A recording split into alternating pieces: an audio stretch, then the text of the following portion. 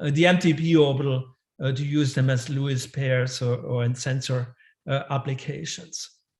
And now another design principle that has enjoyed a lot of interest in recent years is to take actually extended conjugated structures and to dope boron into the pi conjugated structures.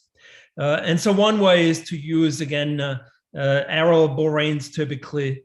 And so you have these types of nanographenes where you replace carbons with boron or boron nitrogen units.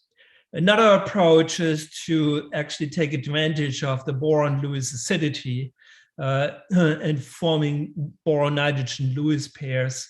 And I will discuss a little bit more along those lines in the later part of my presentation as well. Now, I did want to point out that actually in India, there's a lot of nice activity really on these types of boron-containing materials, luminescent materials. So our chairman, Professor Krishnan, of course, has been doing great work with both tetracoordinate as well as tricoordinate boron materials. So here's a nice recent example of a kind of 5-membered ring system analog of diboroanthracenes. And then Professor Tilagar, of course, has also done some really beautiful work, especially and the orientation of the linker between the corresponding sites. So a lot of really nice chemistry going on there.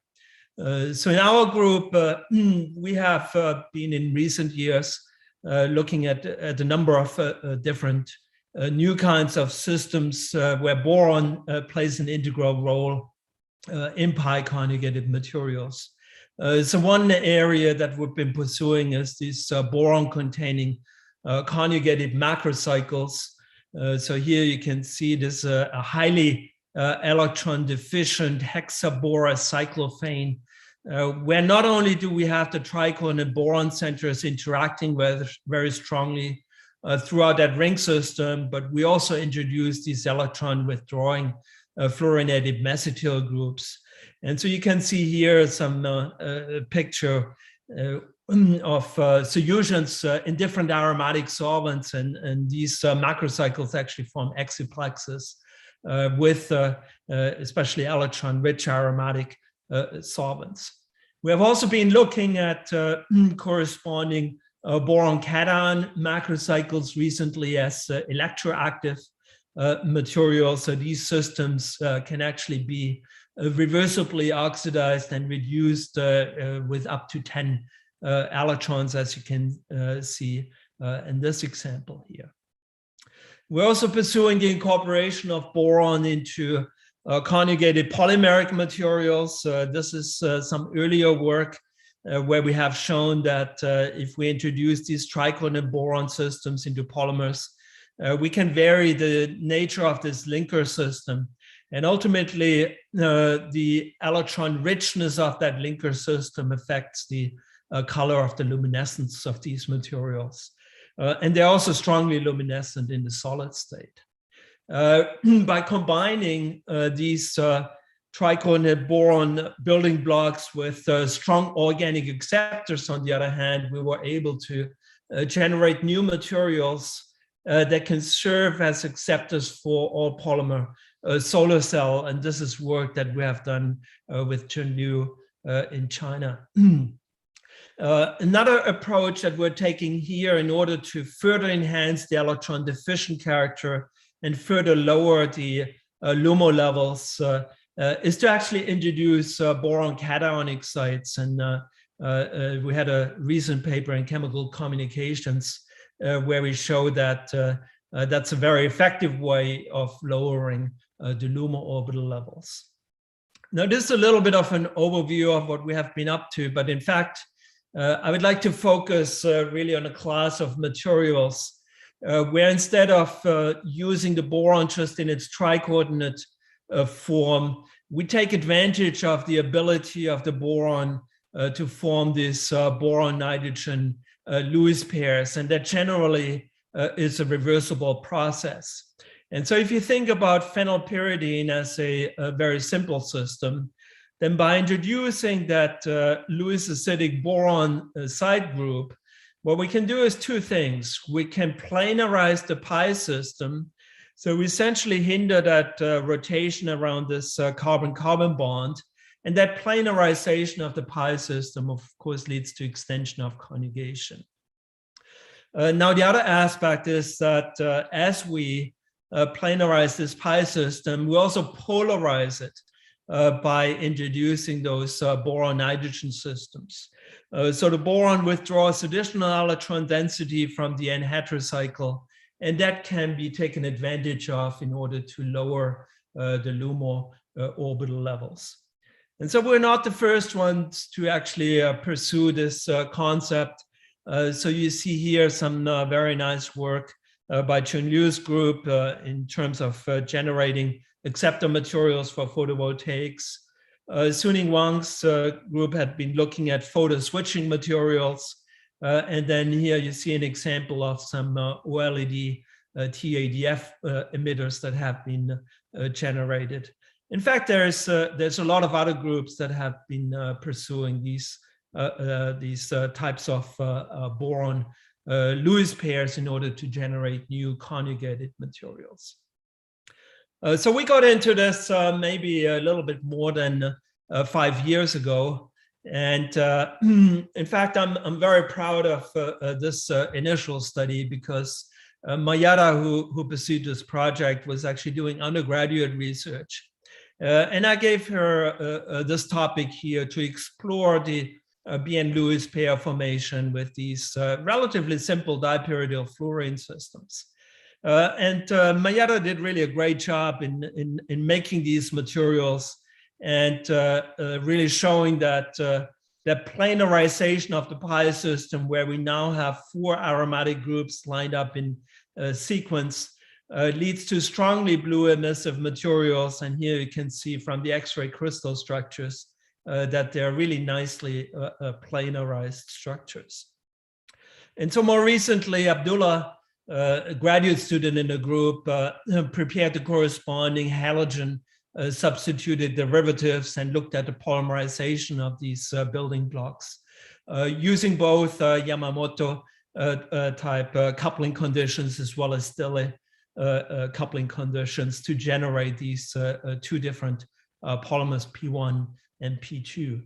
And as you can see here, by going actually from the blue emissive monomeric system, if we link the corresponding monomers together, we get this strongly blue-green emissive material. And then if we use the vinylene linker, that is favorable for extension of conjugation because we avoid the twisting of the polymer main chain. So we generate this yellow-green luminescent material. Now, more recently, we have been really excited about the potential of applying this concept to larger pi conjugated systems, specifically polycyclic aromatic hydrocarbons. And in this respect, Kang Lei, a former graduate student in the group, did some pioneering work in terms of generating these dipyridyl anthracenes and looking at nitrogen-directed borylation. And I should mention that in this borylation, we used the protocol that Ingelson had developed with boron chloride and aluminum chloride as an activator in order to generate these diborylated systems, where you can see now that, again, we planarize that pi conjugated system. We planarize the pyridyl groups to some extent relative to the anthracene. But something else that you actually notice here is that the anthracene backbone here is not planar anymore. In fact, the terminal phenylene rings here are twisted by more than 20 degrees.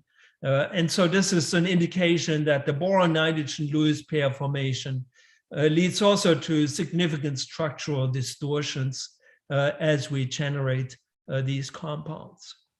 Now, that's not the only unusual aspect. In fact, we were quite surprised to see that these compounds are actually not colorless and blue emissive as you would see for the original diaryl anthracene species.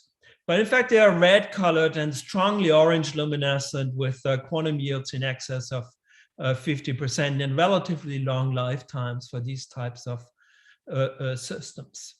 So that, of course, poses the question, what is the reason for this dramatic change in the absorption and the emission properties of these compounds?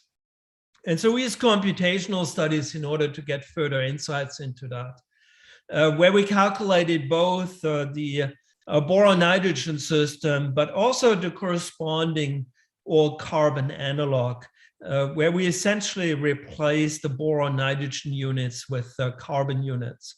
And it turns out these molecules had been originally reported by Mullen and co-workers quite some time ago.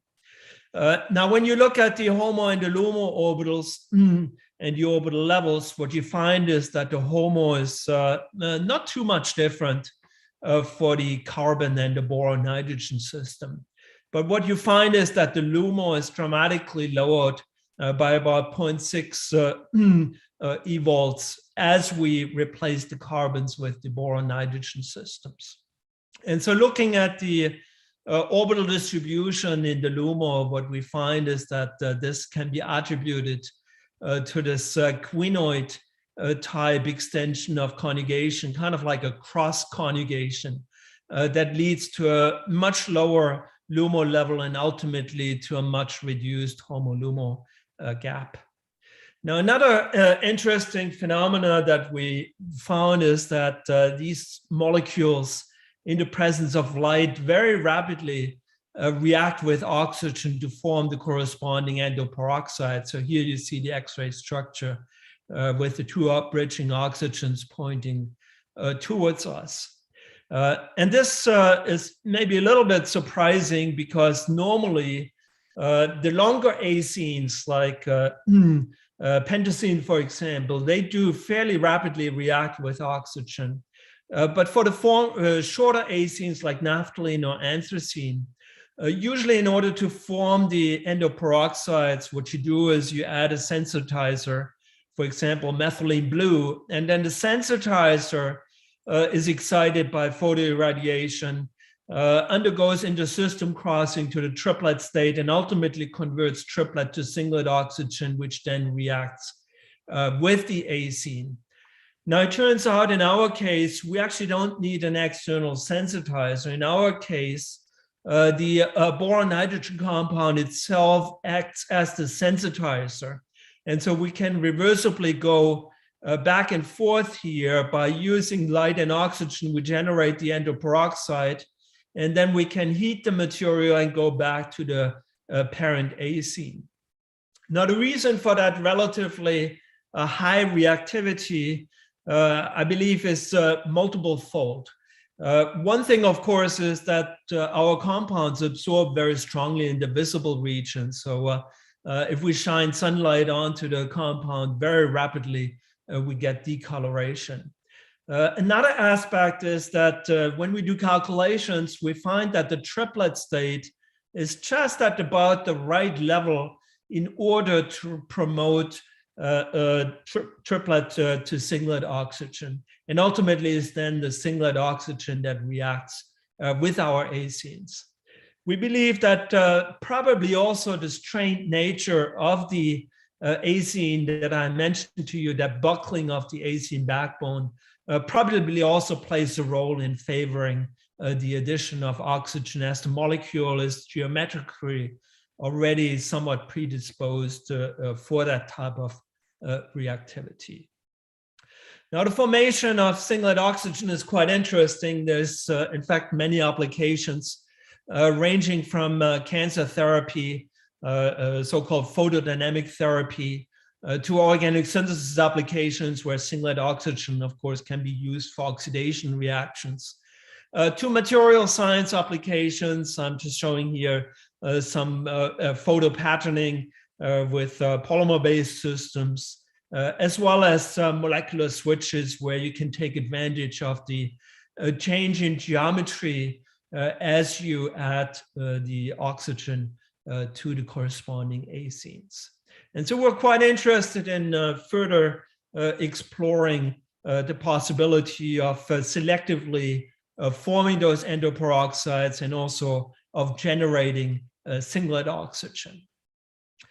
And so, in fact, we first looked at some really quite similar molecules. So what we're doing here is we're taking our parent molecule and we're simply placing methyl groups in different positions of the pyridyl ring.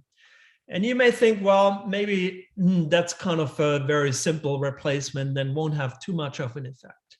But it turns out that it actually does have an effect. So if you look at the 2-methyl derivative here, what you see clearly from the X-ray crystal structure is that that methyl group here is in very close proximity to the diethylborane Lewis acid site. And so ultimately that is going to weaken that boron-nitrogen bond, and that's what we also confirm by X-ray crystallography. If on the other hand, we put the methyl group on this 5 position on the backside here, you see that that methyl group now interferes with the proton that's attached here to the acene. And so I'm calling this backstrain here. And that backstrain, again, you would expect is going to affect, of course, the boron-nitrogen interaction, ultimately the geometry of the molecule. For comparison, we also prepared the corresponding 4-methylated derivative. And here, of course, we don't have any steric effects, only the slight electronic effect, electron donating effect of the methyl group onto the pyridyl, which, if anything, should strengthen the boron-nitrogen bond a little bit. So now let's take a look at the effect of this on the oxygen uptake, on the oxidation reaction in the presence of light. And what we find here is that the 2 and the 4 derivatives very rapidly react with oxygen in the presence of light. But that 5 derivative here much more slowly reacts. And so our thinking here is that the most likely reason for that is that the pyridyl group here cannot really go coplanar with the acene backbone. And that's probably of critical importance if you consider a zwitterionic intermediate where that positive charge here would not be very effectively stabilized if that pyridyl group is not in a coplanar position. Now the effect on the oxygen release is also quite dramatic, but in this case, it's actually the 2 derivative that is different from the other ones. So the 2 substituted derivative now very rapidly releases oxygen in comparison to the 4 and the 5 derivatives. And so based on the literature, it is thought that probably this type of radical intermediate plays a role. So we're not quite sure at this point yet, but it is possible that the more facile BM bond cleavage plays a role in maybe stabilizing this type of radical intermediate. Ultimately, what we can say is that by simply placing the methyl groups in 2 different positions, we actually generated a molecule that very rapidly takes up oxygen and very rapidly releases oxygen. And that, of course, are the characteristics of a singlet oxygen carrier. And then we also generated a molecule, the 5-methyl derivative, that is quite robust, only very slowly takes up oxygen, but it can sensitize oxygen. So it can act as a sensitizer. So you can generate singlet oxygen to oxidize other types of materials. Now, more recently, Mukundam, a postdoc who just moved on recently, has been looking at placing those boron-nitrogen Lewis pairs in different positions of the anthracene. So here we had them in the lateral positions, and Mukundam was looking at what's happening if we actually put them here and we kind of elongate along the long axis of our acene, either with a pyridyl or a quinolineal group. And so you can see right away that obviously the absorption and emission color of these compounds is dramatically different.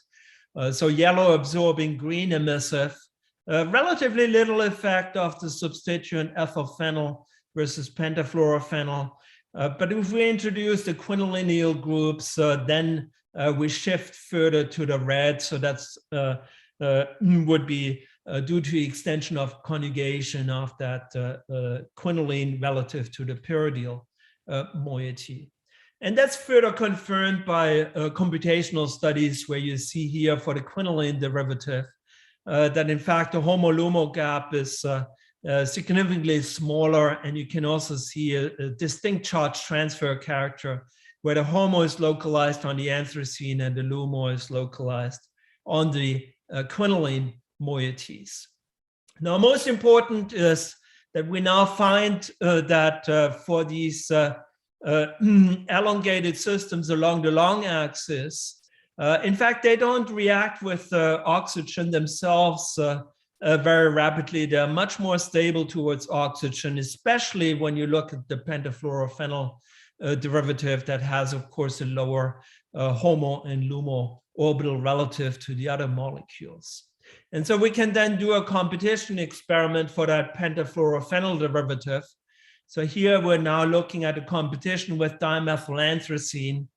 So these are the absorptions of the dimethylanthracene. And as we irradiate that mixture, you find that we very selectively convert dimethylanthracene to the corresponding endoperoxide, but actually leaving our boron nitrogen functionalized acene intact.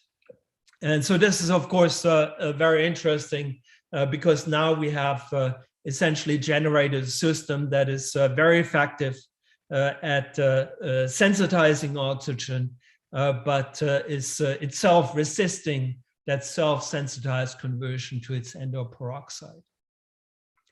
Now, I want to mention also some other work briefly where we're looking at higher acenes. So Mukundam also looked at the BN-Lewis pair functionalization of pyrene isomers. And so you can see here we can place the borons into different positions of the pyrene. By the way, these systems are more or less planarized. So we don't see, as in the case of the anthracene, the buckling of the acene backbone. And so depending on where we place the boron substituent, we can actually nicely tune the emission colors. So you can see here the 2,7 borylation, which leads to a 5-membered ring formation, gives us these blue luminescent materials, green in the solid state. Whereas if we do the K region borylation, which is actually quite difficult to do through other ways, we get these green luminescent in solution and red luminescent in the solid state type of materials. We're actually currently working on further extending the conjugation on these types of systems. And so here is a system where we're trying to get to near infrared materials by now doing a double BN-Lewis pair. And here you can see with the pentafluorophenyl system, we significantly further reduce the HOMO-LUMO gap and indeed get into the near infrared region. I want to switch gears here in the last couple of minutes, briefly tell you a little bit about our work on supramolecular polymer networks. And the idea here is that rather than using those intramolecular BN-Lewis pairs, we're looking to use intermolecular BN-Lewis pairs as reversible crosslinks to generate these supramolecular polymer networks. And that's, of course, relevant to self-healing material applications, shape memory effects, and, of course, is also relevant to recycling of these types of typically thermoset-like materials. So if we think about BN-Lewis pairs, or generally Lewis pairs, then one great advantage of those Lewis pairs is that we can really tune the binding energy over a very, very wide range. And that should be advantageous in terms of generating and releasing those crosslinks on demand. So just a little bit background here. So in fact, Mike Brook did some very nice work with silicone type of polymers that are boron functionalized at the chain ends.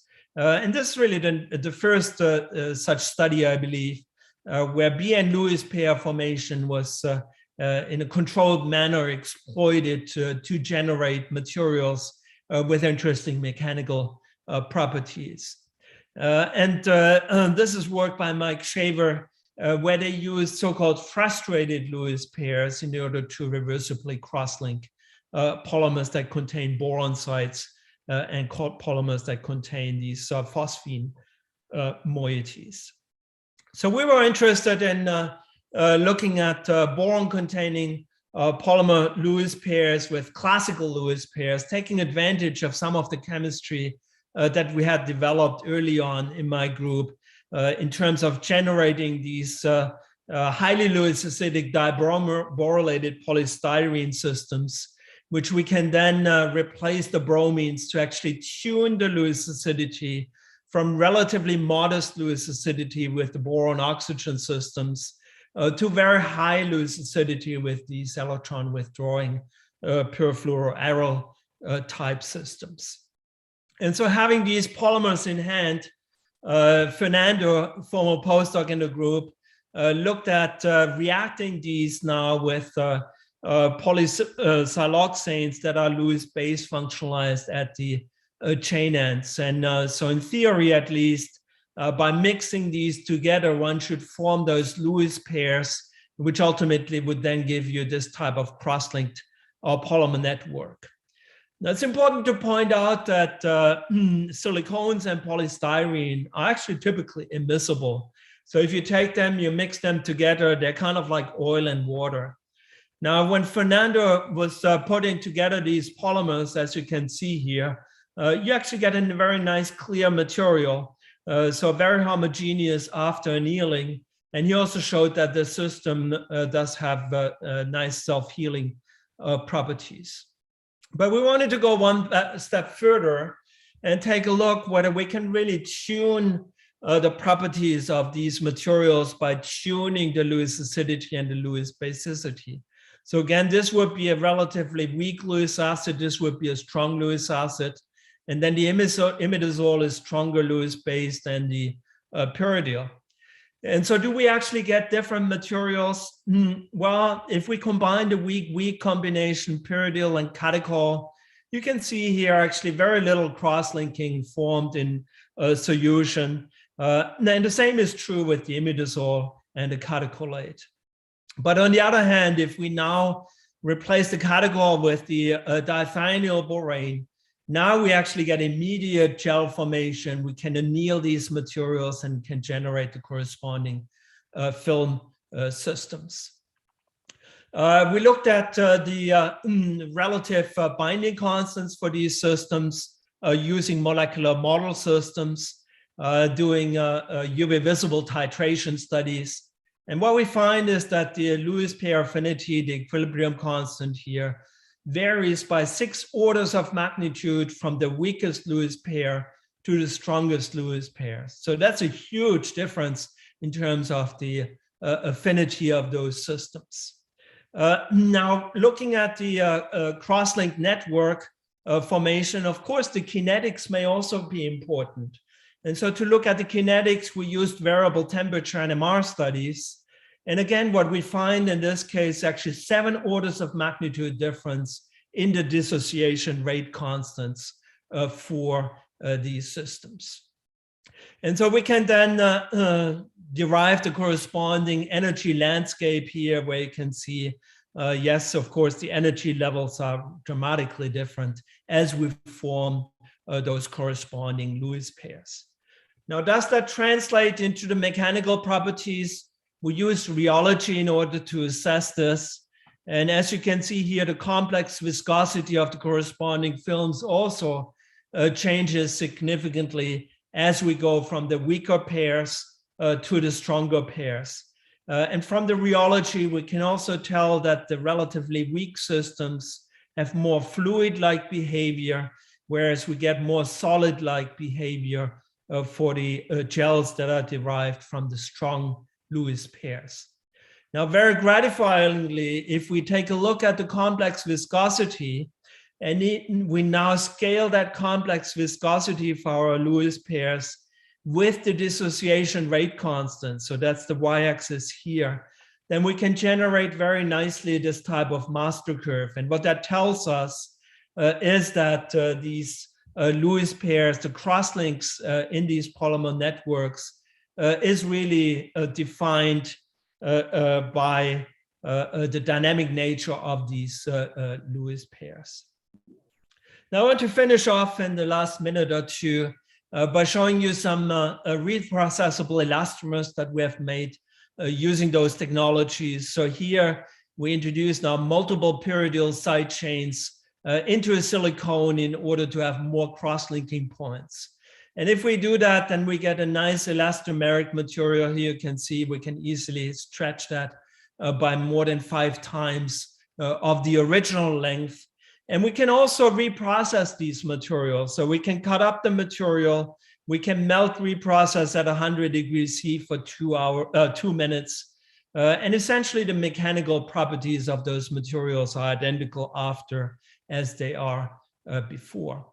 Now I want to show you what I think is a very cool system where we actually now introduced some chromophoric systems into those cross-linked polymer networks.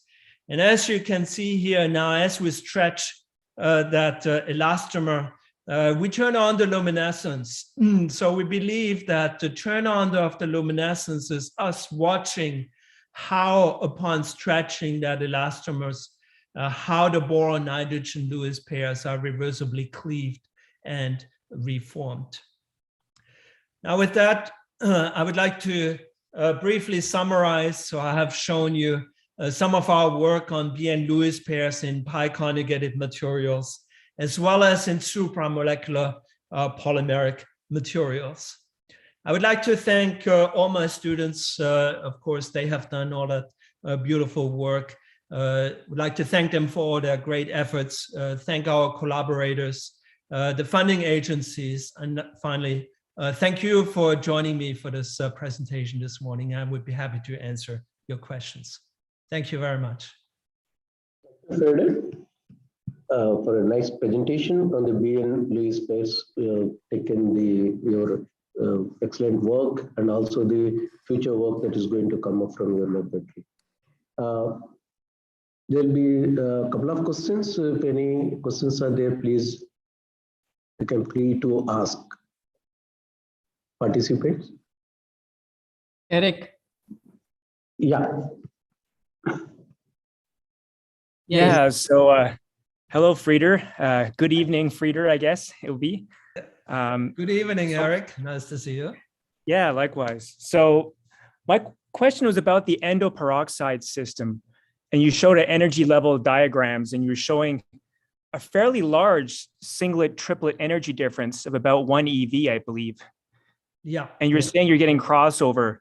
So is it really crossing into a higher energy triplet state and then relaxing down? Yeah, that's very possible. Yeah. So I'm not necessarily suggesting it's directly going to the T1, but the process must be fairly efficient. Otherwise, we wouldn't see the properties that we're observing. Yeah, so with, we with believe such we light, do it. Excuse me? with such light elements, I would expect, yeah, like you have to be within 0.01 or 0.05, sorry, EVs, very close. But you had a system later on. I'm not so sure, because actually, if you look at Bodepi systems, I mean, there's related work, of course, on Bodepi systems, and they also cross over really quite efficiently.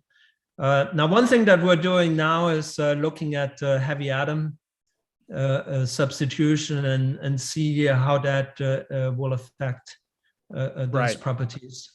And just one more quick question. Later on, you show an extended A scene, and and the orbitals look very nice for potential TADF, because the homos and lumos are in different regions, right? So potentially singlet triplet gap is small. Do you see any evidence of TADF for any of your systems? Not for these systems. So of course, we were wondering about exactly that too. Yeah, I figured, The energy levels aren't that close. Actually, for some of our tri-coordinate systems, also polymers, we do see TADF, but not for these systems. In fact, for these systems, what we're most interested in is, in fact, you found that the triplet level is at about half the singlet level, right? So in fact, these systems these systems we're investigating for triplet annihilation and singlet fission application. Right, up conversion, yeah. TADF. Oh, okay, I understand. And some preliminary results show that they can do triplet annihilation. Well, that's a lot harder to do. So that's good news. Thank you. Thank you. Dr. Anukul, Jana, would you like to? Professor Jekyll, good evening. This is Anukul from Hyderabad. Hello, good evening. Yeah. Good morning. So I have a question regarding that oxygen after the binding of oxygen. You also mentioned that there is a release of oxygen. Sorry, after the binding, can you repeat? After the binding of oxygen in your many system, also release, after that also release. Yeah, we can release the oxygen essentially quantitatively as a singlet oxygen by heating up the system. Yes. So my question is that release oxygen, is it a singlet or triplet? No, that's singlet oxygen at this point, yeah. So in all cases, whatever the releasing, it's a singlet. We believe so. We haven't actually confirmed it, but based on literature precedents, I mean, this is I should emphasize the release of oxygen is not like a novel property for these types of systems. So that's pretty well known. What is unique for our system is that we can do the self-sensitized oxygenation. So typically you need a sensitizer in order to do that for short acenes like anthracene or naphthalene. But the release of singlet oxygen from these systems is fairly well established. No, then whatever the oxygen is reacting with the system, assuming that it's a singlet oxygen reacting, not a triplet oxygen. Yeah, we generate generally you generate singlet oxygen. Yes, but in your case, you are not sensitizing. So then in your case, they're reacting with the singlet oxygen or triplet oxygen with the systems. Oh, does our system react with singlet or triplet oxygen in the first place? Yes. So we believe that essentially we sensitize, that our system essentially sensitizes the triplet oxygen. So we convert triplet to singlet oxygen. And in fact, the later studies, the competitive studies that I showed you demonstrate that we generate singlet oxygen, which then reacts with dimethylanthracene. I kind of skipped over that, but I should have mentioned that we irradiate those samples at a wavelength where dimethylanthracene does not absorb. So when we do that competition experiment, the oxidation of dimethylanthracene occurs only because we generate singlet oxygen using our BN molecule. Does that explain your question? Yes. Yeah. Thank you, Professor Jacob. Thank you. Can you have your question? Professor Murugavel. Yeah, I feel like nice molecules. Actually, they are all very interesting molecules. I just have one question. Yeah. Your solid state as well as solution fluorescence are quite different, actually, in most cases. Did you look into the fluorescence properties somewhere in between, the space in between, like films or micelles? Are they still fluorescent?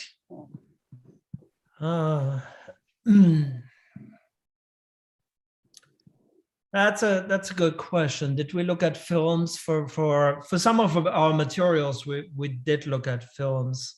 Are you referring to the BN systems that I talked later about, or the ones which had about 100 nanometer difference between solid state and solution? You know, they're quite different colors.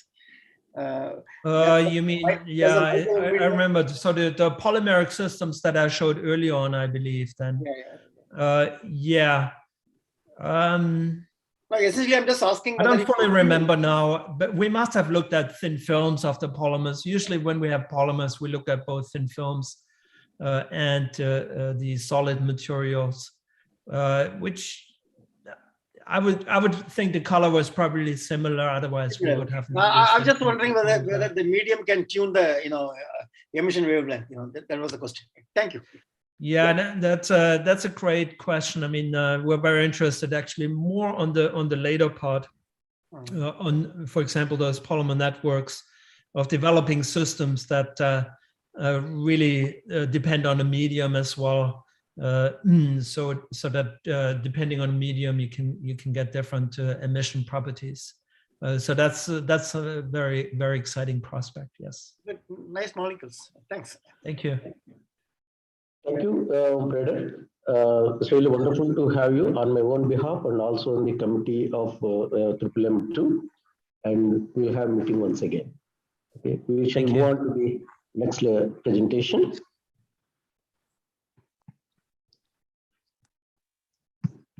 Yeah, now we have second presentation by Professor Eric Reward.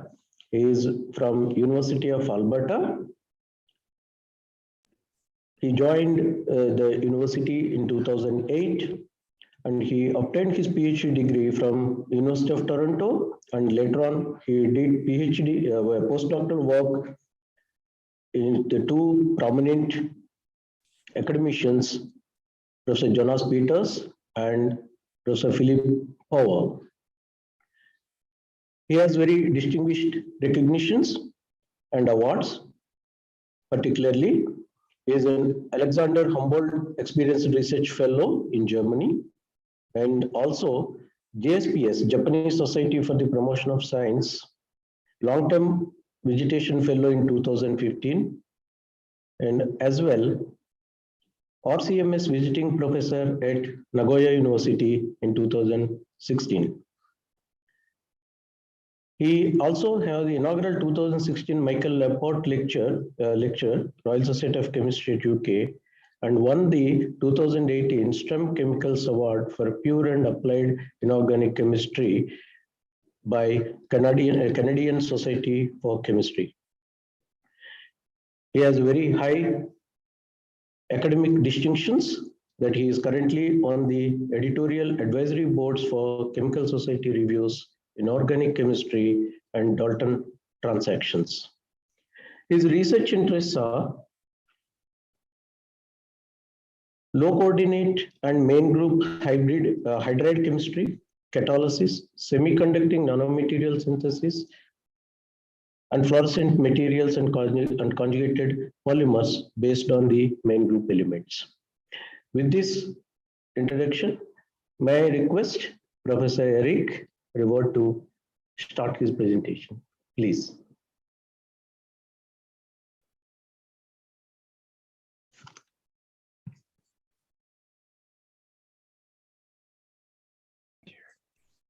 My apologies. Every time Zoom does something, it's different. So I'm just seeing if I can you see my screen okay, or? Yeah, put it in the full screen more. Okay, I just need to see if I can move over here. Okay, now it's getting better. Yeah. Okay, I got it now. It pushed everything over to the side, so I was very confused. Okay, I see it okay now. All right, so yeah, thank you very much, Professor Peretti, for a very excellent introduction. It makes me feel good. It makes me feel better than I am. So thank you. So first of all, good morning, everyone. Thank you to the organizers, of course, for allowing me to present here. As Frieder had mentioned, it would be much better to be in person in India, where the high temperatures, I think, are going to be 27 degrees today in Bhubaneswar.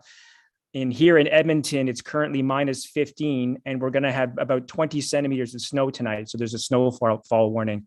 And on top of that, it'll go even colder to about minus 30 at night in a few days. So we're going to get some pretty drastic temperature changes. But anyway, I'm here, so it's warm in my house. Okay, it's almost 27, so that's good. All right, so today I'm going to tell you about a topic that is a bit more less explored than in our group than some of the others, but I'm still quite excited about it. And it's involving a class of ligand that we had termed N-heterocyclic olefin. But they were known before as deoxybreslo species, or just simply enamines. But these are carbene materials with formally CH2 units attached, or CR2 in general.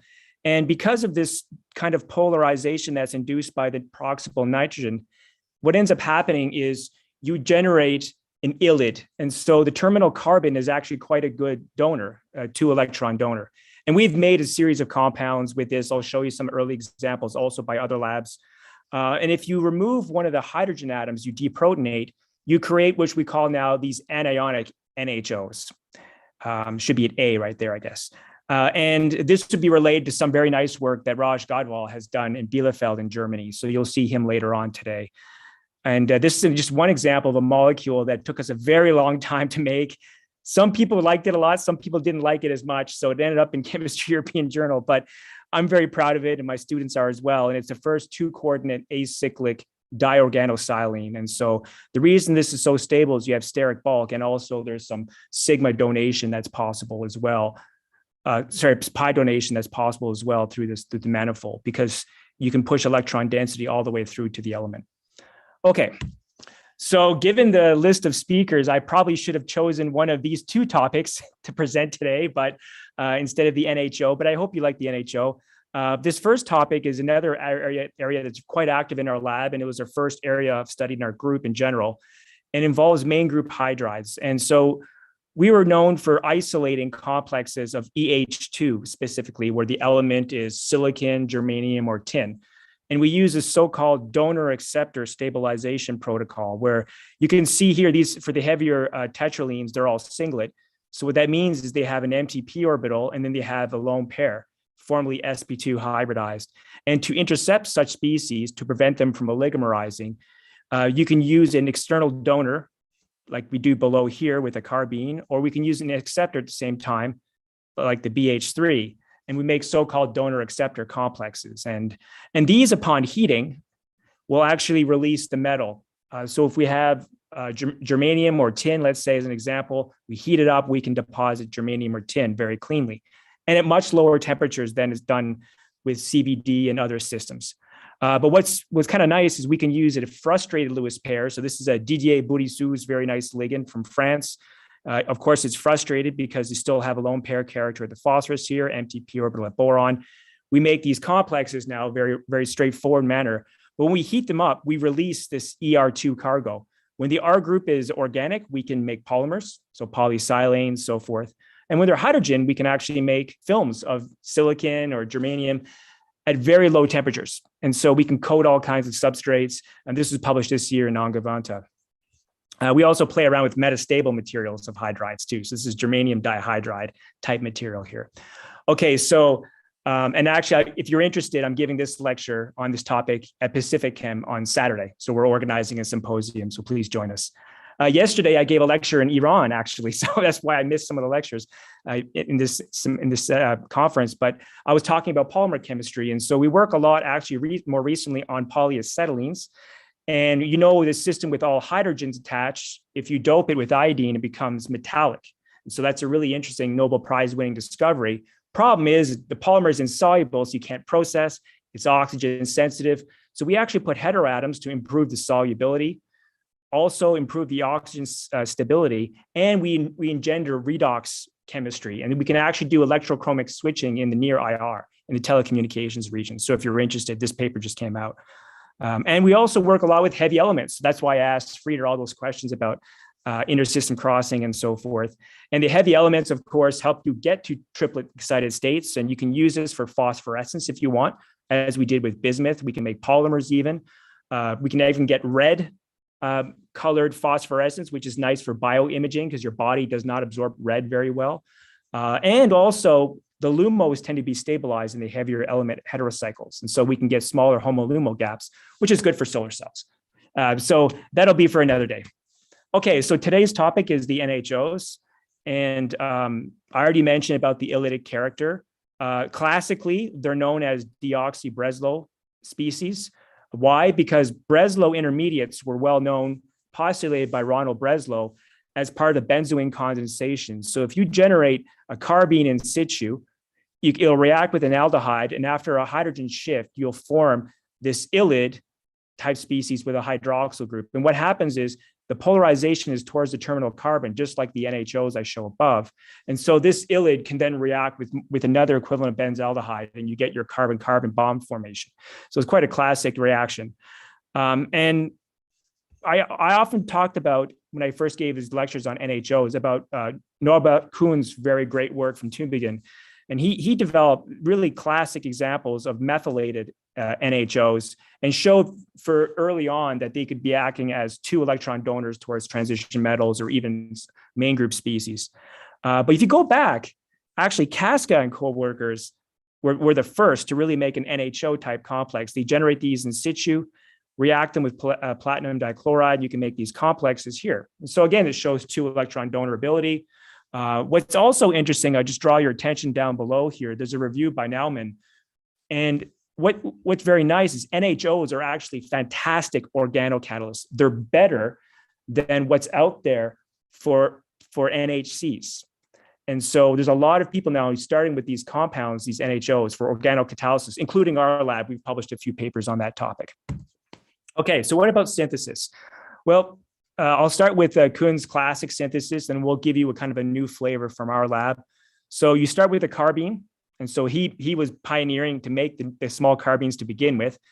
And then you can alkylate very easily. And then what you're left with is quite an acidic methylated imidazolium species, which you can then deprotonate with N-butyllithium. And the byproduct is lithium iodide, which can be problematic to remove. And actually, in this particular case here, the NHO will coordinate to lithium iodide. So you actually have to thermalize and distill away the NHO. So it makes the workup a little more complicated. What we found is with more bulky carbines, so with the DIP or MES group, you can actually use chloromethylsilane as a source of CH2. And so we postulate is that the carbene comes in, you do a nucleophilic substitution, you form carbene, CH2, TMS, and then the exogenous chloride comes and attacks the silicon, and that forms the NHO and you lose TMS chloride. NHO does not react very quickly with TMS chloride, nor does the bulky carbines. They actually react very slowly and reversibly. So the good news is that this reaction happens very fast, and it's a very elegant way of making NHOs. I didn't discover this. It was by one of my students, Kate, that figured that out. All right, so I want to kind of dispel a myth that's kind of floating around in this community, and it comes from early work. So you'll all know that, of course, you can make rhodium carbonyl complexes with different ligands. And you can look at the IR stretching frequency of the CO, the average. And if the ligand donates a lot of electron density onto the metal, it means the metal will back bond better with the pi star of the CO. You get a lower stretching frequency. So that means your ligand's a stronger donor. It doesn't mean it's a stronger Lewis base, though. So what I mean by Lewis base, it means it forms a stronger bond. So people sometimes get that mixed up. So let me explain what's going on here. So we're going to start with an NHO. So the similar one IPR that I showed you before, this one here. Coordinate to rhodium, get the IR, and you see the average stretching frequency is 2011. If you put a carbene on there, you actually see that it's a higher average stretching frequency. So meaning that the rhodium center, when the carbene is bound, has less electron density. But what you see in terms of reactivity is kind of counter to what you expect. So, okay, this NHO is giving more electron density to the rhodium, but the actual rhodium carbon bond is weaker, because if you add carbene, you can displace the NHO very easily and make the carbene rhodium complex. So how do I explain this different IR? Well, it has to do with back bonding. So carbenes are good sigma donors, but there is some back bonding that's possible from rhodium to the carbon nitrogen pi star system, form a p orbital at the carbon. And that actually leads to more electron density being away from rhodium and a higher stretching frequency. Okay, so that's something that, and we've seen this all the time. Whenever you have an NHO on an element, main group, transition metal, you can replace it with the carbene. All right, so here's some historical reactions from our lab, some early reactions. I'm not sure they're historical. I mean, they happened in the past, but I'm not sure, I'm not talking about how important they are. They just happened.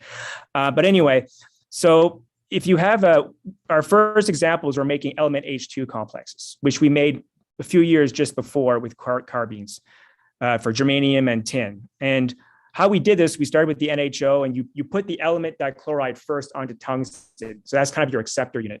And then you displace the THF. Now you have your donor and then your acceptor, and then you can put a hydride, and that makes your complex. All right. So, and then from there, you can take the carbene CH2, and then you react that with germanium tetrachloride as in a more recent reaction that was just published in 2017. And that first makes it complex, or just a donor acceptor complex. So to make the NHO from a regular NHO to an anionic one, you need a base to remove one proton. So we use Dabco. And what that does is instead of having a CH2 group now, we have a CH. So now we've turned the NHO from being neutral to being anionic. Okay. And so, sorry, I'm just going to keep track of the time here. I'm a little bit lost. We started a bit late. Okay. So now we have a germanium with our anionic NHO. How do we get two of them on there? Well, we can actually just use an extra equivalent of the NHO as the NHO source, as the ligand source, and the extra bit, the second equivalent, to deprotonate, and that'll give you now two anionic NHO ligands onto your germanium. And then what we found is, okay, let's see if we can make a low coordinate species. And yes, we can reduce, and now we have a 2-coordinate divinyl germaline, which is the first example of that ever made. And what you'll actually notice later on is you can get interaction through the pi system all the way through from the pi into the germanium P that's formerly empty, but that can delocalize to cause some stabilization.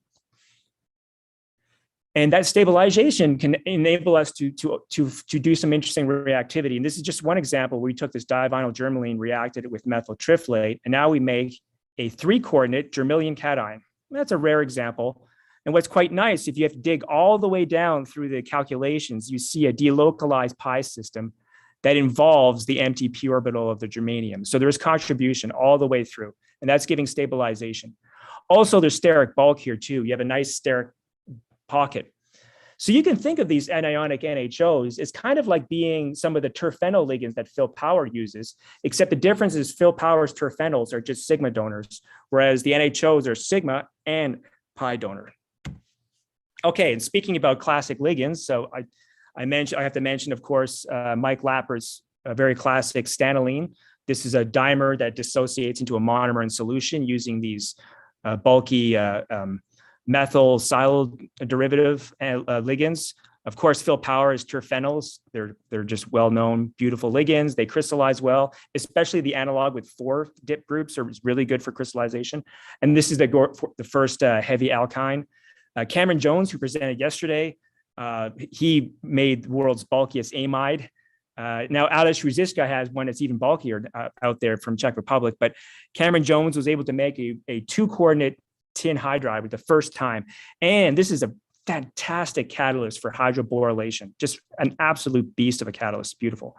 And then also Shige Inoue and Bernard Riga's labs in TUM in Germany, they use these N-heterocyclic imines, and we've also used this ligand as well, and it's similar to the NHO, anionic NHOs. And you can see that the bulk and the donor stability helps you get a silanone, a rare example. Okay, so going to our systems here, we see that we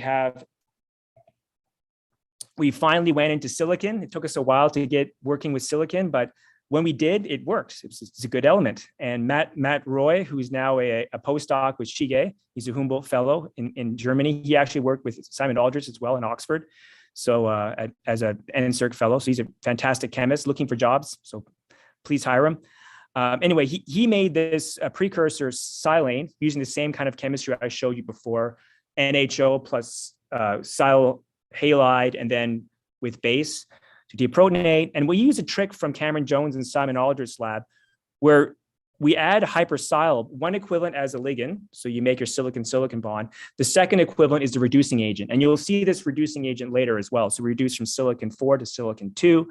The byproduct is easy to remove with hexane wash. And what's kind of nice is that this species has, in the HOMO -1, there is a pi interaction between the NHO and the silicon. So it's a stabilizing force. And we can even do a very unusual reaction. We break up P4 to make 3 silicon phosphorus bonds in one end product in extremely high yield. And that's very nice because it's hard to break down P4 into usable fragments. Robert Wolf in Germany, though, recently has done some fantastic work using light activation. So you should check that out. Okay, so what about reactivity? Well, you see here that the silane can activate quite strong bonds like BH bonds. So you can do a HB oxidative addition. Likewise, you can add across silicon chlorine bonds. So this is also, not surprisingly, methyl triflate reacts, but we don't form the silylium cation. The triflate actually stays in the coordination sphere. And then we actually do a bromination reaction. We try silicon tetrabromide, but we don't know the mechanism of this last step. So that was published in ChemSci a little while ago, before everything went to heck.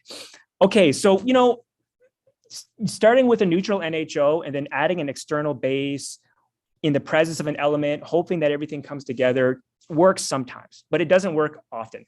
There's a reason why Phil Power, Cameron Jones they use lithium salts of an amide or of an aryl species. It's much better to do chemistry.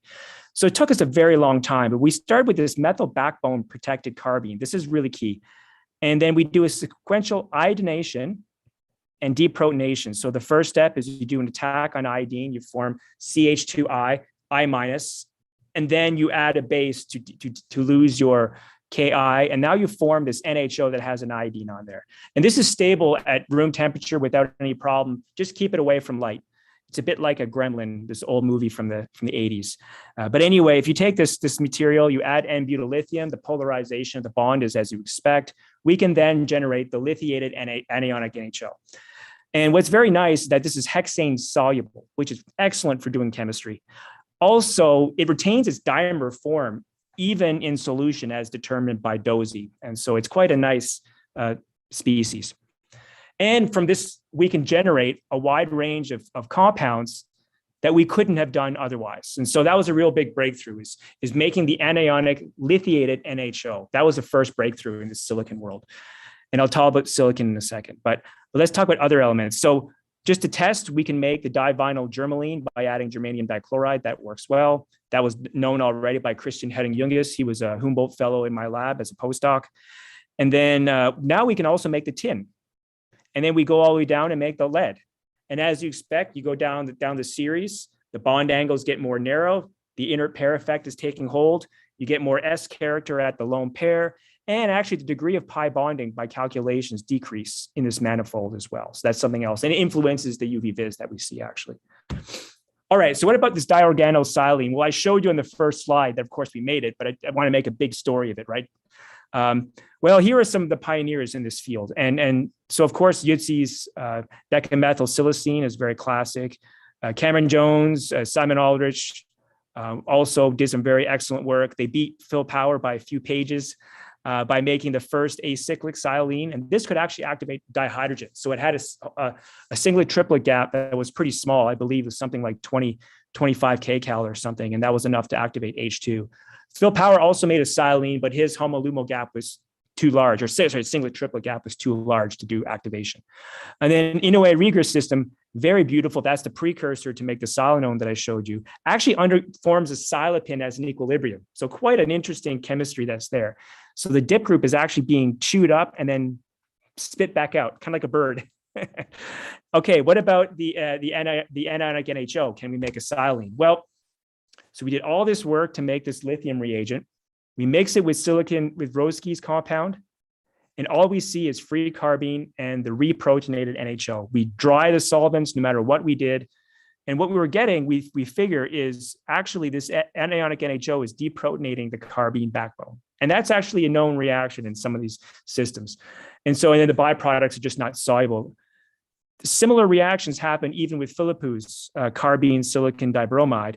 But we see a 5%, Matt saw a very small amount of a new product. And you can look at the CH region of the illid to see that if a new species is forming, and he saw something. So he said, okay, let's protect the backbone. And so when you do that, so you start with the backbone protected carbene, and we can make a silicon dibromide species, which was made before, but as a crude mixture from a disproportionation reaction.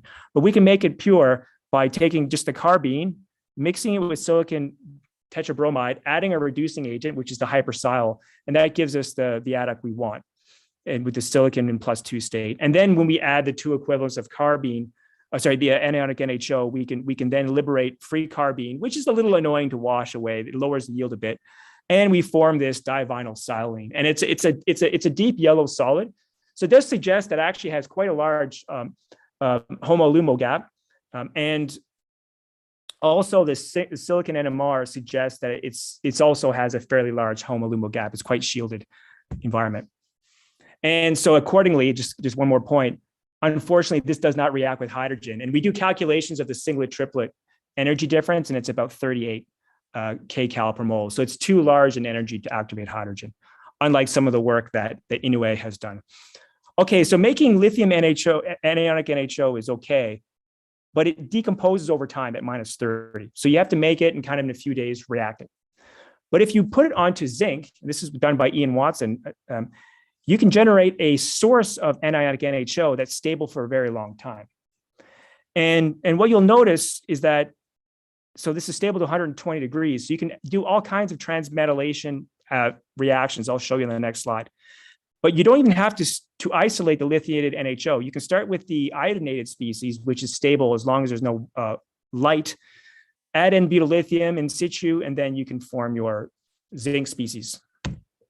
Okay, so we've done a lot of this reactions. I think I'll go through this once and then kind of end it there for time. But so we start with this divinyl zinc species. Of course, it's linear as expected for D10 zinc 2+. And we want to see if we can exchange ligands.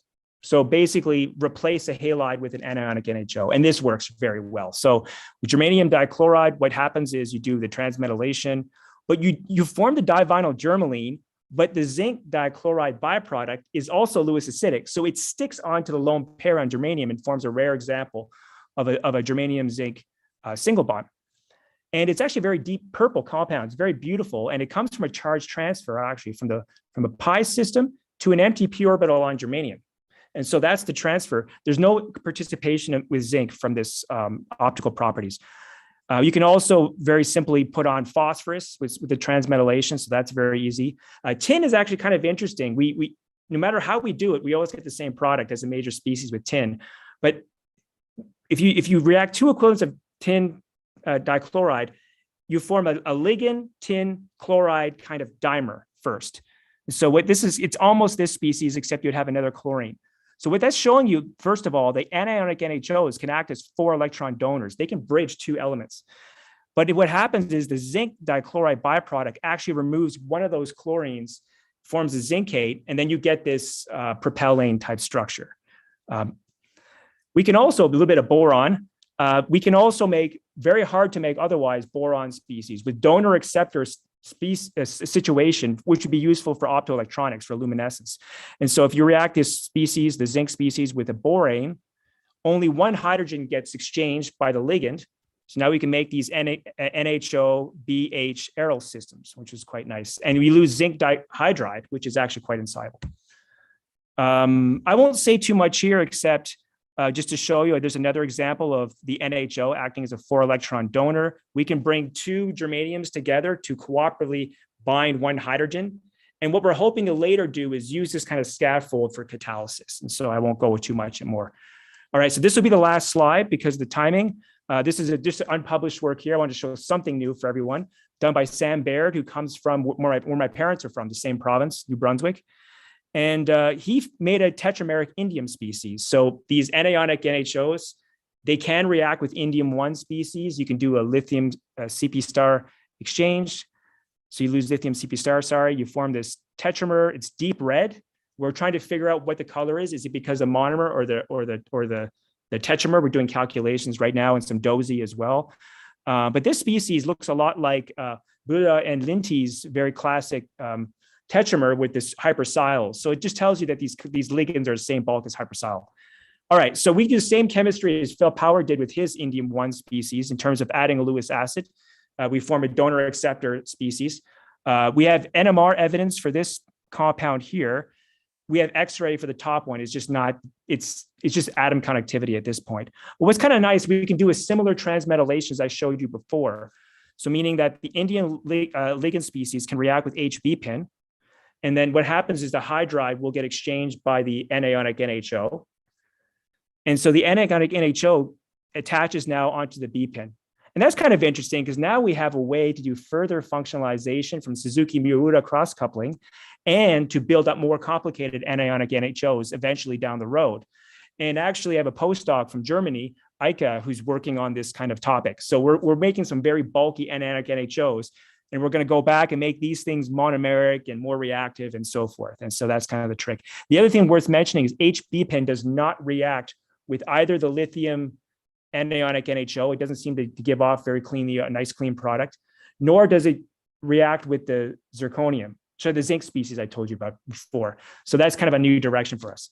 Because, Frieder was presenting before me, my former table tennis competitor from the Ian Manners lab days, I wanted to show some boron from the special issue. So I showed you this FLP already, and we actually made an HB&H adduct. And I want to mention this HB&H adduct because the first one ever made was done by Anindo Swanarkar, who came over from Muru Gaval's lab from IIT. So we had awesome students from India come over. So more welcome. And we wanted to see if we could lose hydrogen to make BN. We haven't quite done that yet, but we managed to make the other isomer, which is kind of cool. So it's formally an NBH2 isomer. And remember, these ligands here are neutral. So it's kind of an interesting framework. Okay, I just want to end by thanking the group here. The folks in red did a lot of the work. Eike was making these new ligands that I haven't had time to talk about today. Matt did a lot of work on the silicon you saw. Ian was a transmetallation guru. He's going to graduate next month, so he's sitting over there.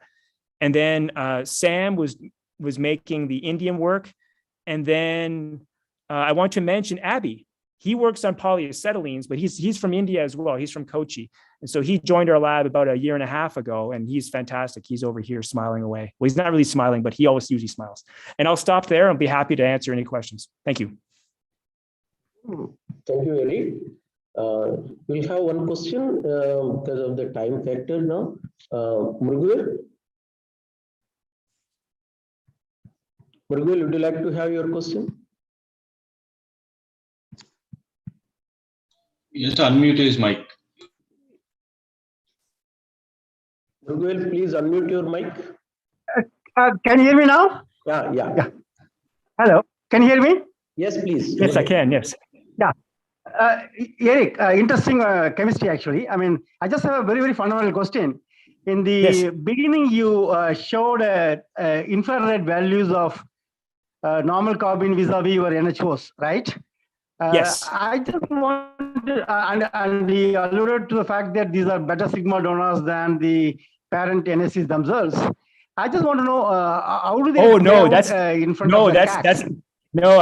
I don't think so. I think that the carbines are a better sigma donor and a better pi acceptor, whereas the NHO is just a is. Oh, you're saying is it's a better sigma donor than pi acceptor. You're saying okay. Yeah, so it's a combination. So carbines are better, just like a CAC actually, right? Where it's a very good sigma donor and an excellent pi acceptor. Carbines are a worse pi acceptor than CACs. Yeah, that was my question. How does this compare with the CAC? So it's more similar to CAC.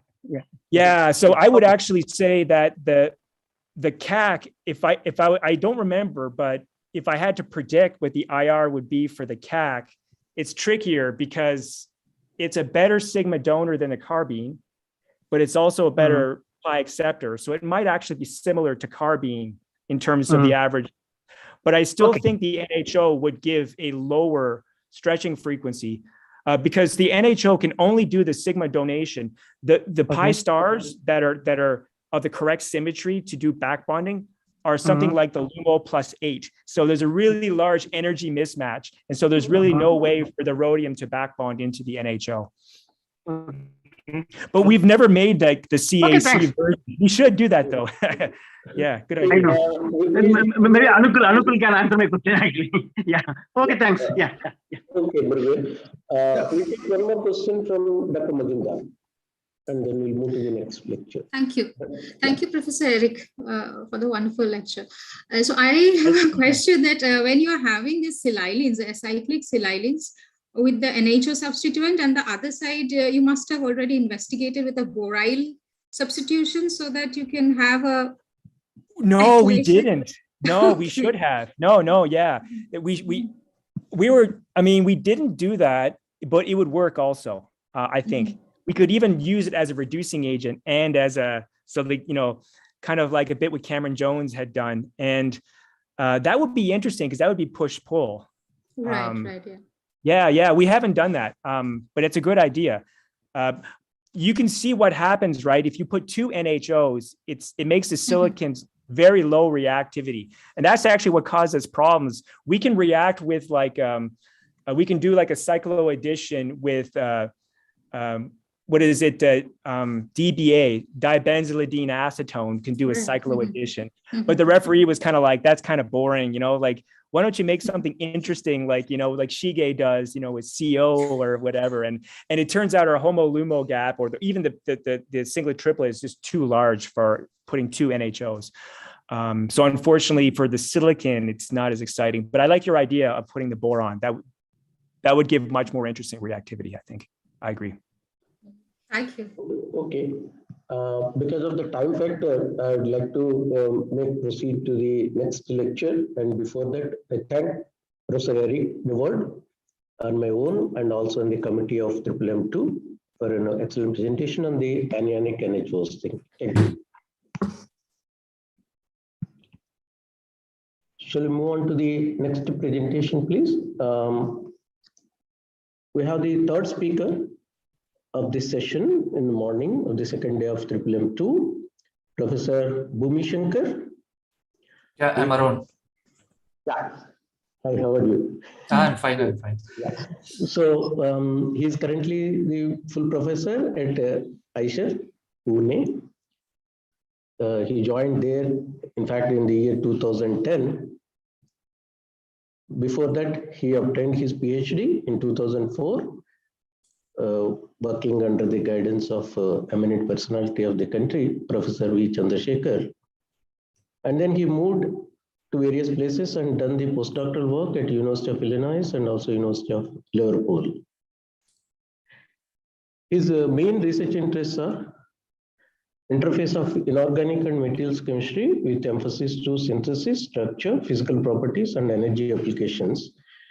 With a special focus on the chemistry of polyhedral and chiral cages derived from phosphorinamide scaffolds and design of organophosphorus scaffolds for piezoelectric energy harvesting. Professor Bhumi Shankar was awarded Bronze Medal of Chemical Research Society of India, and he is one of the stars of India through the Science and Technology Award of Research, known as STAR, awarded by DST, SERB, Science and Engineering Research Board. So he's going to speak to us today on neutral polyhedral palladium-2 cages supported by trisimidophosphate trianions. Professor Bhumi Shankar, please. Yeah, thank you very much, Professor Pedireddy, for your kind words of introduction. And it is my pleasure to speak in this fantastic symposium. And this is my second talk in this series of symposiums. And last talk was, I think, I gave my last talk in Bangalore in 2018. And to begin with, let me acknowledge my students and co-workers who helped me carry out this research. And these are my current bunch of students, and two new students recently joined. I don't have their photographs yet. The work carried out by the students of Arvind Gupta, who actually was my first PhD student, and then Ashok Yadav, and recently Raj Shekhar, who is here. He just left my group a couple of days ago. And then the works of Kavya and Rishabh, I will be presenting in this meeting. I also would like to thank my collaborators, Alexander Steiner from University of Liverpool, for solving some of my complex crystallographic problems, and Jitendra Chugh at Aisher Pune for collaboration with some NMR experiments. And I would also like to thank Rajaraman from IIT Bombay, who actually helped me to work on a radical problem, and Eva-Marie Hay-Hawkins from University of Leipzig for a collaboration on joint exchange fellowships, which enabled some of my students to working in this program to travel to Germany. And I also would like to thank the funding agencies, Aisher Pune, DST India, SERB India for various research grants and fellowships and awards.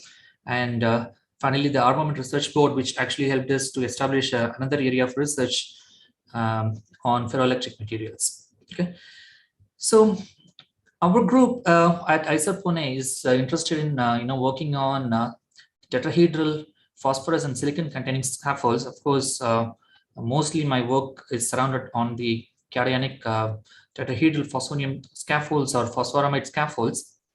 And using these scaffolds, we actually work on two different areas.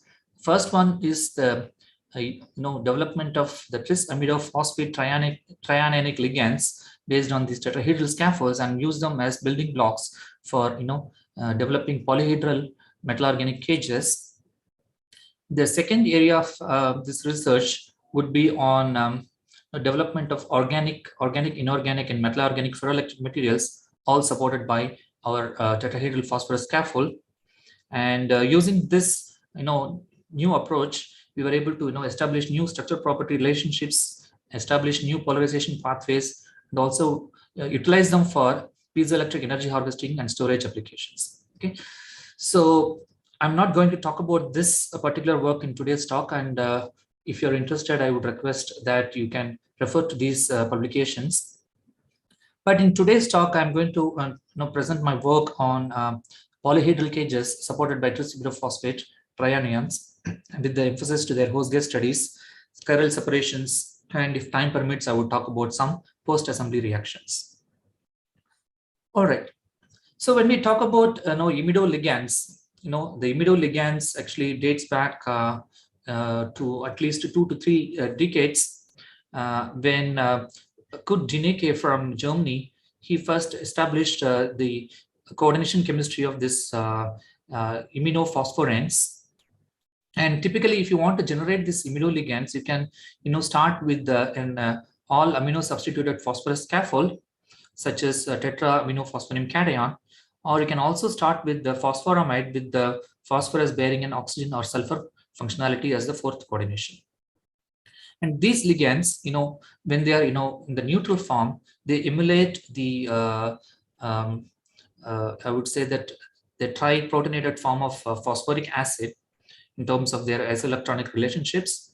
And you can do a subsequent deprotonation of these ligands to generate the monoanionic, dianionic, and trianionic ligand backbones, and and these ligands in fact are analogous to the various hydrogen phosphates of the phosphorus oxo acids. For example, this is a phosphonate derivative, this is a phosphonate derivative, and this is a phosphate derivative. And you can also have various homoleptic and heteroleptic substituents around the phosphorus to be able to generate these kinds of anions. And we can see that they're all in fact isoelectronic relationships, and in fact I would say that the reactivity of these imidophosphate groups are in fact more interesting in terms of elucidating the structures of these compounds, because and most often, if you are going to work with only these mineral protic acids, you end up getting insoluble solids. Whereas we get soluble products when we are using the amino derivatives and their deprotonated ligands. All right, so the first discovery of this particular imidophosphate coordination chemistry was done in the laboratories of Dineke, and of course, most of his efforts were summarized in this old review of him in the year 1997. And what he did in the beginning was, he took a silylated phosphorane, and then when he reacted that with the transition metal triflex, he ended up getting the silyl extrusion, which then eventually led to the formation of the complex cage network in which the metal ions are coordinated with the double bonded nitrogen atoms, which is in fact formally regarded as a imidoanion. However, very interesting discoveries happened in the subsequent years. For example, the most anionic form of this ligand, the tetraimido trianionic form of this ligand, was obtained in a serendipitous reaction involving phosphorus subhalides such as an iodide, and with a primary amine such as a bulky primary amine such as a naphthalamine in presence of butyl lithium. And then what these people obtained were this highly anionic ligand, tetraanionic ligand, which are in fact containing 3 lithium atoms, 2 in the coordinated form, the third one in the cationic form, which is surrounded by the solvent spheres. Subsequently, Shivers explored this chemistry to a deeper extent, and he in fact deliberately performed reactions when he had this heteroleptic imidophosphorane. And what he did was imidophosphorin.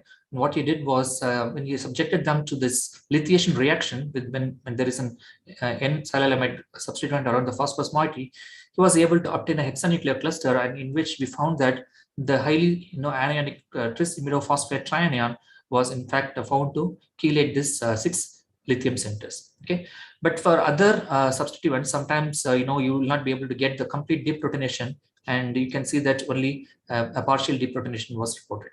So this all depends upon the intricate variations in the subtle reactivities of this ligand and the steric hindrance that is actually prevailing this particular reactions, as well as to the electronic effects of these ligands. And all in all, what is important to know is that generation of these kinds of anions requires highly basic ligands, and these are all highly basic ligands. For example, all these anionic ligands, and therefore one is it is important to use organometallic bases such as butyl lithiums to deprotonate these functionalities. Of course, as we see that as the size of these metal ions increases during these deprotonation reactions, mostly the aggregates are found to be smaller in size. And because of the use of this organometallic main group bases, most of these compounds were found to be unstable in polar protic solvents, and because of the presence of some residual metal alkyl bonds if you are using the zinc and magnesium bases. Okay, so this is one neat experiment done by Steiner and co-workers, wherein when they substituted this tetra aminophosphonium cation with the primary amines, and then when they subjected this to butyl lithium reactions, he was able to demonstrate that there was a sequential deprotonation observed both in the solid state as well as in the solution. Okay, for example, when he actually subjected this ligand to a first lithiation reaction, or you can in fact say that one equivalence of butyl lithium addition, he was able to generate this neutral form of this ligand with one p double bond N functionality as its corresponding lithium chloride salt, and then subsequently he was able to generate the mono, di and trianionic forms, and the mono and trianionic forms were able to he was able to actually crystallize in the solid state, whereas the dianionic form was found in the solution in the NMR experiment. Okay, and use of other bulky organometallic bases typically led to the formation of the less basic ligands in the mono and dianionic forms, and for the subsequent deprotonation, one has to again use butyl lithium. Okay, which tells that the sluggishness of this reagents to undergo deprotonation in the absence of a strong base. So keeping that in mind, we actually try to make transition metal compounds of these imidophosphate ligands in the presence of various metal derivatives. And what we found in this case is like that when we actually subjected these reactions to simple Lewis acidic metal ions of the transition metal series, we found that the p-n bond cleavage was observed. In fact, Chivers also observed this in one of his publications, that the ligand cleaves when we use strong Lewis acidic metals. So the idea is to actually then reduce this acidity of these metals when we use metals such as Ag plus or copper plus or palladium 2 plus salts in combination with this phosphoramide ligands. We were able to actually deprotonate these ligands to the formation of mono and dianionic ligands. Particularly when we used Ag2 plus, Ag plus and copper plus, and with the palladium 2 plus, when R equal to pyridyl substituents, we were able to actually generate the mono and dianionic forms. Interestingly, when we substituted, when we reacted this with palladium 2 plus, when R equal to alkyl, we were able to generate this highly basic imidophosphate trianions, and that led to the genesis of a new family of cage compounds for palladium 2 plus ions. Okay, so in the subsequent slides, we will be only focusing on this palladium chemistry.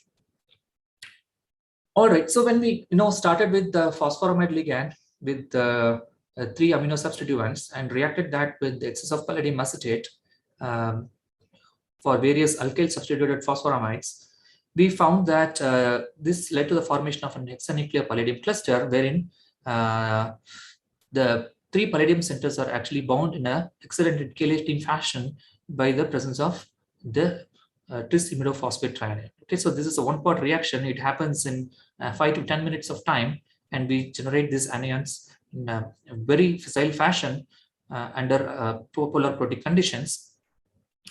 And we actually characterize these cages, and then we found what is the substituent effects and so on. So we can actually, by changing the substituents and reaction conditions, you can have a mixed bridged cages or simple acetate bridged cages. And sometimes when we have very bulky substituents, we will form only a trimeric species. And if you look at this particular motif, what we found that is that this is very similar to the structure of solid state structure of palladium acetate, which is again a trinuclear species, wherein there will be 3 acetates on below the plane of the palladium ring, and there will be 3 acetates above the palladium ring, trinuclear species. And then if you are going to give a ligand of this particular topology, you can actually knock off the 3 acetate groups from one side of the palladium trimer, and then you can allow this ligand to chelate in this fashion. Okay, so this actually gave us an idea of subjecting them to some interesting ligand exchange reactions. And when we did this in the presence of a oxalic acid, we found the formation of an interesting tetrahedral cage assembly. Okay, and since we started with the DMSO in the precursor, and it actually got trapped inside the intrinsic cavity of the cage. And if you look at this particular cage, this is charge neutral, and the earlier literature reports suggest that these cages can actually form either cationic or anionic, okay, when we are using neutral donor ligands or when we are using anionic ligands. Okay, use of anionic ligands typically gives rise to anionic cages, whereas the use of neutral ligands donors can give rise to cationic cages. Whereas in our approach, what we found that was we generated this tris-imidophosphate trianion capped trinuclear cluster, okay, which is probably, I call them as a polyhedral building unit.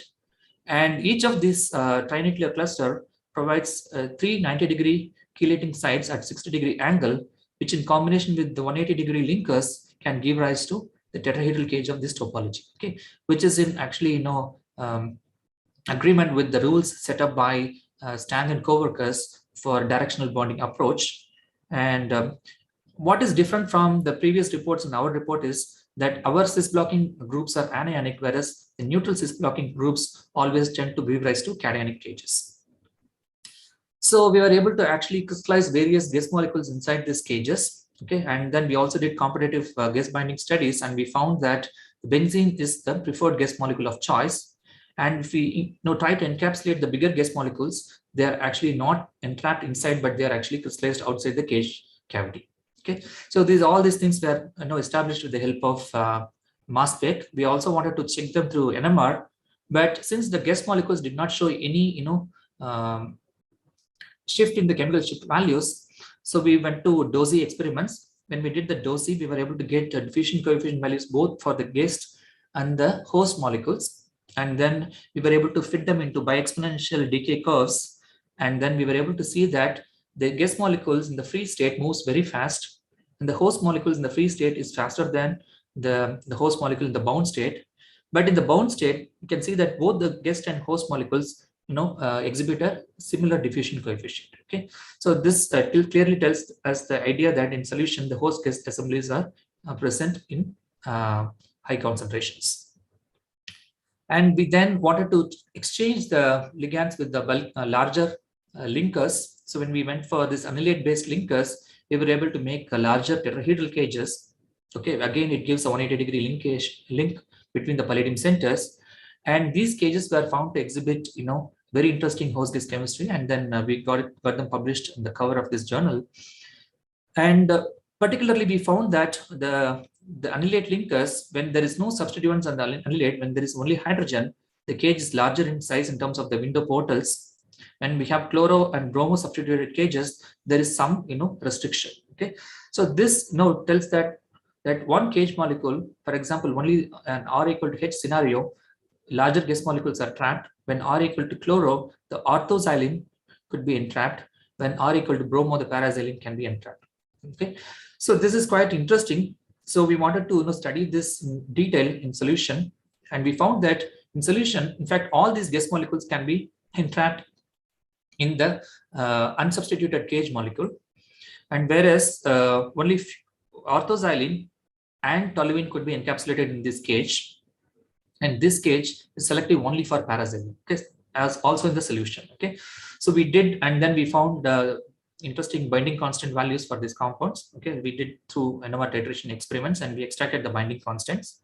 Then we also extracted the binding energies for the host gas assemblies in the by computational methods. This is the various gas molecules that we screened for these 3 cage molecules.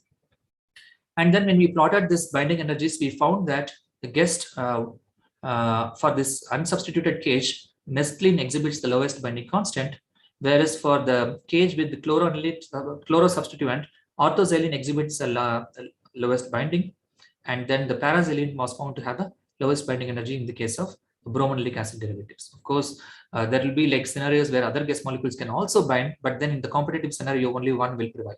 Okay, so this is the summary of this computation as well as our NMR experiments, which is in agreement with each other in terms of the mescaline selectivity for one of the cages, orthoxylene selectivity for the other cage, and paraxylene selectivity for the third cage.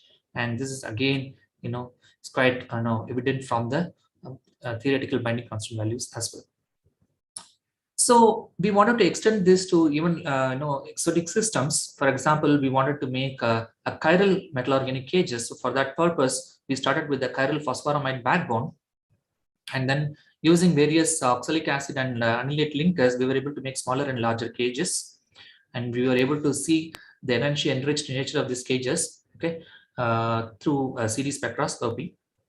And then when we looked at the solid state structure, okay, we found that the oxalate bridged cages exhibit a diamondite-like channels, which are actually running exterior of the cages and connected to the intrinsic cavity of the cages as well, which gives rise to a very large channel structure for these molecules. Whereas this bigger cage molecules exhibit a more compact network in the soda-like topology. Of course, there are some voids present, but then they are not as large as the ones which are present in this diamondite networks. Okay, so these chiral cages can encapsulate therefore gas molecules both at the intrinsic as well as at the extrinsic cavities, and we thought that we can use this for some chiral applications. So we wanted to do a chiral separation experiment with using these cages using crystallization inclusion method for various gas molecules, and we found that these cages exhibit some fair amount of chiral separation capabilities, as evident from the GC separation experiments, with the beta butyrolactone exhibiting the highest E value of about 34. Okay, so this value is not so great to begin with, but this is good for any supramolecular system, and we thought that we should be able to capitalize on this for the larger cages as well. So we went ahead, and one of the reasons for the poor selectivity could be because of the presence of more open channels outside, where the chiral molecules are actually the one chiral form is closer to the chiral centers which are exterior of the cages, whereas there are other enantiomeric molecules which are also trapped in the larger cavities. Whereas in these smaller cages, we thought that this problem could somewhat be circumvented. So we thought that we can actually use these larger cages, and we found that the fluorostyrene oxide and styrene oxide exhibits, fluorostyrene oxide exhibits a quite good enantiomeric excess values in this larger cages, and we found that this is quite an interesting result for any supramolecular network of this type. And since we know that anilates can also be chiral, we thought of exploring if some of these ligands can exhibit radical behavior. And when the cage is chiral, and when we had an unsubstituted anilic acid, because there is no electron withdrawing effect from the substituents on this anilate backbone, we found that one of these pair of these cages were in fact chiral in nature, and we found that this is a polyradical network, and this polyradical network, which means that there are 6 linkers in this molecule, therefore there could be 12 unpaired electrons in this molecule. And then we found that the triplet nature of these unpaired electrons by visualizing this forbidden transitions at half of the field of the main signal. And when we cool down the experiment, when we cool down this sample, the EPR spectrum actually resulted in the enhancement in the intensities, which tells that the spins could be parallel to each other at some point of time. And when we measured this magnetic properties of these cages, we found the paramagnetic behavior. Okay, so for that we know, of course, this APR was recorded in NICER with the help from Krishnan.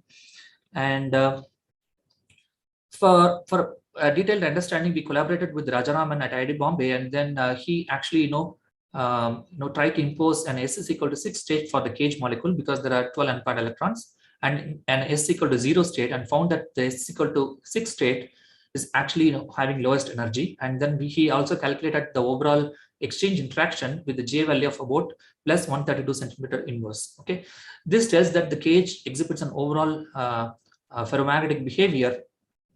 But to see whether there is any exchange happening between the two chiral radical centers, he also imposed both the paramagnetic as well as the, I would say, the ferromagnetic as well as antiferromagnetic interactions on the small fragments of the cage, where we kept the 3 palladium centers intact, and then the 3 DHBQ linkers which are connected to the palladiums at the other corners, and try to in fact see there is exchange happening or not. And then what he found was that that an overall J value of plus 28.5 centimeter inverse was actually recorded for this particular cage. Okay, when we did the similar calculations on the fluoro and chloro substituted cages, we ended up getting the negative J value, which indicates that those cages are in fact antiferromagnetic, and as a result they actually exhibited a more or less a diamagnetic behavior in the solution.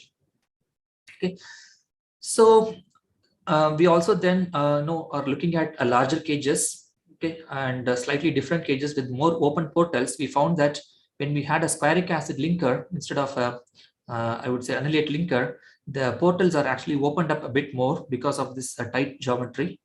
And we found that the cavity volume is the largest, larger than the annulate based linkers. And we believe that this could exhibit some interesting host gas chemistry. There are some, selective recognition behavior which are observed for these cages for some of these chiral gas molecules, which are very promising. We are going to look into more detail for this particular system. And on a separate project, I'm going to show only one slide for this. We also try to look at the chiral recognition capabilities of a simple phosphonium scaffold, because we know that the chiral cages are very interesting, but we also wanted to know what happens when we use an open system like this, simple phosphonium salt. And we found that these phosphonium salts exhibit extremely very high binding selectivity for some of these chiral gas molecules. Okay, you can see that for cyclohexylamine, there is a stark difference in the binding selectivity for these 2 different R and S gas molecules. Okay, and as gas selectivity value of 5.3 to 10 power 8 is quite a large for this molecule. Okay, so we also did some thermodynamics based on this to delineate the selective behavior. And of course, we are now trying to develop similar kind of systems, and I would be able to talk about this particular system when we develop more such examples in the future. Okay, so I think I'm almost done, and except for the fact that I'm going to say that when we change the linkers from annulates to something like this, where we have pyrazine dicarboxylic acid, where you have heteroleptic coordination, there is some extra coordination sites available. We were able to actually make a cubic cage for this molecule, and these cubic cages were found to exhibit post-assembly reactions because of the presence of the extra coordination sites in this molecule.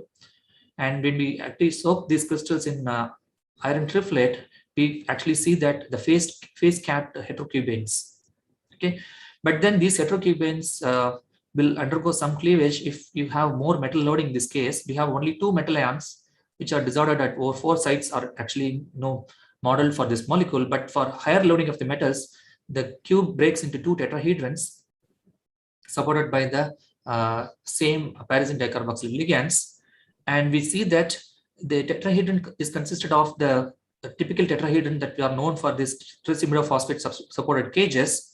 But then the triangular portals of these tetrahedrons are actually capped by the dinuclear metal ions, okay, divalent metal ions such as Fe2+. Okay, so we can actually then link these cages through the metal centers over here, and you can make one-dimensional helical chains. And if you leave it for further time, there are some phases which are actually not occupied by the metal ions. They will also get occupied by the presence of the Fe2+ centers, and eventually can give rise to the formation of a 3-dimensional chiral diamagnetic diamond dot network. Okay, when we did this reaction in solution instead of the solid state, we were able to actually identify the presence of a defect double cubane structure, which tells that the open sites are still present in this double cubane, and they can potentially occupy the metal ions in those positions, and then eventually can give rise to the three-dimensional diamond network. And if you actually play around the solution concentration, you can actually hop between the double cubane versus a trigonal bipyramidal geometry structure, where you have the one end of the ligand is connected to the palladium, the other end of the ligand is connected to the transition metal ion Fe2+. Okay, I'm wrapping up now to say that, and this is the case for a zinc, where we have a slightly different topology is obtained, a quartz network, and this can also be broken down to a discrete heterobimetallic cubane structure. Okay. To summarize, I am saying that a novel trinuclear imidopalladium cluster can be generated by the presence of tris imidophosphate trianion, and these imidophosphate trianions are actually very facile in terms of their solution formation and can be used as a building block for polyhedral cages. And we were able to make chiral phosphoric triamides that can be utilized for chiral cages that can be used for separation of racemic organic compounds. And we also would like to emphasize that separation of epoxides is very challenging, and using non-hydrolytic kinetic resolution conditions is very challenging for the separation of epoxides. And I would say that the cage environment provides such ambient environment for such separations. Also, I think they are still interested in using these cages as reaction vessels for performing organic transformations in their confined cavities. Okay, so we have summarized all these efforts into a personal account and gave it for a chemical record invitation, and hopefully this will be published in another 10 to 15 days time. Okay, so with that, I thank you all for your kind attention. Yeah, thank you, Bhumi. Yes. Yeah, it's a wonderful presentation on the chemistry of cages, various cages and their applications. So because of the time factor now, I'll just skip any question session right now. So participants have any, definitely there must have been a lot of questions. You can interact with Professor Boomshankar over net through the Jam chat mode or by any email contact. And I would thank you once again, Professor Boomshankar. Yeah, thank you so much for the kind invitation. Okay, I come to the conclusion of this session, and on my own, I'd like to thank Dr. Krishnan for giving me also an opportunity to chair this session in MMM2, which in fact enabled me also to hear very elegant lectures from this session and also the other sessions in this whole meeting. Thank you, Dr. Krishnan, and it is back to you. Yes, thank you very much, Professor Pedretti. And also, we would like to thank all the speakers of this session, Professor Frieder and Professor Eric and Professor Boomshankar, for the wonderful talks. And we also welcome all the other participants, especially for Professor Gavai is here. Good morning, Professor.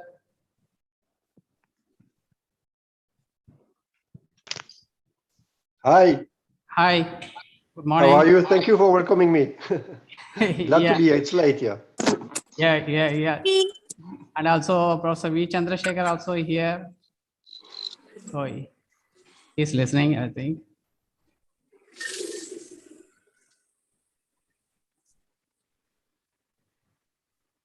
Yeah, Professor Mandal also here. So once again, I welcome all of you.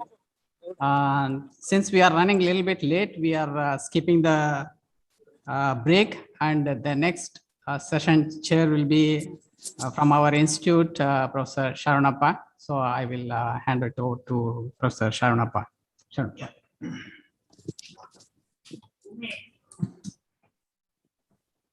Yeah. Hello, everyone. Thank you, Professor Krishnan. Yeah. Welcome you all for the second session of the second day conference on MMM2. This session includes one plenary talk and two invited talks.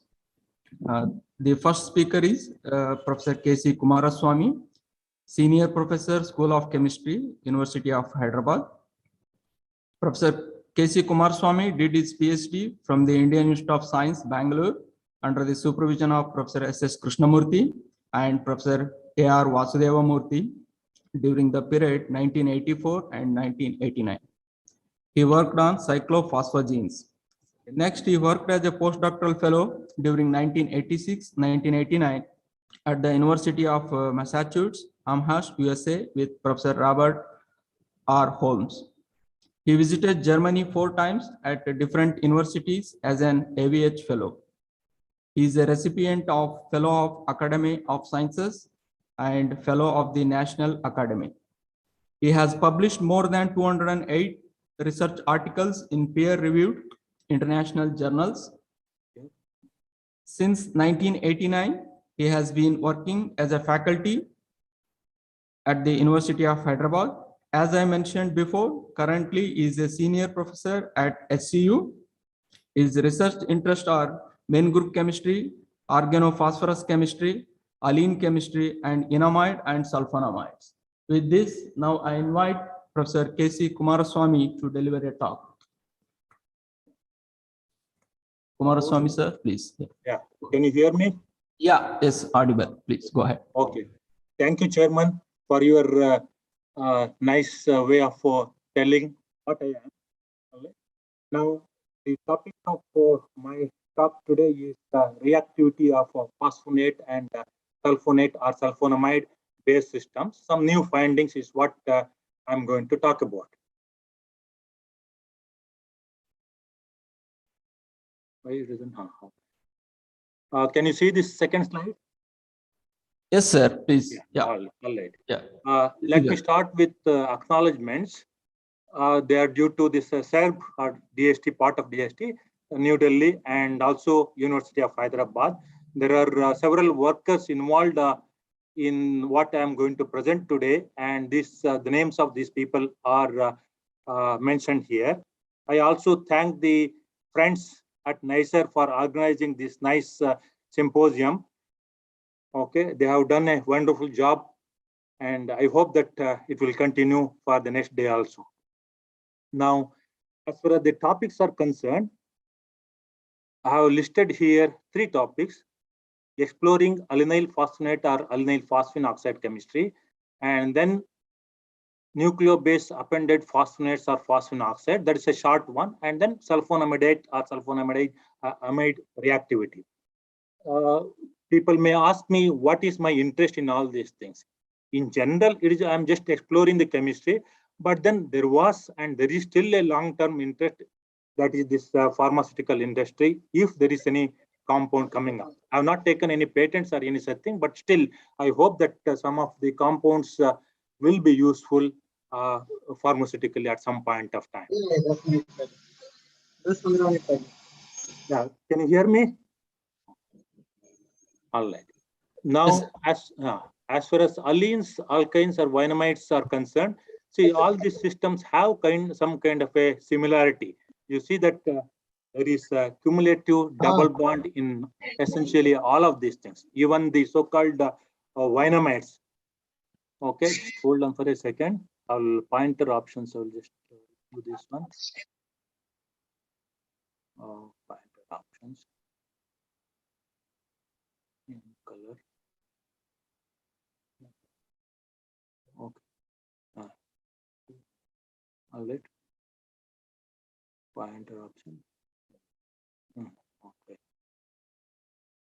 All right. Okay. Now these are all cumulanes. Okay. Even vinamides, which are traditionally alkynes, okay, they can also exist in some kind of a double bonded, 2 double bonded, so cumulative double bonded. And in the allene system, which I'm going to start with, there is also a sort of a cumulative double bond. Okay. Now, as far as the chemistry is concerned, first I will start with phosphorus-based allene chemistry. The reason why we started with phosphorus-based chemistry is that earlier I was doing a lot of chemistry, and there it so happened that my students started using methyl alcohol and then phosphorus-free compounds. So So that's how Hello, sir. part of the chemistry. Yeah. Okay. The reason why these are interesting is because the chemistry you can easily find out by utilizing the phosphorus NMR spectroscopy. Okay, that is something which comes as a handy tool as far as finding out what has happened in the reactions. Okay, one of the reactions which one of my students was trying to do was react this allynyl phosphonate with itself. That is, she just thought that she will use some palladium nanomatic. What will happen there? Interestingly, in the first reaction itself, she did get a cyclase product. It's a 4+2 cycloaddition product, but you notice that the type of 4+2 cycloaddition product is slightly different from from what we normally expect. There is there are two of those alleles involved in this one. One of them acts as a diene, and the other one acts as a dienophile, and that's how the reaction occurs. But then later on, we found that this particular reaction can be better done if you use palladium acetate, this one triphenyl phosphine as the system, as the catalytic system. Okay. Now, if you use this one, we get the dimers really very readily. These are all 4+2 cycloadditions using the phosphorus-based allenes. I have also given the phosphorus chemical shifts. That means that you can easily find out that there are two phosphorus atoms, and the two phosphorus atoms are different from each other. Now, you may ask me whether it's general or not. As long as there is an aromatic group or the phenyl group on one of the terminal carbon atoms, you can get the naphthyl derivatives very readily. These are the compounds which we have already synthesized, and then a couple of them we got the X-ray structure. So that means that this particular type of reaction is a common one as long as at the alpha position you have this an aryl group. Now, how does this reaction take place?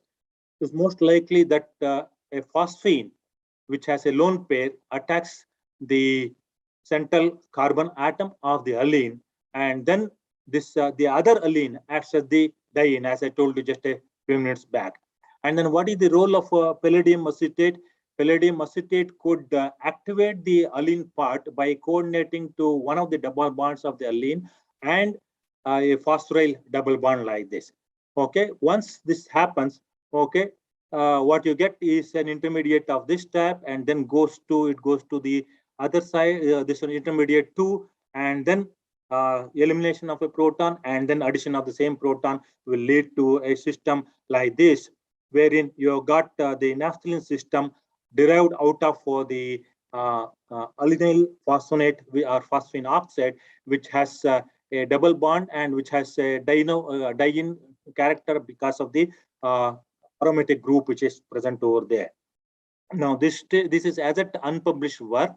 Okay, now you can ask me, is that the only way by which the allenes can react with themselves in terms of cycloaddition? No. If you don't have the what can I say, aryl group like this B, let's say that if B is not the aryl group, BRA is not the aryl group, then you can have plenty of other possibilities, particularly for the formation of the 4-membered ring. All these things are possible in principle, but normally what we get is the last type of dimeric formulation leading to the 4-membered ring like this. We have a couple of structures characterized which are of this type. So two types of cycloadditions are what we have come across in this particular system. We have plenty of other types of cycloadditions which we do come across, which have been published long back, and therefore I'm not going to the details of those things, but 4+2 cycloaddition and 2+2 cycloadditions are what we observe and what we have not reported partly. That's this part of 2+2 cycloaddition is reported, but then the 4+2 cycloaddition of that type is not reported so far. Now, in the same reaction, okay, when we're trying to use palladium acetate and triphenyl phosphine, if you use stoichiometric amount of the palladium acetate, stoichiometric means 2 moles of the allynyl phosphine oxide and 1 mole equivalent of palladium acetate. what could happen is that you can get a palladium complex of this time. This was rather unexpected. Now, the stoichiometry here is quite important. You see that the palladium component is 1, and then the allene component is 2. 1:2 ratio is what is there. Okay, the structure is what is shown here at the bottom. Okay, there is also perhaps some kind of an anagostic interactions here there. I will not go into the details of that one because that is not the main point here. Now, this type of a complex is rather unusual. And as I told you just now, palladium, the amount of palladium is 1 when compared to, or the molar quantity of the palladium is 1. Palladium acetate is 1 when compared to 2 moles of the allynyl phosphine oxide. Now, we were just wondering whether there are other types of palladium complexes which are present. Okay, the top one, you have got this palladium complex over there. That is the one which is at the center here. But then at the bottom one, what you have got is the allynyl phosphine oxide. You react that with the this one, palladium acetate, in the presence of silver carbonate, you get this one. But in addition, you also get 2 other species which we are not able to isolate. That means that the reaction of allynyl phosphine oxide or even allynyl phosphonate with palladium acetate could go in a direction which has not been mentioned earlier. Now, what are its implications? People have done a large number of reactions using allenes, okay, but then using palladium catalysis, but then they never thought a complex like this one. Even if you don't have the phosphorus over there, let's say that you have a nested group over here, allynoids. That part I will come to later on. Even in such cases, you may have the intervention of the palladium complex like this, and therefore there is an implication as far as the what can I say, reactions using palladium catalyst and the allyne chemistries. Allenes are used. Allenes are there. Okay, and some of the complexes which we have isolated here in this study are shown here. Now, I told you something about the implications. Now, these are some reactions which we have carried out long before. In 2012, these reactions were reported, and a few others were reported by us only some time back. Now, what is the implication? This is something that I was trying to tell you some time back. Now, you see that palladium acetate, we are using 5 mole%. That means that palladium acetate is a smaller quantity, and obviously the substrate is in a larger quantity. So that means that even in these cases, it is possible that we had, this is the allene that we are using. We had a 1:2 complex of palladium to allene, and that those compounds may have been taking part in the catalytic processes. In fact, we have done a few reactions using the this allynyl phosphine oxides and the palladium catalysts like this, and we have been successful in such reactions. That means that there is a good possibility that whatever people have told us as far as the intermediates in the reaction of the allenes with the iodobenzoic acid or things like that are concerned, the possible intermediates could be different from whatever we knew before or whatever people have proposed before. That is the take-home message as far as this particular type of reaction is concerned, as far as this isolation of this palladium complex are concerned. Now, the same type of allenes, okay, we had utilized for many other cycloaddition reactions late in 2010, 2011 and all that. But then we thought that we can utilize them for the so-called inverse electron demand Diels-Alder reaction. Okay, the role of dienophile and the dienophile is poor. Now, what happens in this particular type of reaction is that this a molecule of nitrogen is being eliminated, okay, to form a 6-membered ring over there, and one of the double bonds on the allene is being utilized for the for essentially the 4+2 cycloaddition. That is the inverse Diels-Alder reaction. Okay, we have isolated a large number of such complexes. Couple of them we have characterized by the what can I say, by S-Crystallography also. Now you may be just wondering what is the use of this one. Just phosphorus is there, and if you go to an organic chemist, what they will say is that you remove the phosphorus. Okay, that's something which is possible. Okay, let's say that you have a compound like this with the PCH2 thing. This can be utilized for Horner-Wordsworth-Emmons reaction. We are still in this particular case, we still have to do that one.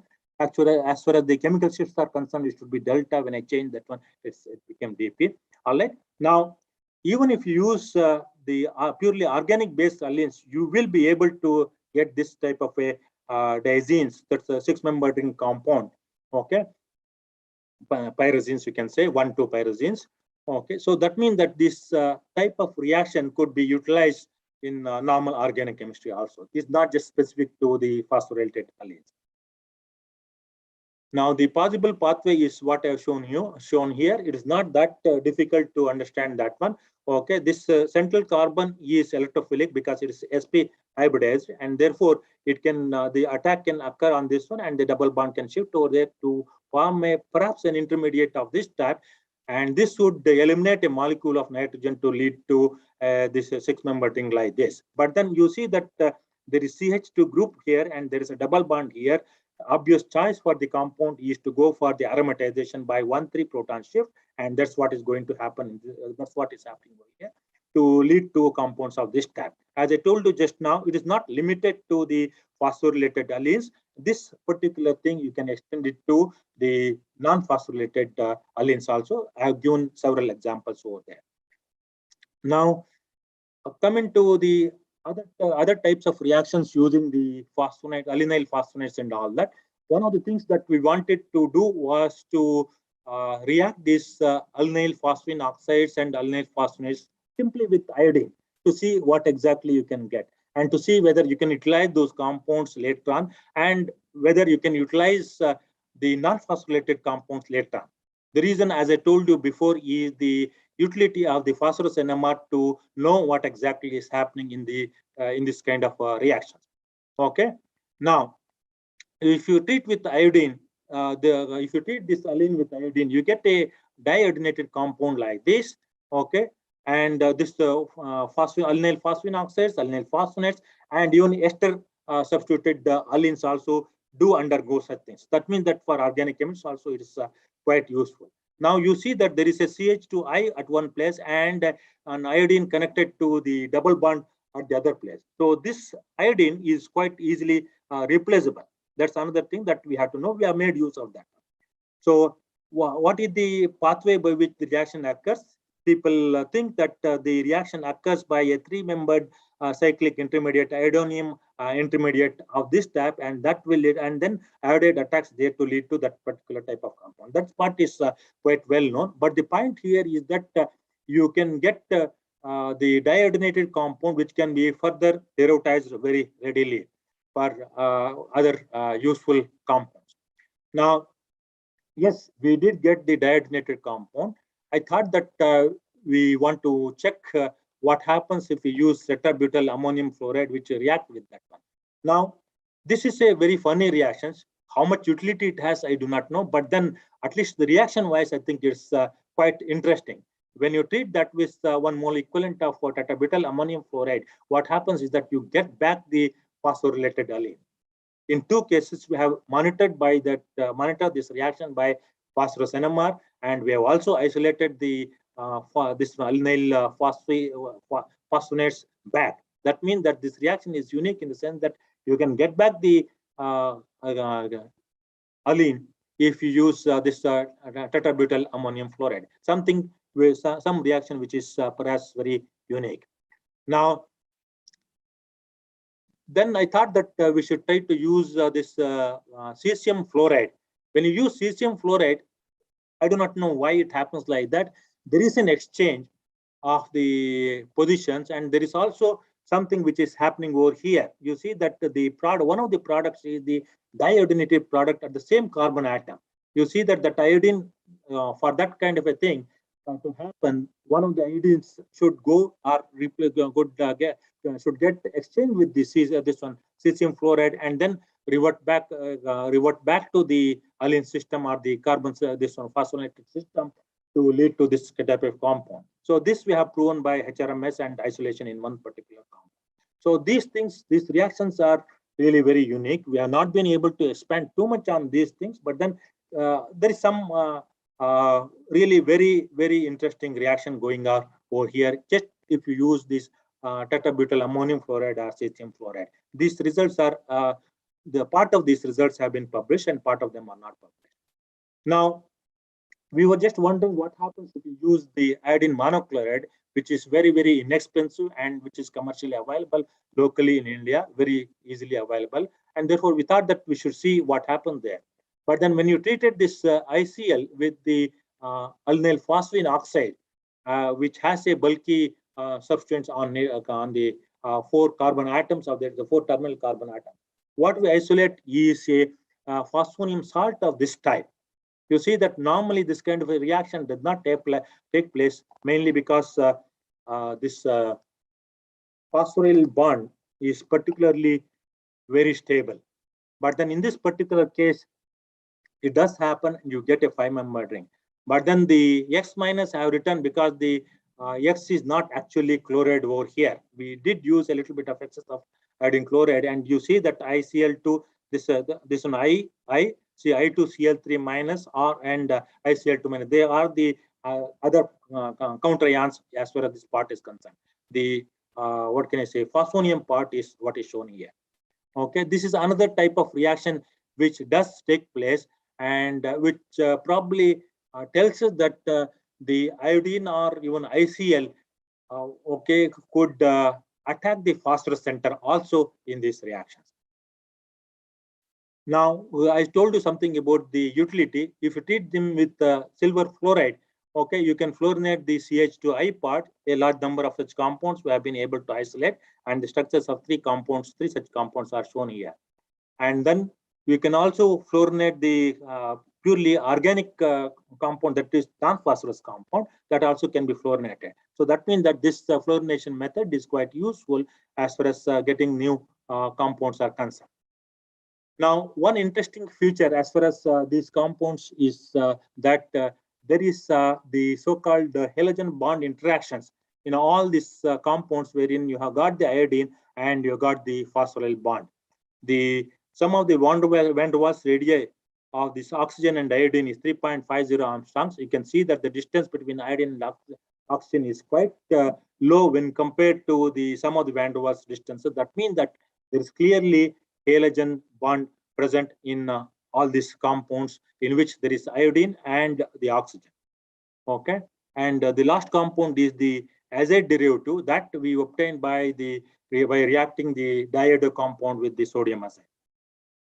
Now I'll go to the next topic now, that is related to nucleobase appended phosphonates. The interesting thing, as Dr. Panda mentioned to you in his yesterday's talk, is that some of these compounds have been used as drugs. 2 of those drugs are shown here, that Vistide or Cidofovir, that is for the treatment of cytomegalovirus. I don't know what exactly this one is, but then the disease is, but this is related to AIDS patients. And then the other also, this other compound is also for HBV, hepatitis virus. Okay, the virus. So we were interested in the nucleobase appended phosphonates, and we had our own method sometime back using the alanyl phosphonates. If you just treat this alanyl phosphonate with adenine, you get this adenine attached to this carbon end of the allene. So very easily these compounds could be synthesized. That particular work we had produced, we have published earlier, and there is also another related work which we have published, Crystal Growth and Design. We were just wondering whether we can get such compounds again by different types of routes. Okay, because I believe that they are pharmaceutically quite interesting. Okay, now one of the things that we tried to do was to utilize palladium acetate and this one, the phosphorylation using palladium compounds. Phosphorylation reactions and related things, Dr. Panda again had mentioned to you in his talk yesterday. But then this is our type of reaction which we have done there. There is an alkyne moiety, and then the phosphorus enters this side, at this side, and therefore you get a double bond over there. this reaction takes place under the palladium catalyzed conditions. Now you see that in this particular compound, you have got an OH group and you also have a double bond there, and you have a possibility of hydrolyzing this chain. Okay. Now what we can do is to utilize this OH group, okay, in a sort of Mitsunobu reaction with adenine. Adenine nitrogen can be connected to this carbon by that means. So we had a review on Mitsunobu reaction long back, but now we have utilized that same reaction for our purposes to get this nucleobase appended phosphonates. We have not gone for the checking up of this biological activity of many of these compounds, but a few examples are there. I hope that somebody will be interested in these compounds when I get the published. These are not published as yet. Now, this OH derivative can be actually converted to the AZ derivative also, if you treat that with this one, with diphenyl phosphoryl azide, and that azide, okay, can undergo reaction, this one, cycloaddition reaction, or this click reaction with the alkyne matter to get to this one. So, two different ways by which you can append the nucleobases to the phosphonates we have been able to generate. This part is yet to be published, and we have not done much work because the student who was doing this work left, and the other students were not very much keen on these things. Okay, now I will go to the third topic, that is the sulfonamide or vinamide reactivity. Now, the first reaction about introduction of sulfur or selenium, okay, into the carbon skeleton by using the elemental sulfur or selenium. Okay, this is for this purpose we use the copper catalysis, okay, and use the functionalized vinamide compound wherein the nitrogen is connected directly to the carbon atom of the alkyne over there. Or they are much more reactive in general when compared to the normal alkynes which you come across. Now, if you do this kind of a reaction under copper catalysis, you can introduce this sulfur in between this carbon and this carbon which is attached to this nitrogen. Okay, not just sulfur, even selenium also can be introduced like this. We have plenty of examples as far as the introduction of sulfur or selenium is concerned. And not just this vinamides, you can also have a CH2 group in between the alkyne and the nitrogen. There also the reaction works to form the 7-membered rings. Okay, the reaction in these cases most likely takes place via this one sulfur anions, which can be generated in the presence of potassium carbonate. Okay, now we also need the presence of water there to have this hydrogen coming over there. Now, if you replace this water by means of D2O, you can easily see that the D2O, the deuterium is position of this proton over here. So this we published sometime back in 2015, and then we were just wondering whether other routes are there to get such sulfur incorporation into the system, 6-membered ring system. Yes, there are. Okay, one of the other reactions is shown here. Okay, that is using the sulfonamides. Okay, again, iodine substitution is there. If you treat this with this one isothiocyanates or isocyanates, you get this 6-membered ring compound. The main difference that you can see here is that if you have sulfur, that sulfur gets incorporated into the skeleton. But if you have oxygen over here, the oxygen does not get incorporated, but instead the nitrogen gets incorporated. This is something which is very important and very significant as far as the reactivity is concerned. The reason for this kind of a situation is that the sulfur is a better nucleophile than the oxygen. That is why this kind of a reaction happens. Now, there is something that if students are listening, this is something that I wanted to tell them about this one.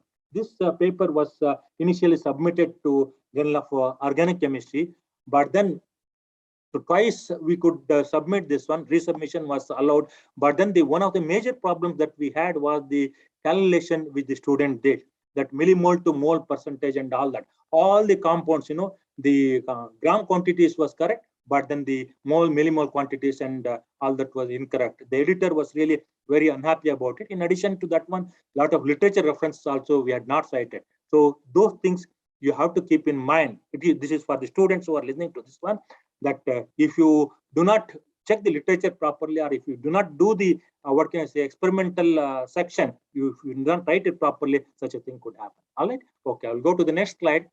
Now, continuing with the Vinamide chemistry, not just sulfur or selenium, you can also add these nucleophiles, many nucleophiles like the amines, phenols, and then the active methylene compounds.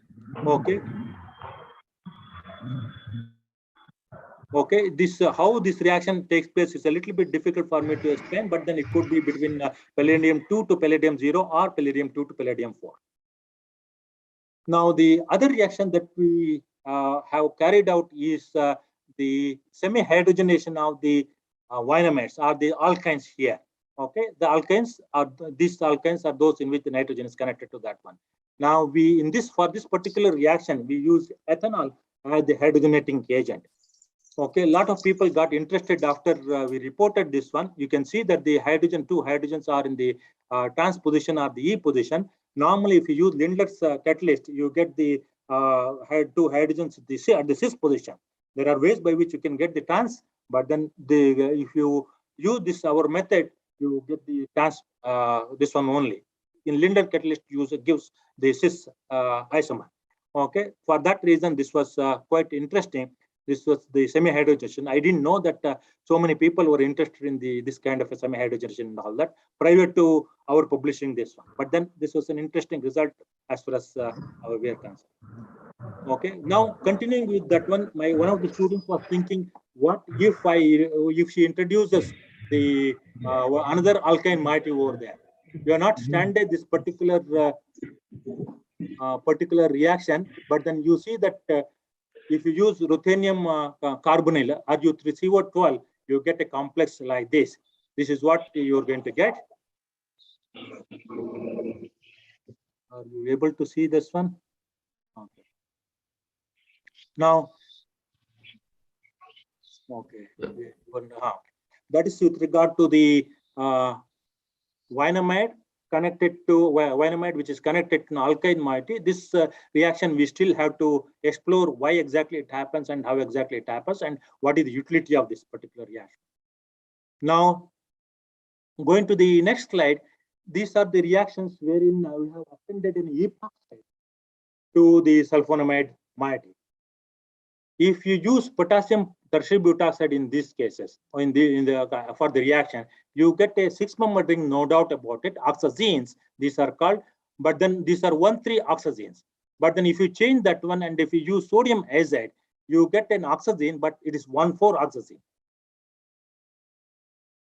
Now, if you go, these two reactions are those in which N equals 0, means that N is directly connected to the alkyne moiety. But if you have one carbon, this one, then also you can have the 6-membered ring. There is some kind of isomerization. So you see that there's CH2 RL group is also there over there. So all these reactions take place because the epoxide ring is prone to get open very readily, and then that when you try to get it readily, if you have an alkyne group or something like that, you can generate a large number of heterocycles very readily by ring opening or ring expansion reactions. Now, the other type of reaction using the epoxides is what is shown here. Same, similar, this one, vinamides we have used. If you use silver fluoride, earlier I had shown you that silver fluoride can be used for fluorination, but in this particular case, I think that the water also got entered into system. We get the diketones over there, and if you use copper 1 bromide, you get the dibromine, the derivative with the 5-membered ring, and if you use lithium chloride, you get this kind of a system. Okay, we have possible explanation for all these types of reactions. Okay, this reaction and this reactions are nearly the same, except that here you get the OH, here you got this here. Okay. Now, of late we have done another reaction. This is still to be published. See, you take the simple sulforamide, and if you just heat that one with potassium carbonate at about say 120 degrees Celsius or something like that. This you do not get the 4-membered ring like this. That's what was expected, but then you don't get that one. You get to the 8-membered ring systems over there. But then if you treat that compound with this one chloro compound, cinnamaldehyde chloro derivative, in the presence of potassium carbonate, you get this type of derivative, okay, fused ring system, or this one azotarian system, or you see that 5-membered ring also, depending on substituents and depending on slight difference in the reagent in the reagents that we are using. Now I'll go back to the. I will require about 5 minutes to 6 minutes time. Do you have that much of time, Chairman sir? Okay, Hello? sir. You can finish in 2 minutes, sir. It's okay. 2 Yeah. minutes, is it? Yeah. So, Okay. 5 minutes I can take. Yeah. Okay, sir. Sure. Please go ahead. Now back to allenes or alinoids. Now here, these are all the reactions using sulfur substituted this one amides that way. Okay, sulfonamides. Now indole is a very important what can I say, component as far as the organic amides are concerned, as far as bioactivity is concerned. This what we have used is this kind of a system over there. What we have used is the phosphine based catalysis in this particular reaction. Okay, using the sulfonamides. Now you and the allenes. There are two types of allenes that we have used. One is beta-acetoxy ones, and the other one is delta-acetoxy. So acetoxy group is the acetyl group is what is going to be eliminated in this things. And in both the cases, the reaction occurs like this using a phosphorus-based halide or phosphonium salt like this. Okay.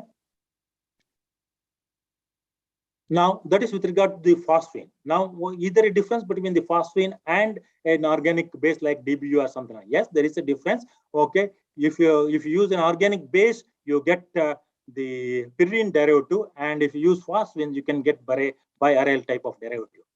Now the key difference is that if you use the DBU or something like that organic base, the what can I say, the intermediate is not particularly very stable. But if you use phosphine, then intermediate it has an elydic character, and therefore it becomes stable, and then the reaction goes in a different direction.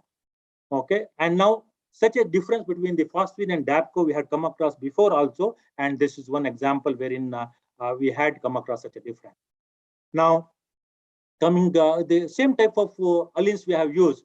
Now I've shown the difference between the phosphine and the organic base, but then between the organic bases again in the reaction using this one sulfur based system and allenes, you can have differences, and this difference arises mainly because you see that if you have the DAPCO, that stabilization is not that much, and if you have the DMAP or dimethyl aminopyridine, you have got the stability.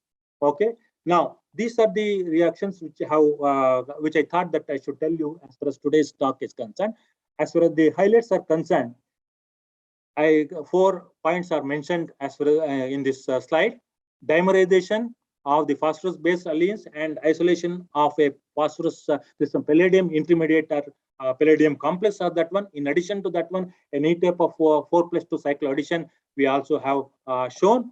And then as far as vinamide reactivity is concerned, sulfur and selenium insertion via copper added this one catalysis, nucleophile insertion, and then E-specific semi-hydrogen. These are the things that we have highlighted.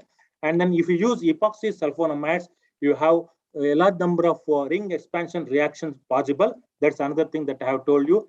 And then if you are using the allenes and then the sulfur-based things and perhaps the carbon-based things also, you may be able to use that one. Phosphine versus DBU, there is a difference, and DAPCO versus DBU, this one DMAP also, there is a difference there. Now, whatever I have told you so far is a combination of many different topics and many different subjects. I hope that the ones that I have talked to you so far is not like this, it is something like this. I hope that most of you enjoyed this one topic, the topics that I have covered. Thank you very much. Okay. And now what could happen when I retire is what I have shown here. We go step by step, and finally we find that the builder has done in such a constructed the steps in such a manner that at the end, you have a wall and not a door. Okay. Thank you very much for your attention. Okay. Thank you, Professor. It's a very nice talk. Participants, we can take 1 or 2 quick questions. Yeah, Anukul, please go ahead. Yeah, Professor Kumarasamy, this is Anukul from TIFR Hyderabad. Yes, I can see you. Yeah. Yeah, so I have one quick question regarding that, where you use the alcohol as a dihydrogen source. Yeah, ethanol. Ethanol, yes. Ethanol used as a dihydrogen source, okay? Yeah, yeah. So is it possible to use as a hydrogen gas, or you need a protic and hydridic hydrogen? In this one, this is some kind of a transfer hydrogenation, you can say. But then ethanol we use because ethanol is very, very convenient. No, Professor Kumarswamy, gas is I not know. that. No, Yeah, Professor yeah. Kumarswamy, my point is that Yeah. ethanol overall source is dihydrogen, but Yeah. ethanol is sourcing it is source as a two-part, protic and hydridic part. Yeah. My point is that is it possible if you have just a hydrogen gas is coming as a where you have a neutral, no polarized hydrogen? It is possible to do that one, but then the thing is that if you use what can I say, palladium catalysis for the dynamites, I think that you can do that. People have not attempted, but unfortunately for me, the student who did this reaction has left. So we couldn't explore that. It is possible. No, because of course using ethanol as a convenient source of hydrogen source. No, the point is that the looking about the carbon-carbon triple bond. That's why there is only normal hydrogen gas, and probably the ammonia boron can work here, because also there is a protic and hydridic hydrogen. Yeah, subsequent people have utilized the ethanol also in for the hydrogenation of alkynes. Yeah. But and earlier you start. Okay, I think Professor Kumarswamy, you are far from mic. Okay. Yes. Yeah, now I can have your voice. Yeah, yes. Now I can have your voice. Please go ahead. Okay. Yeah. Thank you. Okay. So next question, Professor Sundar Gopal Ghosh, please go ahead. KCK, yes, your chemistry, I have no question, but I would like to ask you about the picture that you have shown with the bike, 5 people and that Havaldar. What does it mean? This one. Okay. Now I have shown you so many reactions. Okay. So many different types of systems and all that. And I tried to combine all of them on a scooter here. Okay. That may not be very much palatable, and that may not be okay. You may not, many people may not appreciate that kind of a thing. And this police person also is doing the same thing. That was the idea that I thought that I should convey. Okay. But then you see that the next slide. Oh, this is I hope that looks so. Yeah, it will be something like this for you. Thanks, KCK. Yeah. Okay. Then. You rock. Yeah. Okay. Thank you, Professor Kumarswamy. Yeah. Okay. Thanks a lot. Yeah. Okay. So we'll move to the second one. Our second speaker of this session is Dr. N. Dastagiri Reddy, Associate Professor at the Department of Chemistry, Pondicherry University. Dr. N. Dastagiri Reddy obtained his PhD from IIT Kanpur in 1999. He had 4 postdoctoral stints abroad. The first one, Purdue University during 1999, 2000 with Professor R.A. Walton. Second one, Göttingen University, Germany during 2000 and 2002 with Professor Herbert Roeske. Third one, the University of Calgary, Canada during 2002-2003 with Professor W.E. Pierce. And the last one, Lehigh University, USA during 2003-2004 with Professor Li Jia. He is a recipient of AVH Fellow. He has published more than 38 research articles in peer-reviewed international journals. His research interests are main group metal-based homogeneous catalysis, production of biodegradable polymers like polycaprolactone, polylactide, polycarbonates, etc. Organometallic chemistry of main group elements, especially boron, aluminum, gallium, silicon, and germanium. He also works on transition metal-based homogeneous catalysis. With this, now I invite Professor N.D. Reddy to deliver a talk. Professor Reddy, screen is yours. Yeah, thank you, Sharnappa. Am I audible? Audible, yeah. Clear? Yeah, hello. Hi. Hi. And yeah, thank you very much for your kind words of introduction. Okay. I also thank Professor Krishnan for organizing, and of course you, organizing this conference and giving me an opportunity to share my results. Yeah, great. Yeah, I'm going to talk today about the aluminum nitrogen compounds as FLPs. Yeah. Let me share my screen. Is it visible? Not yet, I think, loading. Yeah. Just.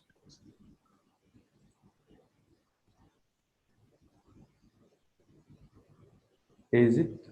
No. Or maybe I'm doing some mistake. Yeah, I think I need to choose this PowerPoint. Yeah. Is it? Yeah. Fine. Yes. I'm just making full screen mode. Yeah. Yeah. I usually take classes in MS Teams. So this is the first time I'm using Zoom. Okay. Yeah. Okay. Yeah. Great. Yeah. Please go ahead. Yeah. Yeah. And ever since I read one article about CH activations in imidolins, I was quite intrigued. Just I'm going to talk those things in detail. And then I was looking at the possibility of frustrated Lewis pairs involved in those CH activations. And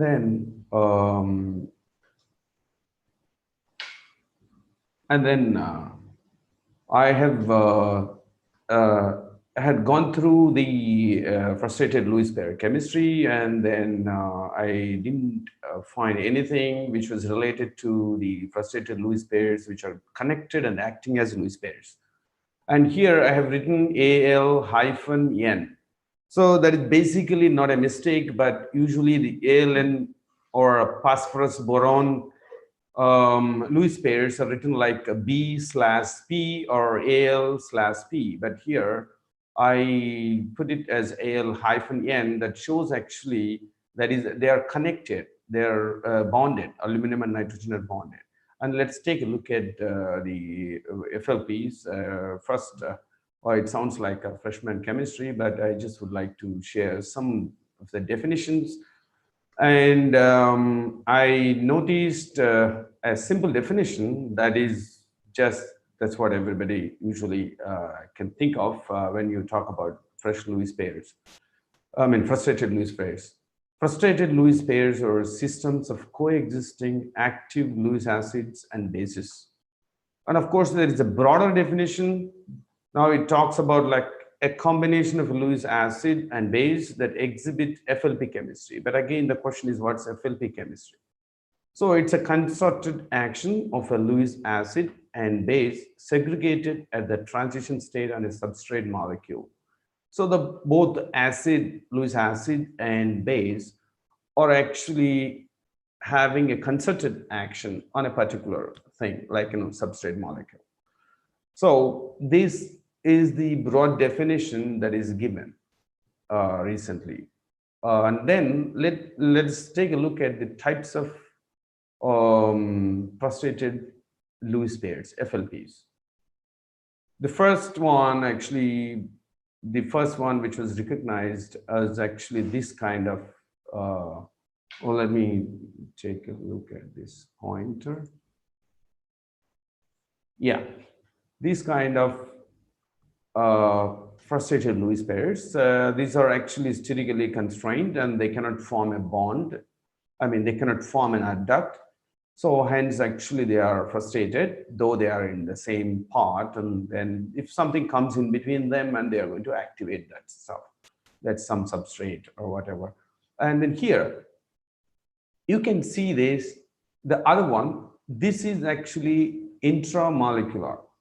That is actually intermolecular interaction is there in this, between that, though they are far away, but actually this is the intermolecular species and this is the intramolecular species. These two types are very, very common.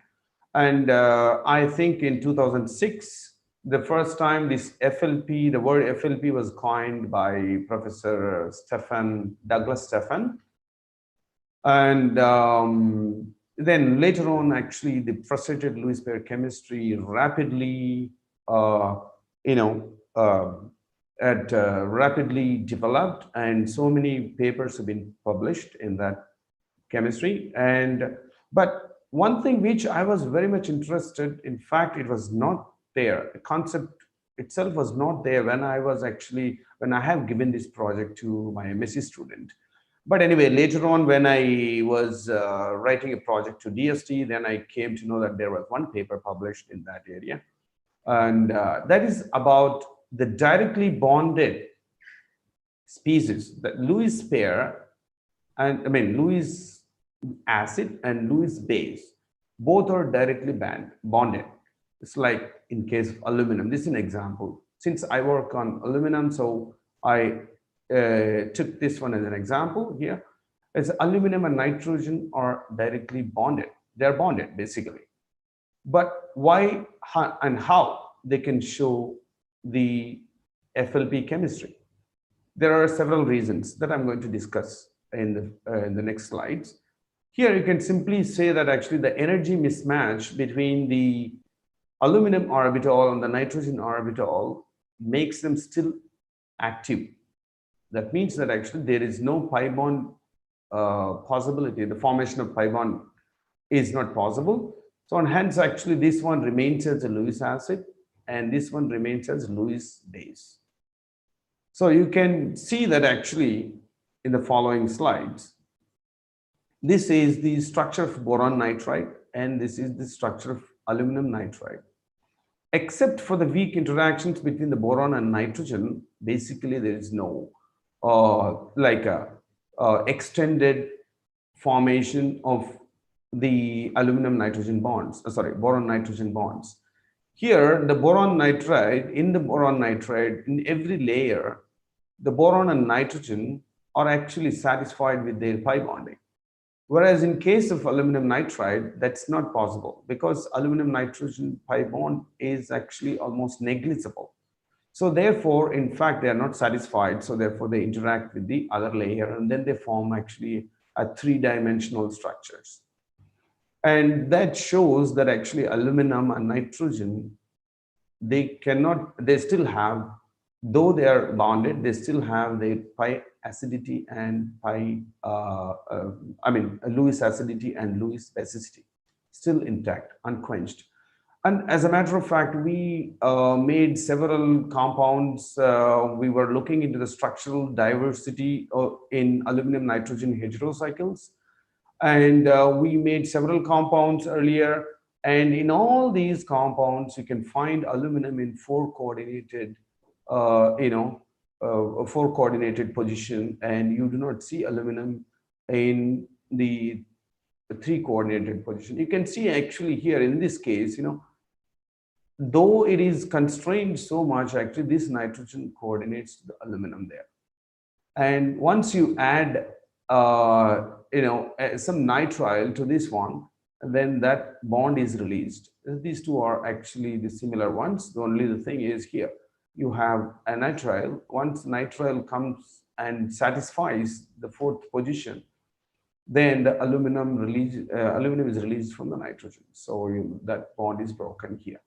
So with our experience, what we found is, and also from the literature, what we found is actually it is the Lewis acidity of three coordinated aluminum is not quenched, and of course the nitrogen also, and even if they are directly bonded. And let us take a look at a paper which was published in 1991 by Philip Power, and he made a series of compounds, and depending on the steric hindrance on the and this imidoolane, this is actually an imidoolane, steric hindrance, like a steric crowd on the nitrogen, and you get actually different kinds of structures. When you have just only phenyl group on nitrogen, that is aniline, and then you will have a hexameric compound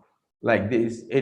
And the other one, when you have a mesytyl group, then you'll have a cubane kind of structure. Then when you have a diisopropyl 2,6-diisopropyl phenyl group on the nitrogen, then you'll get an alumazine. This is just the second example of an alumazine. Then there is one more which was made earlier than this. And there are only 2 examples so far known for alumazine. But of course, borosine, several compounds are known. And then borosine itself, actually B3N3H6 is known quite a long time ago. And it is impossible to make a B3N3H6. There in it is impossible to make Al3N3H6. But in B3N3H6, the boron nitrogen bond, you will have actually the pi bond, and that's very much satisfied with this pi bond, and it doesn't go for the 4th coordination, the boron and nitrogen. But in case of the aluminum nitrogen, they want to go for the 4th coordination. So therefore, they always form a clusters. But if you have a proper steric crowd around that, you can make this 3-coordinated aluminum and 3-coordinated nitrogen in the same species. So that's how actually you can make alumazine.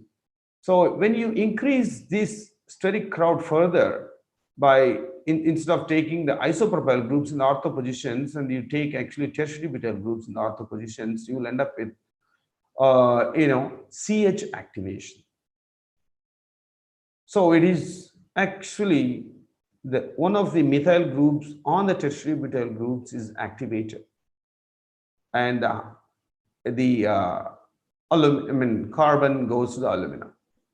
So this is when you push it to that extent, and then it is happening.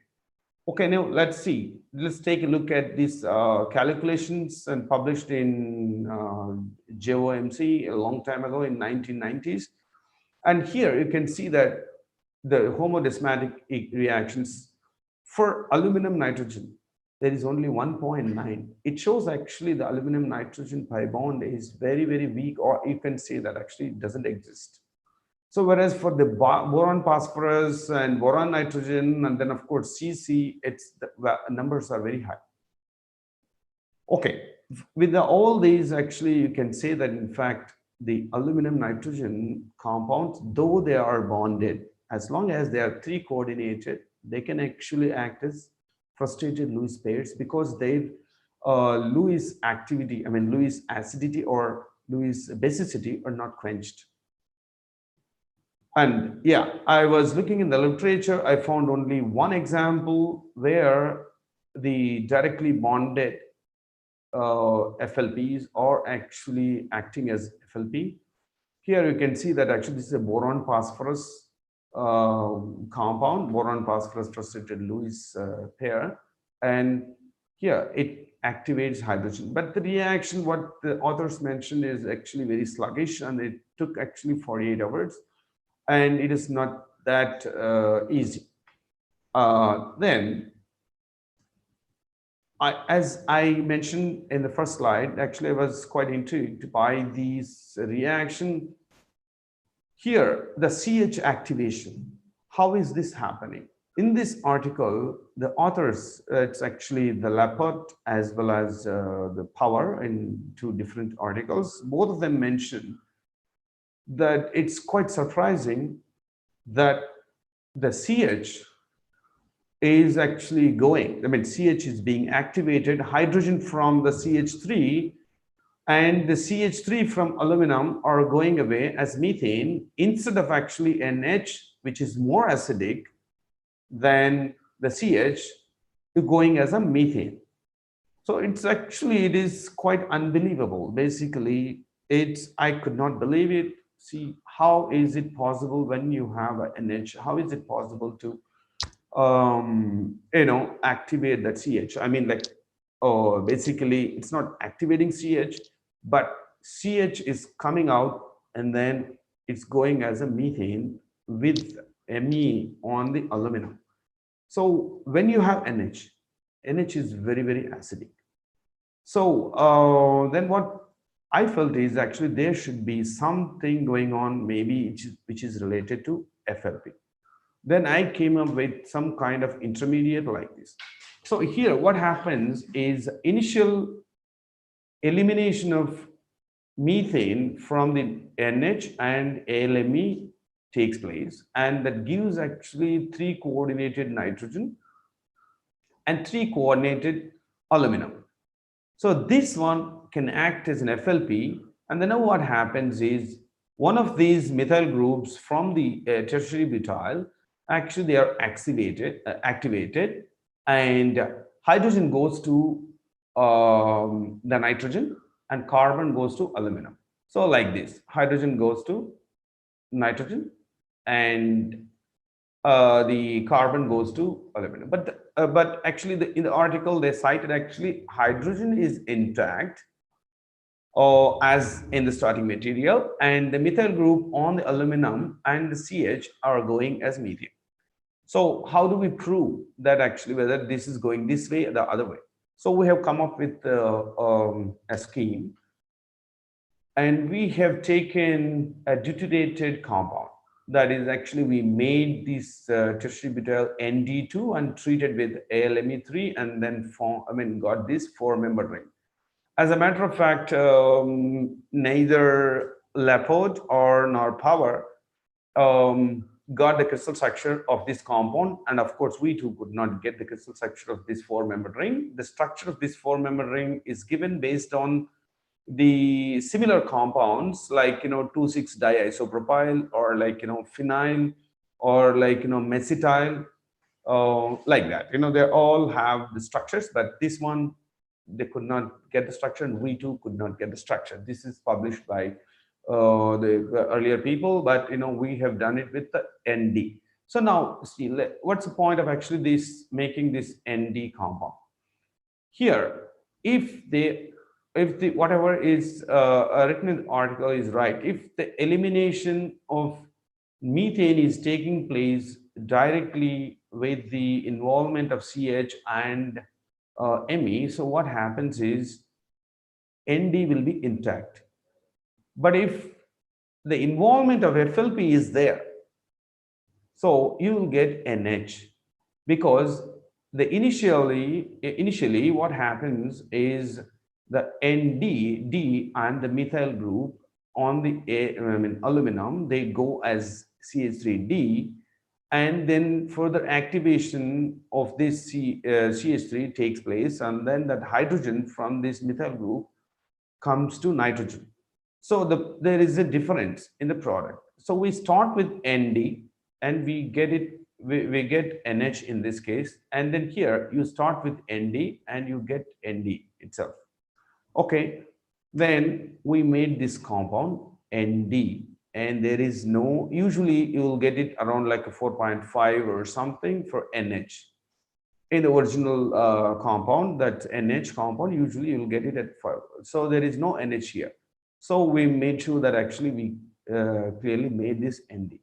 And then when we heated this one, the orthomethylation occurred and there is NH. So this NH is seen. So that actually clearly proves that in fact this mechanism is going that way. But actually we want to go ahead with like some other proof, other things. And we were also a little bit confused with one thing. This that NH, you can see that NH is for only 0.6 protons. Actually, my student gave it for only half molecule, so it's supposed to be 2 if this structure is correct, but he made it as a half, so it should be at least 1. This ALME is given as a reference here for 3, so there are 2 ALMEs. So for half molecule, it's one ALME, so you can say that's 3, and it should be 1 for 1. But actually it is less. So I was not quite satisfied with this, or whether it's really like what's going on like that. So then what we wanted to do is, okay, let's make an Me compound and do the reaction.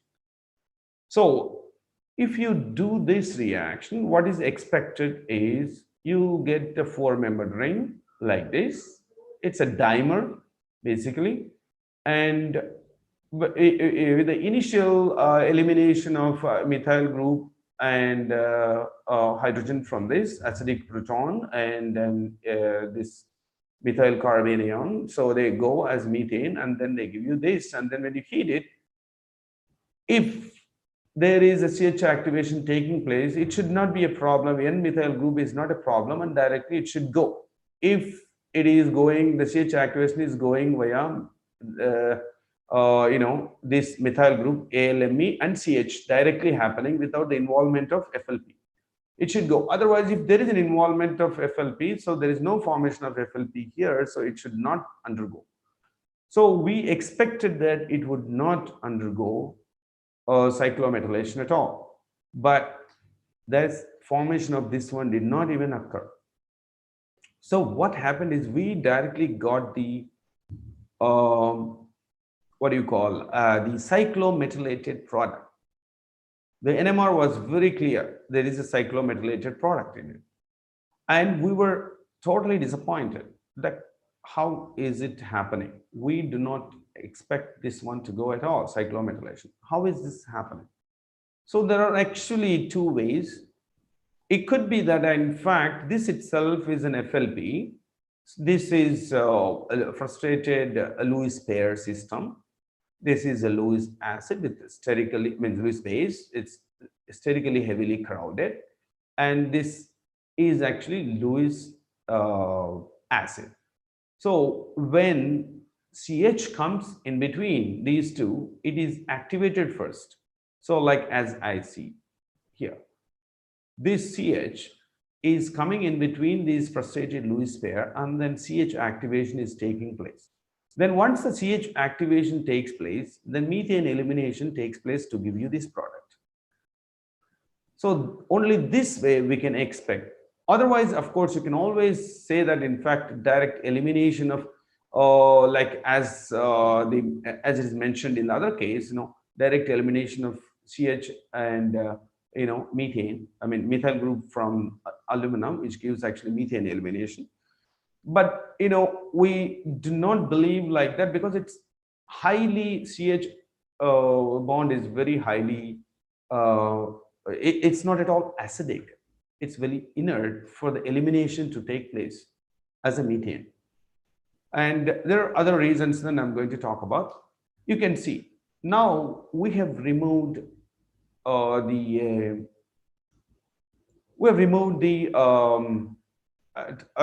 replaced the other hydrogen also with methyl group. Then we treated this one with this. Then you can see that CH activation took place.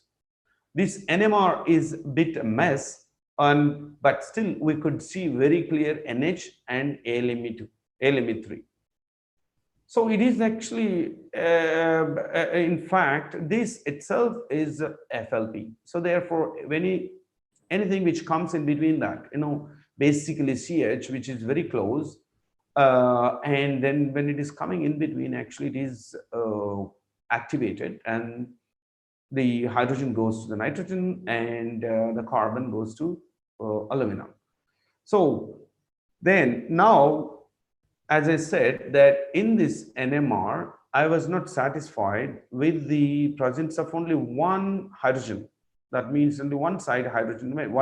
It's not one side basically. For the whole molecule, there is only one hydrogen. So now we can explain by using this method. First CH activation and then methane elimination. You can see that in fact, this one, the crystal structure of this one is not known. Only the NMR is known. And NMR cannot say whether it's a monomer or dimer. And when I asked my colleague, Professor Balakrishna Rajan, to throw some calculations on this stuff, and then he told actually these aluminum nitrogen bonds are really, really weak. And because of the presence of these tertiary butyl groups, this is orthogonal to the plane of this. And this one poses a big steric problem for the other ones. So top and bottom. So he said actually it might not exist as a dimer, it might be a monomer, or even if it is weak interaction will be there. So I believe actually this one, at least in the during the reaction, course of the reaction, it will give you a monomer which can be treated as a FLP. In fact, which is FLP because aluminum is 3 coordinated and nitrogen is also 3 coordinated. So now CH activation can take place to give you, the carbon going to the aluminum and hydrogen coming to the nitrogen. And then methane elimination takes place now.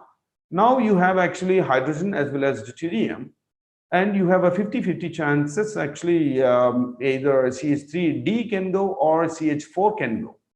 So since you have a 50-50 chances, then you have only 50% of deuterium and 50% of hydrogen on that. So therefore that explains why NMR shows only half integration, half the expected integration.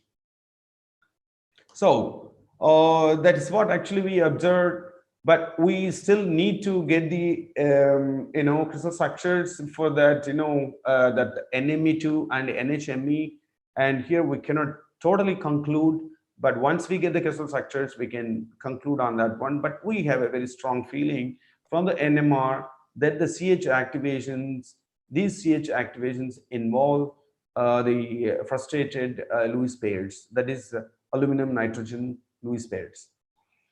Yeah, thank you very much for your attention. If you have any questions, please. Yeah, thank you, Professor Reddy, for the nice presentation. Yeah, participants, any questions? We can take one quick question. Yeah.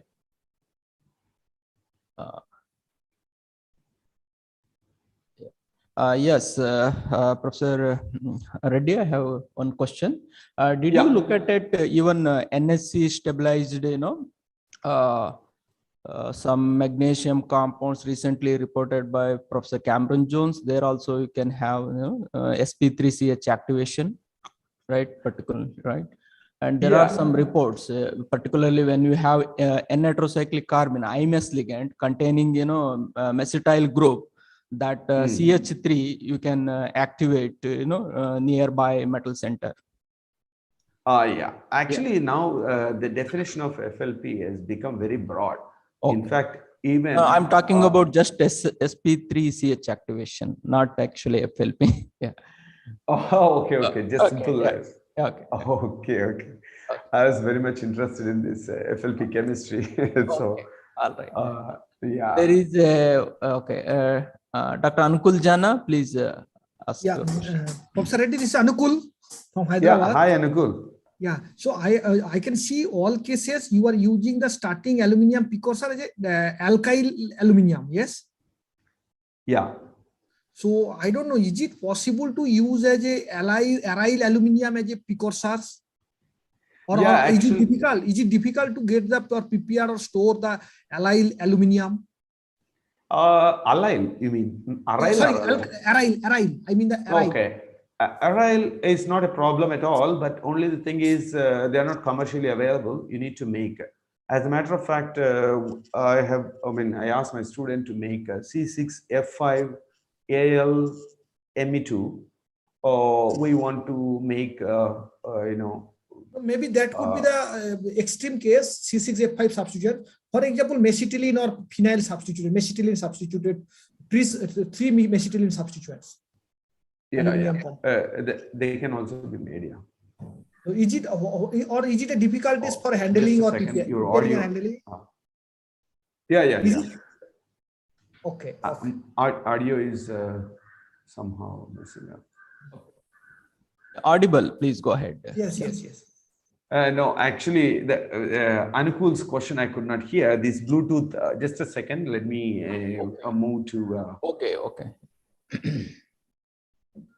Where is this? How can I... Sorry.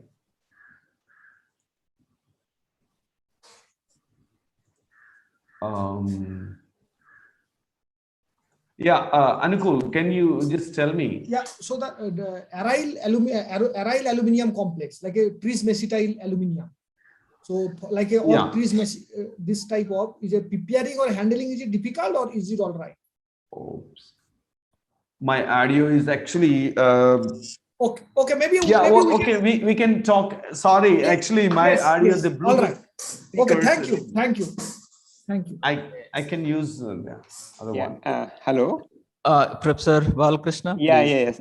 I thought I should just tell Ankul ask that question. Okay. Yeah. Ankul, all these in these compounds, alkyl ones, especially methyl one, is a better Lewis acid.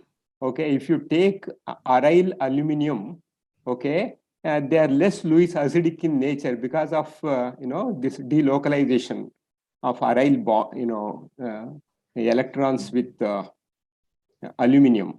Okay, so as a result, what happens, and also they are bulky. So in those cases, I don't think methane elimination and all those things can happen. So totally for this kind of work, they are useless, I would say. Okay. Yeah. Now I have a better audio. That's what. Is it right, Dastagiri? Yeah, actually, for the CH activation, it should be close to that bond, aluminum nitrogen bond. In fact, we have tried hydrogen on alumazine. We thought actually we would get it, but at room temperature, at atmospheric pressure, we're not able to get. So therefore, we want to put actually that fluorinated, perfluorinated. If you take a look at FLPs, mostly the boron compounds, that perfluorinated aryl groups are there on boron. Still unpublished. Actually, my Bluetooth audio was not working, so therefore I switched to the headphones. Now I can hear very clearly. Sorry for that. Okay. All right. Okay. Once again, thank you, Professor Reddy, for the nice new FLP aluminum-based chemistry. Nice talk. Thank you. Yeah. So we'll move to the next talk. Our next speaker is Dr. Anukul Jana. Dr. Anukul Jana did his PhD from the University of Göttingen, Germany in 2009 under the supervision of Professor Herbert Roeske. His work involved the chemistry of compounds with low-valent group 14 elements. He did his first postdoctoral research work as an AVH fellow with Professor Paul Nöchel, Ludwig Maximilians University at Germany. Later on, he pursued his second postdoctoral research at Universität Saarland, Germany with Professor David Chakhovich. In March 2014, Dr. Anukul Jana started his independent career at TFR Hyderabad. His current research interest is in the chemistry of low-valent, low-coordinate group 13 to 15 elements. With this, now I invite Professor Anukul Jana to deliver a talk. Yeah. Anukul, yeah. Yeah, thank you, Professor Nembena. So I think I cannot able to share the screen unless previous okay. Yeah. Professor Reddy, please stop sharing the screen. Are you there, Professor Reddy? Oh, just a second, Anukul. Yes. Yeah. You can. Hello. You can start. Yeah. Can you unshare your thing? Oh, sorry. I'm still sharing. Oh, oops. Stop sharing. Yeah. Sorry for the disturbance. Oh, it's all right. Yeah. Okay. Anukul, now you can share. Yes. Right? Yeah. I can share now. Yeah, so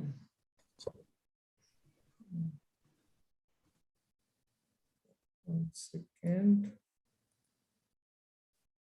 So is my slide visible? Yes, yes, visible. Anukul, please go ahead. Yeah. Yes. So very good morning to all, and once again thanks Professor Nembena for your kind introductions. So today I am going to talk about the redox process is in low valent, low coordinate main group compounds. Whatever the research we are going in our laboratory, so focused the reactions or research which involve the redox process related to low valent, low coordinate. So first, I would like to thank the conference organizer, Professor V. Krishnan, for main group molecules to materials conference, and also all the members of the advisory committee members of this beautiful conference.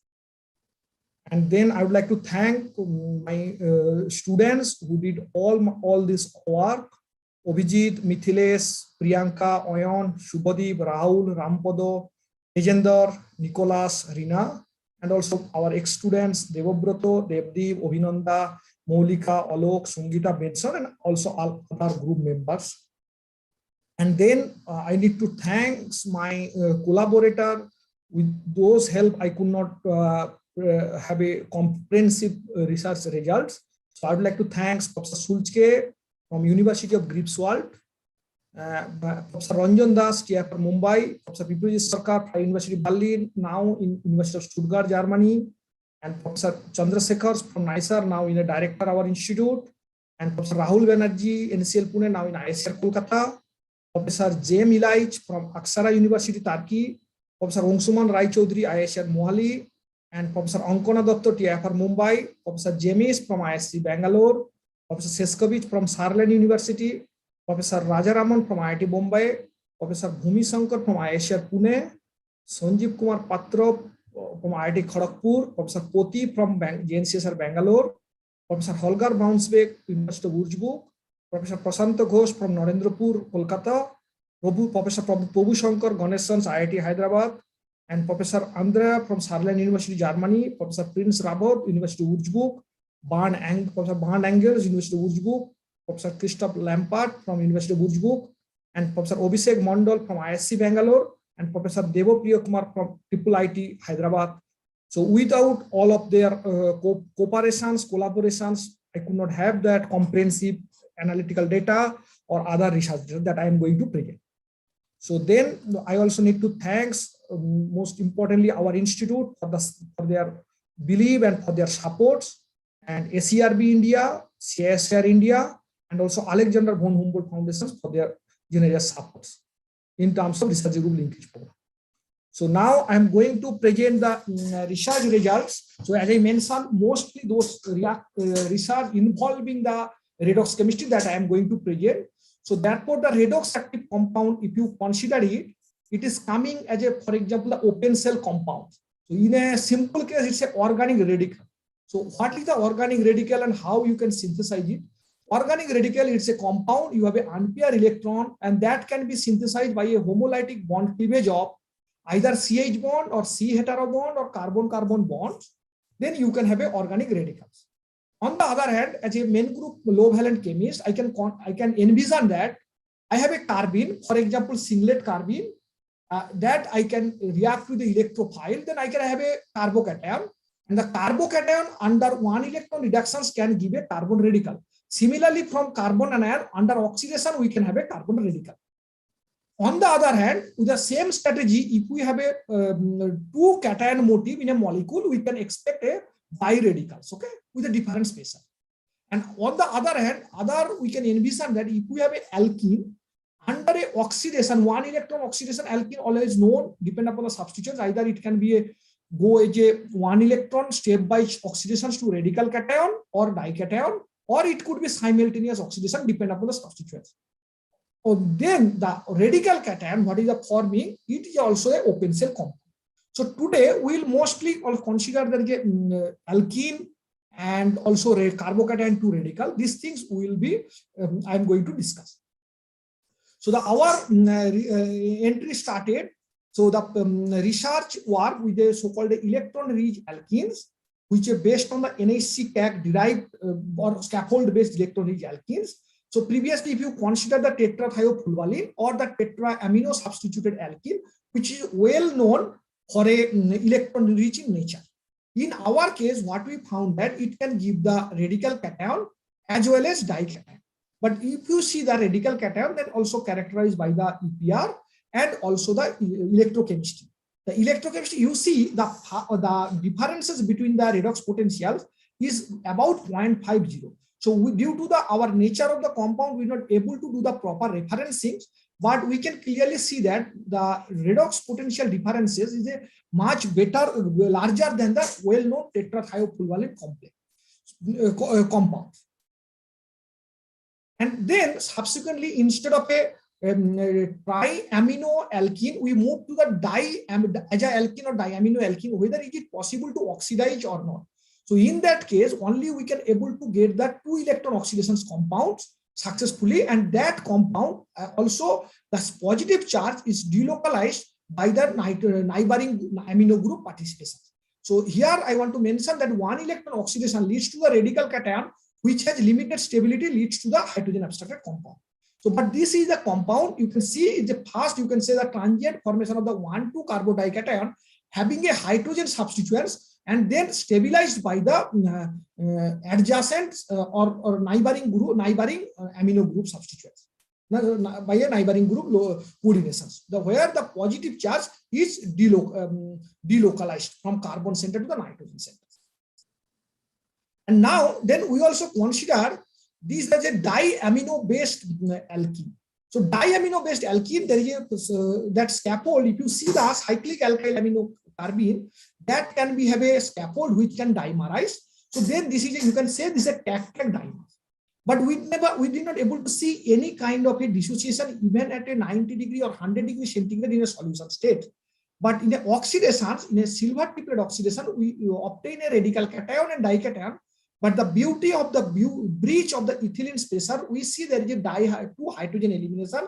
But when we block the 2 hydrogen or replace by the 2 methyl group, then that time we are only able to get the dication, not the no elimination of the any group or rearrangement. So in the past case, when the ethylene breach, the rearrangement most likely due to the aromaticity. The driving force for this rearrangement is the or the elimination of the 2 hydrogen is the aromaticity. And now that we extended this kind of a chemistry oxidation to the bis NHO, the chemistry of NHO worked by a Professor Rivard extensively as well as the Professor Garwal, but their chemistry, if you see, they are considering the bis only mono NHO unit, and their chemistry utilizing as a ligand for the different substituents for their low valent or low coordinate stabilization. So here what we did, here we have a bis NHO moiety. Here is a one prototype example I have given, connected with a paraphenylene bridge. We also connected with the different types of pi conjugated or pi non-conjugated spacer, and under the oxidation 1 electron or 2 electron oxidation, we are able to see the formation of the radical cation. Either it could be a transient or I mean the in a disproportionate between the bis alkene or the dication, or it could be give the 2 electron oxidation, it could directly give the dication. The beauty of the dication is here is that you can see you have a imidazolide substituted thiol hydrocarbon analog, and which is the ER stable. This is the substituents make this compound is a completely ER and moisture stable. And then now what we move to the systems where having a bis NHC CAG dimer connected with the ethylene bridge or cyclohexylene bridge through the nitrogen centers of the CAG motif. So in that case, what we found the oxidation chemistry in a 2 bridge, we have also other bridge, but in 2 bridge we have I chosen here because you can see when we have a oxidation, the 4 electron oxidation, which is a one-way oxidation, because we're not able to see the back reactions. So why that not a back reaction is not possible? So if we see the stepwise oxidations, what happened? We can see there is a 1 equivalent silver triplet. We are expecting radical cation, and the 2 equivalent oxidation bis radical dication. But due to the 2 CH2 moiety adjacent to the 1,3 way of radical carbon, so the spin it abstracted the hydrogen in a 2 into intramolecular hydrogen abstraction, and we obtain a compound which having after radical rearrangement. So that is the region that for ethylene based case we are not able to see the reversible reductions.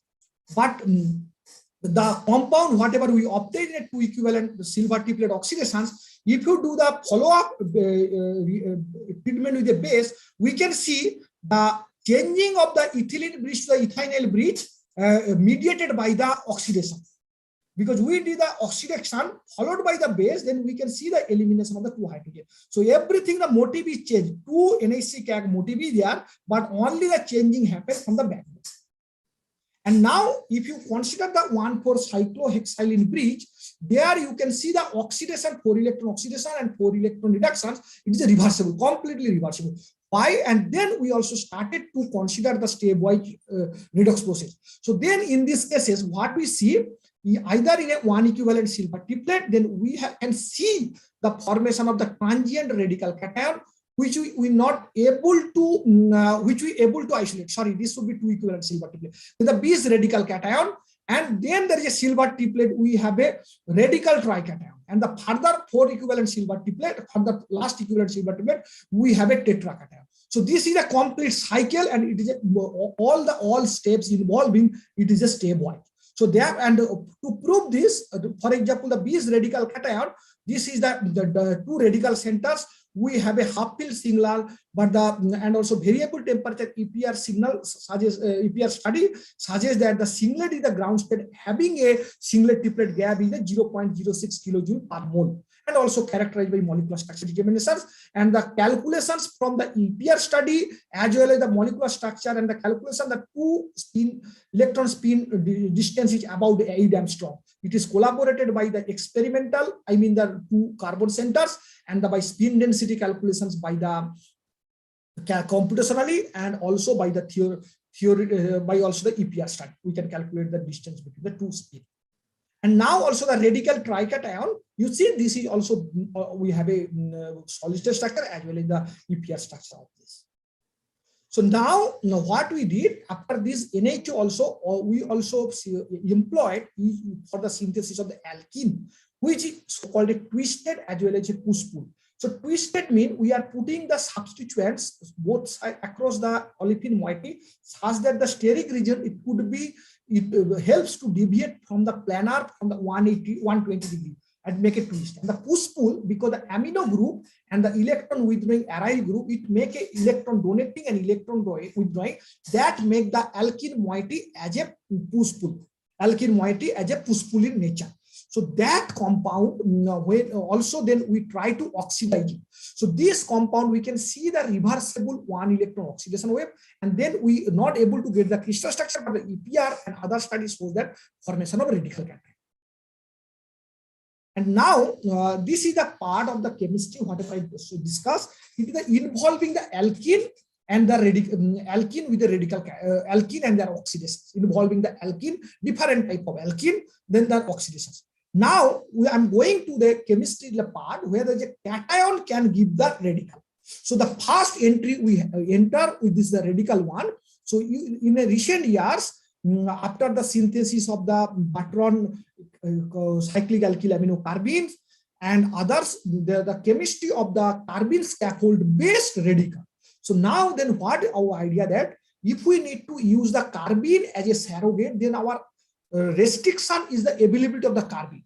So to overcome this, we want that carbene scaffold, but without using carbene. So on that way, we develop the retrosynthetic way for considering the pyrrolidium cation, how we can synthesize. So these are the retrosynthetic pathway. If you consider the disconnection approach, then we can see you have a start from the commoditily available reagents from acyl chloride, Grignard, secondary Grignard, amine, and then we end up. So as a proof of principle, we also synthesizing it. And then this pyrroline 2 aryl substitute pyrrolinium cation. When we do the reduction, we see the formation of the radical, but which is having a head-to-tail dimer, which is well known for a Gomberg radical.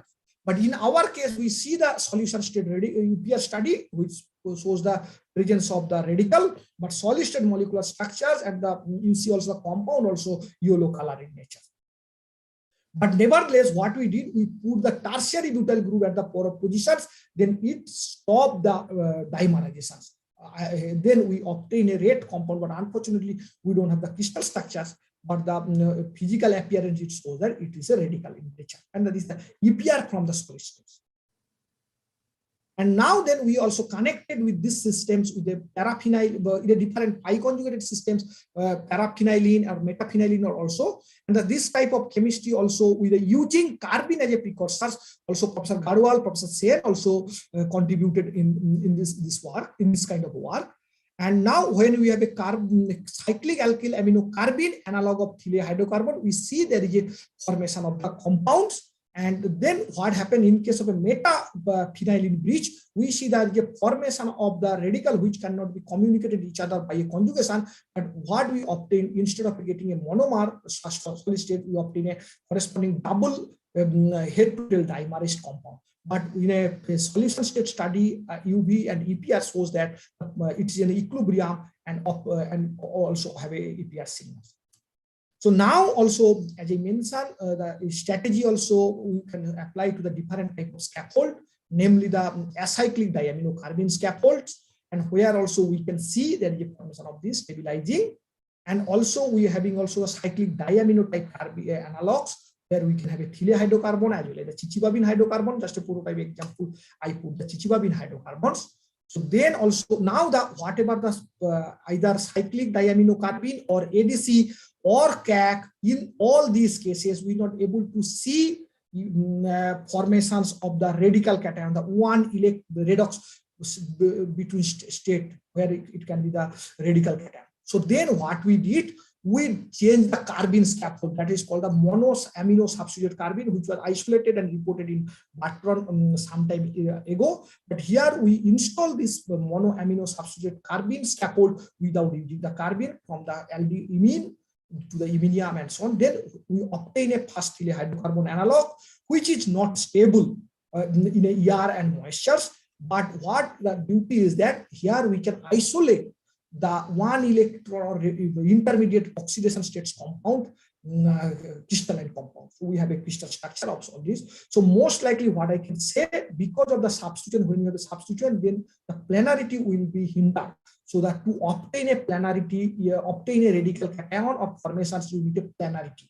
And to prove of this principle, so when you introduce the tetraprophenylene breach, so that time we can see there is we can see the formation of the radical cation, but which is in an equilibrium always with the dication and the electron reduced compound. So this probably, although we don't have a quantitative data, but qualitatively can say that radical cation, you need a planarity, the arrangement is most important.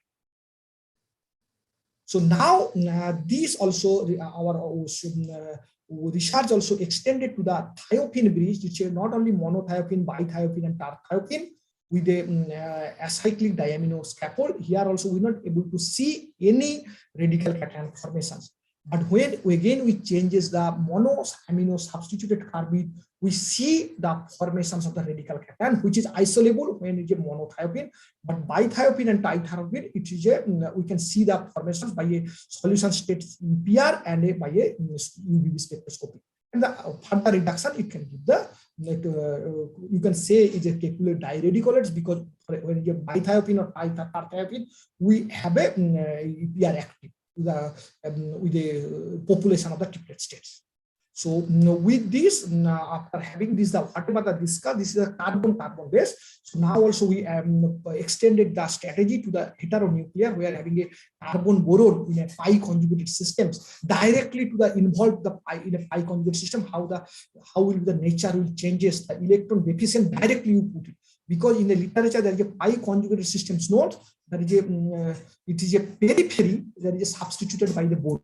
So now what happens if you put the boron in the pi conjugated system directly? So the electron, the boron, the beauty is that there is a electron deficiency, and on the other hand, when you have a carbon boron system, then you basically polarize the system, and then basically we are perturbing the electronic natures. So that results and the electron withdrawing as well as the electropositive nature of the boron, what make it the unlike the carbon-carbon based systems, the carbon boron system with a paraphenylene breach, the electronic states having a triplets states is available at a room temperature, which is not in the case of carbon-carbon case. So we can see the open triplet states at room temperatures. Therefore, we can have a NMR broad and also EPR signal, but though we don't have a half field signal. So this is the beauty. But on the other hand, so we see in a case of a carbon systems, if you increase the spacer, then the diradical property increase. But here, when we increase the paraphenylene to the biphenylene, we see that not substantial increase. That is not I mentioned here, but that is a little bit increase. So therefore, if you changing the substituents at the directly in that pi conjugate system, then the influence, it does not matter. The pi conjugated spacer does not influence it so much from comparing to the Thiele hydrocarbon to the Chichi-Havin or the Muller hydrocarbons, where you can see how the changes from the paraphenylene to biphenylene and the terphenylene. But here, not so much. Okay. So now, so how much I have a time, Professor Nambina? Hello. Hello, Anukul. Yeah. So how much time I have? 2 minutes, Anukul. Yeah, 2 minutes. 2 minutes. Yeah. Sorry. Okay. Okay. All right. Okay. So then also we have a 1 electron reduced compounds where I can see there is also a compound which can be correlated with the Wood-Star blue. And this is the kind of a radical system with the boryl substituted. So maybe I can just wrap up this, have a kind of another 2 + 2 minutes. Is it okay? Then I can wrap up it quickly. Okay. All right. Okay. So then also we have a CAC systems connected by the ethylene bridge, where we can see there is a hydrogen abstractions from the ethylene bridge. And we can see there is a called the electrochemical chemical pathway. But when we changes the CAC scaffold to the simple dialkyl scaffolds, then we can see the direct coupling. And then the formation of the carbon-carbon bond. So this carbon-carbon bond is so far in our knowledge, it is showing the oxygen activations by a carbon-carbon single bond without any additional catalyst. So previously the oxygen activation known with the pi bonds or the other system, even also today morning, Professor Jekyll you mentioned there is a lot of system that the oxygen is, but here the atmospheric oxygen can be captured and form a organic peroxides. Okay. So now the last part, I just quickly finish it. There is another 3 to 4 minutes. So therefore, from the curiosity, I can say from the academic curiosity, that leads to the molecules in the main group molecules. But what will be the next, what we could do all these molecules? So that what we can do, there is a material. So for example, as we know, there is a dreams about the Drooms. He tried to synthesize the carbene from the methanol by dehydration. So now if you call the alcohol which always known for the 1,T dehydroxylation, then have the alcohol. But can we envision for the 1,1 dehydroxylations to a carbene? So on that, what we have a alcohol, secondary amino alcohol. When we treated with the copper salts, with a 200 degrees centigrade, we obtain a CAC-based copper compound. So this compound by Professor Barton and others already used and demonstrated that CAC copper salt is a so beautiful catalyst for the different purposes. So here our methodology, our venture synthesize this is a water stable compound, and you just need to alcohol, bench of alcohol treated with a copper, you can reach the desired catalyst without using the carbene. Or even also you no need to generate the in situ carbene also. And the second thing is that if you use the palladium chloride, although Professor Kumaraswamy mentioned that ethanol is known as a use of a hydrogen, but here also we show that whenever you use the palladium dichloride, this alcohol also give the ketone plus hydrogen. So this hydrogen can be used as an energy source. But another thing, then we have a carbene. So where we always know that carbene acts as a 2 electron source. But here carbene can be sourced as a 1 electron source. Yeah. So therefore we studied the oxidation. Before that, our carbene, CAC carbene, there was a N-heterocyclic carbene known with the K-severin, Slivine and others. Recently are also there, but we saw that, but there are no radical cation formations we are not able to detect. But in our case, we have a CV, we see the oxidations, but due to the reactivity, we are not able to reference it, but indirectly we can guess the potentials. But you see the formation of the radical cation, we have a fine triplet signal because of the coupling with the nitrogen. And then we utilize this as a source of an electron instead of using potassium graphite. For example, this type of conversions, we can use the carbene as a reducing agent. And then the last part, if you see that a carbon-carbon single bond as a source of 2 electrons. So for example, is a trihexaphenylethan moiety, it can go oxidation and reductions because this have the scaffold nature and so on. And another also you have a pyridinium one, then you can have a oxidation and reductions. But the problem is that this you cannot have, because this is a special system, you need to use it. But this not use as a carbon-carbon single bond as a source of electrons. But now what we did, we envisioned for a compound carbon-carbon bond which can give the electron. So then what we need after the oxidation, the resulting cation need to be stabilized. For that, what could be the kind of a cation? So the retrosynthetically, the amino cation can be substituted cation. So for that case, the again the CAC, but the 2 substituted. But we know that this cannot give the carbon-carbon bond. Then what we choose the hydrogen substituted one. Then the corresponding reduction and oxidation it gives the carbon-carbon bond.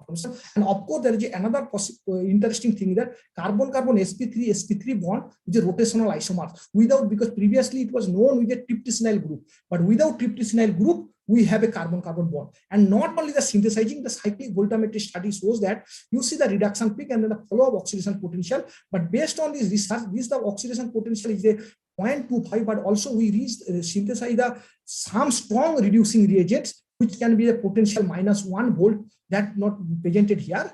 But this compound as a proof of principle, we see the silver triplet can this oxidize it. And in the first cycle, you cannot see reversible one, second and third cycle, you can see everyone. Most importantly, that not only the synthesis, the material, this compound, simple air stable, which we are purified by column chromatography, used as a source of electron. And previously, whatever we synthesize and reduce by potassium graphite, now we can use the carbon-carbon alkane, then is a source. And then also here also, and also radical cation also oxidized to the alkene. So with this note, I want to summarize. So what I want to show that there is the compound from closed cell to the open cell carbon-based compounds from the radicals, diradical, radical cations, dications, diradicaloids, incorporation of the isoelectronic carbon scaffold to the boron carbon-based radicals, diradicals, and diradicaloids, twisted push-pull alkenes, and hydrated CAG as a source of CAG, and carbene as a reducing agent, and the carbon-carbon single bond as a source of 2 electrons. So with this note, I am thank you to all for the kind attentions, and I hope I try to give the message whatever currently doing in our group. Sorry. Yeah, so I am very happy if there is any questions, any comments. Yeah. Thank you, Professor Anukul Jana, for the nice talk. Yeah, 2 participants raised. Okay. Yes, Professor Anantharaman, please go ahead. Yeah, Anukul, congratulations. It's a wonderful piece of work, and you have nicely also presented it. I have in the last part, I have some questions related to the triple cation, and then without having triple cation, you said you could stabilize the radical, right? The structure what you are showing is similar to the CAC. So how do you compare the triple cations and this particular one? These are 2 different entities, right? You mean here? Yeah.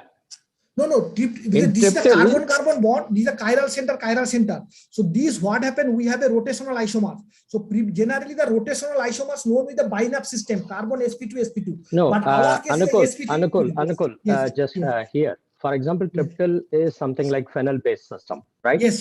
The radical is getting stabilized because of the radical delocalization, right? Yes. But here, what is the origin for this stabilization? No, here there is therefore there is no radical. We're not able to see any reversible peak. Even CB, even also high scan rate, we're not able to see any reversibility. So what happened? There is the transient formation and which dimerize it.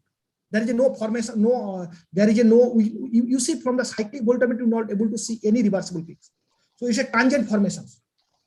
Transient formation. So then I think, have you tried, for example, this is a second part of it, the R group, whatever you are using on the nitrogen, this you are using more of like an alkyl type. Yes, yes, I got it. I did not present it here. When we have a deep group, that time we have a reversible peaks, and also we have a radical abstracted hydrogen product that I did not mention here. So for when you are increase the bulkiness, then we can see the some stability in the radical that we have. Okay. Yeah. And okay, so I'll talk to you a bit later on this. Okay, yes, maybe others are also waiting. So please go ahead. Yeah. Next question by Professor Adinarayan Reddy. Adi. Yeah. Please, yeah. Anukul, Adi here from ISA. Yes. Yeah, Anukul, actually an excellent talk about radicals and monocations and dications. Very interesting piece of work. So I'm just out of curiosity, your slide number 13 somewhere there, the NHO supported phenylene bridging, NHO supported, radical monocation, dication somewhere represented, right? Yes, yes. You One, mean three. this one? Yeah, exactly, Yes. exactly. It's somehow personally, I'm very much interested to see this. Okay, thank Nice you, work. thank you. Yeah, of course, it's very clear that the dication can certainly be quite stable to moisture and air, perhaps. What about this monocation? Did you try to isolate this somehow? No, get this you mean done? that you mean the radical Monocation. cation? Yeah, monoradical cation. Yeah, Yes, exactly. actually, in this particular system, we can observe the formation by EPR spectroscopy, because we have a. But what happened? That this is always in a disproportion with the dication and the bis alkyl. Because the CB, yeah, that's the region. Yeah. It's most likely we are trying to put the small substituents such that we are able to isolate the radical cation. Yeah, if we can manage X-ray structure and look at the SOMOS, yes, an excellent understanding about these molecules. Yes. Yeah. Right. Okay, Anukul, thank you. Yeah. Thank you. Next question by Professor Harnavret. Please go ahead. Hello, Anukulda. It's a very nice work, excellently presented. I have just a bit of query. Slide number 39. Yes. So 39, where you have shown the oxygen dioxygen activation by a CC single bond. Yes. It is really unusual. How exactly. What type of mechanism you expect? Actually, I can tell you. We try to address the computationally, but so far we're not unable to address it. Therefore, we just communicated without computational calculations. The point is that I can tell you one thing: the nature of this carbon-carbon bond also electron rich, but from electrochemistry we're not able to precisely address this. But this also I didn't mention. This compound also source has a 2 electron source. That also we have a result. So as I mentioned, one particular example where is a carbon-carbon bond has a 2 electron source, but this carbon-carbon bond also has a 2 electron source. That I didn't mention here. But only thing I can tell, yes. But here you have 2 tetraphenyl substrate on the carbon, but still you think this carbon-carbon bond is so electron rich that it reduces the oxygen. Yes, it give the 2 electron and form the dication. We have it. Okay. The point is that we try to address this, the oxygen, how this is, because the silicon double bond, no oxygen, how we can address it. But so far, we're not able to get any conclusion from the computational point of view. So, and also therefore, yes. How does it react with dihydrogen then? No, dihydrogen, we did not test it. So actually, this result is because of the effect of the lockdown. The compound was exposed in outside after 2 months or we back, and then now we can do the reproducible. Either in an atmospheric oxygen heating in a 60 degree, or we can have a oxygen bubbles also instantly. Yes. Okay. So it will be interesting to see whether it can also activate dihydrogen. Yeah, actually that all the other molecules, I can tell you the sulfur it is reacting. Sulfur is different because sulfur. No, I mean the small molecule sulfur is reacting. The other small molecule is on the way. Moment we don't have any conclusion. Okay, thank you very much. Okay. So Anukul, there is one more. Yes, I am happy to. Yes. I guess is this Professor Kumaraswamy? Please. Yeah, it is myself. It is on this particular slide only. Yeah. I was about to ask you how fast is this reaction. I think you have already answered that one, but can it be utilized for some purpose, this oxygen uptake? Actually, Professor Kumaraswamy, we try. Actually, here also I didn't mention. If you oxidize, also the oxygen release. So that oxygen, we don't know whether it's a singlet or triplet oxygen release. But this oxygen capture and then we try to utilize, because generally we also found some literature there is this is called a macrocycle peroxides. The utilization of the oxygen from the macrocycle peroxides not so well known. So that's most likely we'll look into it, but we are also not sure. Most likely we need to more educations and more collaborations and more interaction that probably address it. All right, good presentation, good work. Yeah. Thank you, Professor Kumaraswamy. Okay. Once again, thank you very much, Professor Anukul Jana, for the wonderful talk. Okay. Thank you. Yeah. Finally, I thank all speakers for the excellent talks. Okay. I request all participants stay online. There will be a short presentation by Mr. Irshad Abu Bakr from Royal Society of Chemistry. Yeah, Anukul, yeah, please. Mr. Hershad Abu Baker, are you there? Yeah. Yes. Can you see me? Can you hear me as well? Yeah. My slides as well. Great. Yes, yes, visible. You are Yeah, thank you so much. And it's a pleasure for Royal Society of Chemistry to be part of this international conference on main group molecules to materials, the second edition of it. So, and we are also proud to sponsor the poster prizes for the exciting posters that is going to come up as well. So we are sponsoring the poster prizes on behalf of ChemCom Journal. So I would like to talk a little bit about what Royal Society of Chemistry is and what we are doing to advance the chemical science community in India. So just to give a brief about Royal Society of Chemistry, we are the world's leading chemistry community with over 54,000 members across almost all the countries. And we are the Europe's largest organization for chemical sciences. And we have a history of around 2 centuries with the vision to be the leading voice and trusted partner for science and humanity. So we are also a not-for-profit organization as well. So I think, see, I'll just give me a moment. Yeah.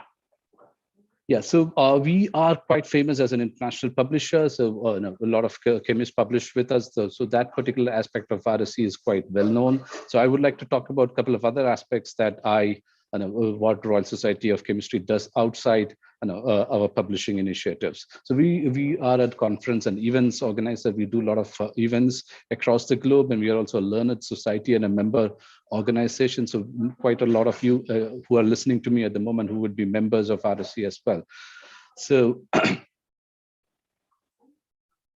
yeah, so these are our office presence. We have, I am based out of our India offices in Bangalore. Our head office is in Cambridge and London, and we have offices in the US, Brazil, China, and Japan as well. So these are, I mean, as I said, we are a not-for-profit international publishers who publish journals, books, and databases. So I mean, quite a lot of you might be familiar with this and might have published papers with RSC as well. So these are some of our popular journals with respect to the Indian community. We have a lot of board members from India in those journals. We have V. Chandrasekhar on our Dalton Transactions Journal as an associate editor. We have board members from India across all other journals as well. And we also have an exciting pool of open access journals which are coming up, which Chemical Science is a leading example, which is which I'll talk about a bit later as well. And we have a huge portfolio of open access journals in various aspects of chemistry and environment sciences and chemical sciences in general. So Chemical Science is our flagship journals, which is free to read and as well as free to publish. There is no APC charges for the authors, and there is no charges for the readers to access the content that is published in Chemical Science journals. We publish exceptionally significant findings across the breadth of chemistry, and which is made accessible to everyone as well. So that is one of the highlights of Chemical Science journal. And coming to Royal Society of Chemistry in India, we had our presence, we had our members since independence, since 1940s, and we started our India office in 2010. We occupy a small place in this huge building in Bangalore, and we have over 1,000 members, out of which more than 200 are fellows of Royal Society of Chemistry, which shows the strength of chemical science in India. And with respect to the publishing output, we submit the second largest number of papers to RSC journals, and when it comes to the papers who are accepted, we are the 4th largest country with respect to the total number of papers accepted in RSC journals.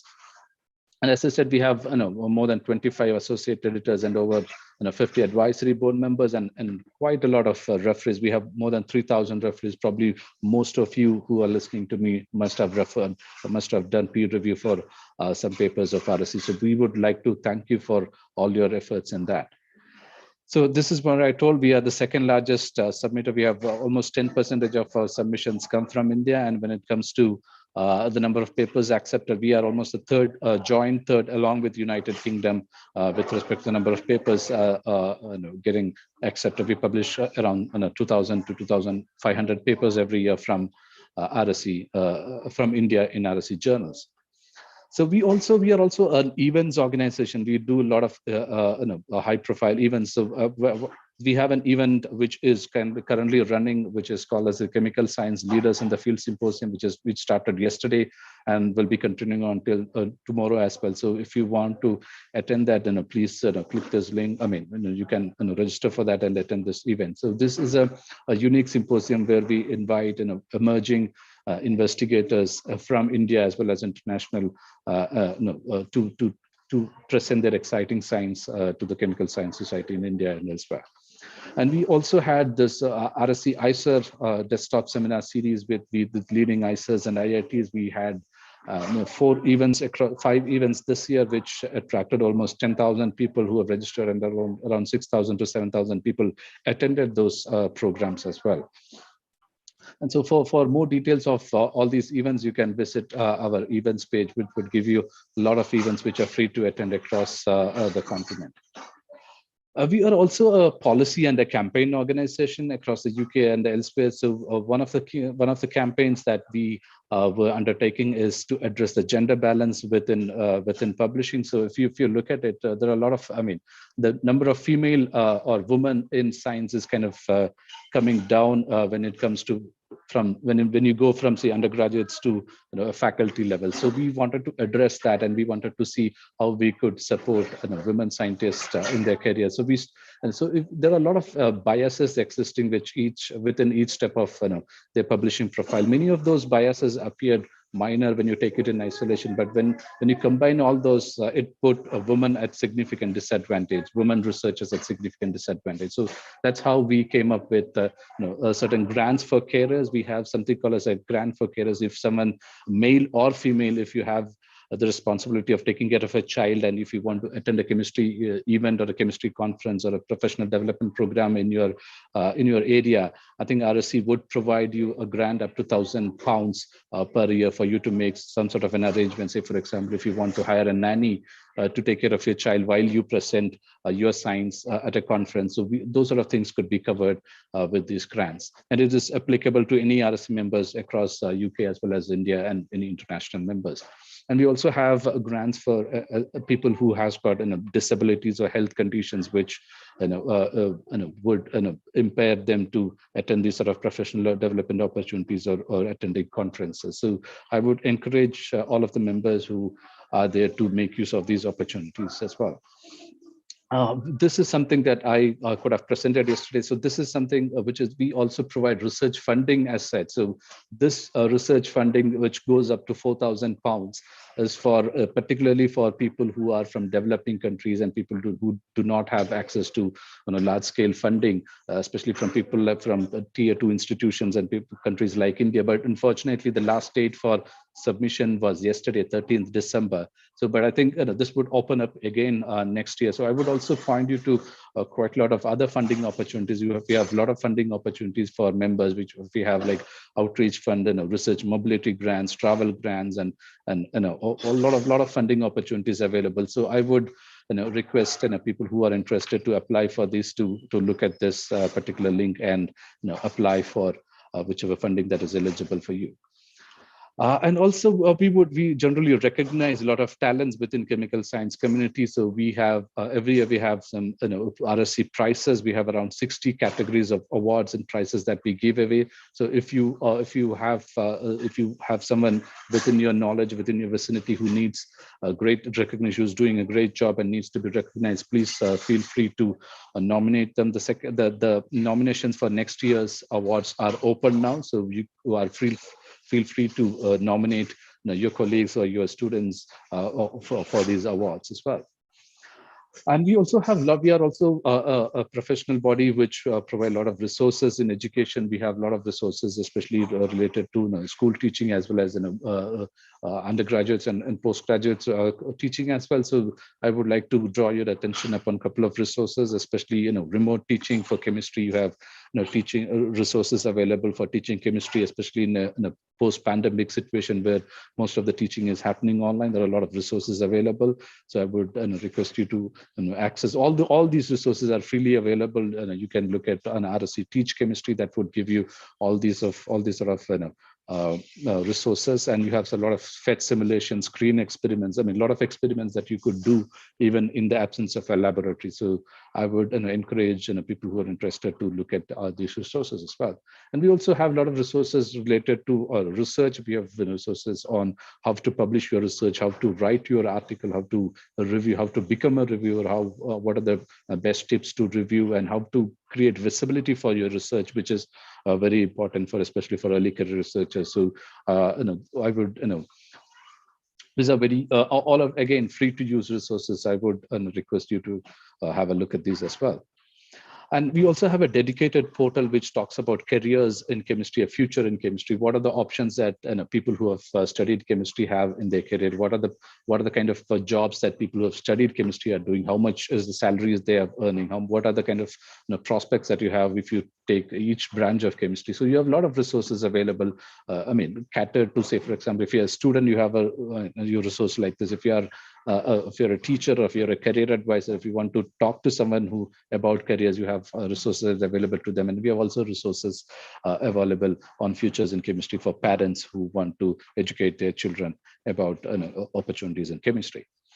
And I just also wanted to touch upon this particular resource, which is very relevant to early career researchers and faculties, new faculties who have taken academic positions at various institutes. There is something called as Juliet Curie conference, which happen every year. There are a lot of resources. I mean, this conference, the topics of the talks on this at this conference is on essential skills for academic researchers, how to write a project proposal, how to stand out amongst your colleagues and make a difference, how to fund your research, what are the opportunities of women in academic leadership, and all these resources. See, all the events are done for this year, so but all those talks are available on YouTube for you to watch. So I would request anyone interested in these topics to search for Juliet Curie conference in YouTube, so that you can access to all these talks.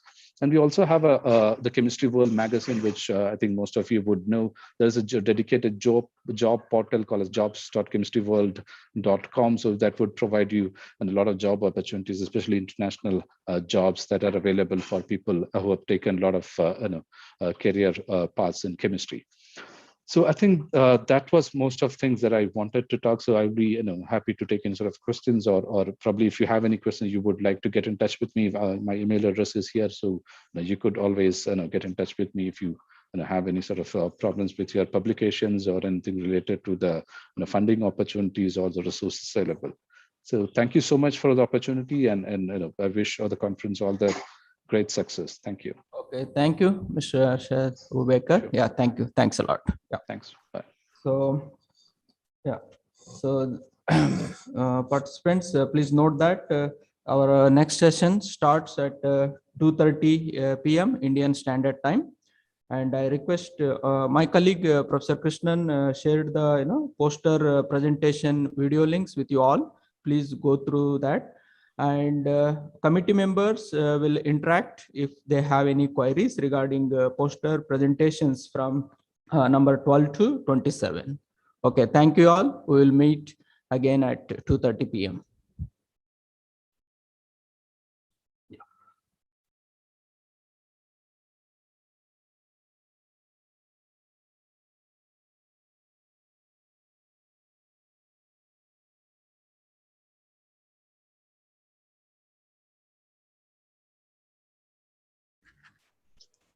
Hi, Anukul, are you there?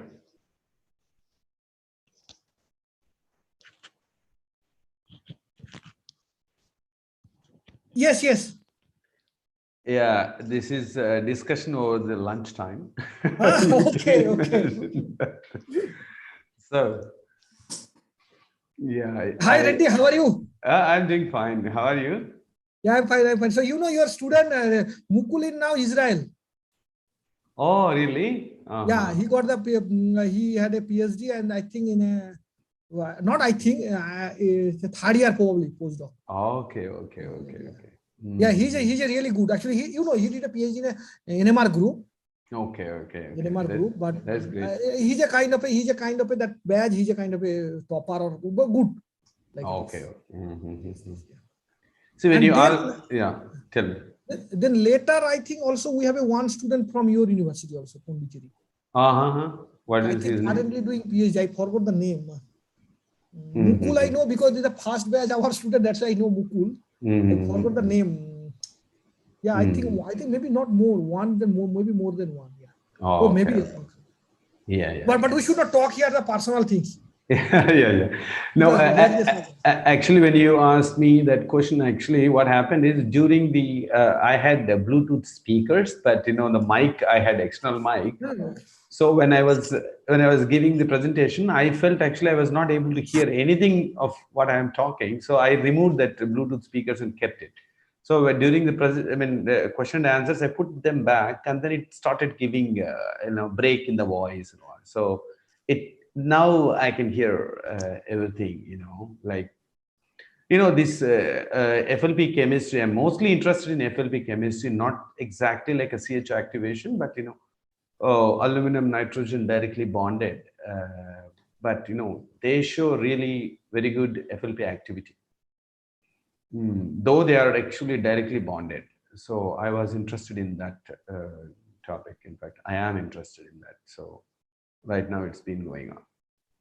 Yeah, excellent work. Excellent. Yeah, no, actually, I asked that for example, N-aryl aluminum compound. Okay. That compound, how is it difficult to prepare and handling? Okay. Yeah, it is not difficult. Actually, I looked. I have gone through the literature earlier. Because I was also having an idea about instead of taking trimethyl aluminum, you can take actually one phenyl group on aluminum and 2 methyl groups, and then you still retain one phenyl group on the aluminum when you make these compounds. So far we changed only steric crowd on the nitrogen, but not on the aluminum. So I was thinking about that, and then in fact it's not difficult at all. In fact, many times we made trimethyl aluminum in our laboratory by using, Then what is your feedstock commercial starting material? Aluminum trichloride or trimethyl aluminum? Oh, actually, initially, when I started this research, Sigma, it said we do not supply trimethyl aluminum, and there are no suppliers. So what we did is simply take AlCl3 and Grignard reagent made from methyl iodide and methyl magnesium iodide, and then in ether we treated that, and then we distilled that. But it is AlMe3 ether adduct, not just a pure AlMe3. So it is very, very dangerous, of course. That even after distillation, 1 or 2 drops they catch fire. So, but anyway, you had to be ready with all the things, and you should be doing it in the fume hood and all. So, in fact, I'm stuck with one more thing. We want just pure trimethyl aluminum because so that you can make exactly like for NMR tube reactions and all, you make a stock solution of AlMe3 in benzene D6 or toluene D8 and then do the NMR tube reactions. But pure trimethyl aluminum is not sold in India by Sigma Aldrich or any other people. Oh my God. Okay. So that means all your research you were preparing and then doing it. Oh, no. But I'm getting a toluene solution of AlMe3. But you cannot remove toluene from AlMe3 because AlMe3 is having about like 123 or 124 boiling point, and then toluene is 110. Okay. So basically now you have a aluminum trichloride and trimethyl aluminum is your starting material. Your chemistry. No, I mostly buy trimethyl aluminum now. Yeah, that's right. Right. Trimethyl aluminum commercially and the aluminum trichloride. Oh, usually, aluminum trichloride I don't use. Only initially when we wanted to make the trimethyl aluminum, I used it. Otherwise, no, we don't use trimethyl. Trichloroaluminum. Aluminum trichloride. Yeah. You see, one thing is this NHMe compound that I was showing, 2,4,6 tri-tertiary butyl aniline with one H replaced by Me, that is NMeH. So this compound, when we treat it with trimethyl aluminum, it's not forming adduct at all. My student wanted to actually remove everything and then take the adduct in, NMR of the adduct. And then when he removed, only ligand was there. Trimethyl aluminum is not there. So for that reason, actually, we want pure trimethyl aluminum. If you want to get actually really pure, the very good NMR, starting with the adduct is the best thing. So, but unfortunately, we're not like that itself shows that actually they are frustrated. Like, it's not forming adduct. Basically, Okay, I good, forgot good, to good. mention that point in. Okay, all right. All right, many thanks. So sorry, I just need to leave. So Yeah, I please. hope, yeah. So Yeah, you go are, ahead. so I know that your hometown in Andhra, na? Yeah. And I know that you traveling through Hyderabad because once last time we met, na, you told. Yeah, not through Hyderabad. I can come. I came to Hyderabad a few days ago. Okay, like okay, one or 2 months ago. Yeah. Okay. Yeah, so please let me know because I have your number, the same number I have also, whatever last time talk. Yeah, sure. Yeah, I'll let you know. We will be in touch. Yes. Okay. All right. Yeah. Bye. See you later.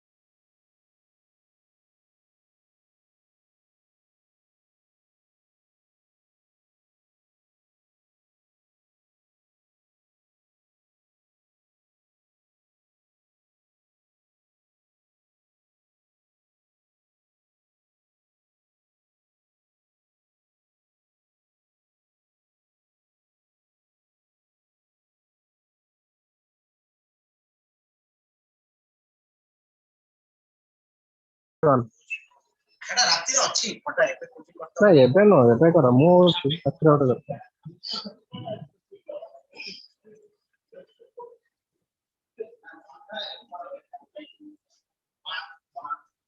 अरे Modi start आगे कर ला who is this guy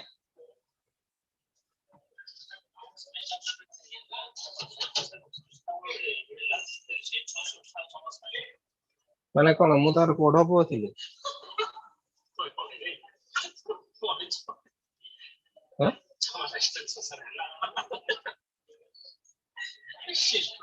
Mario होते थे Hi, Vishal, please mute your phone.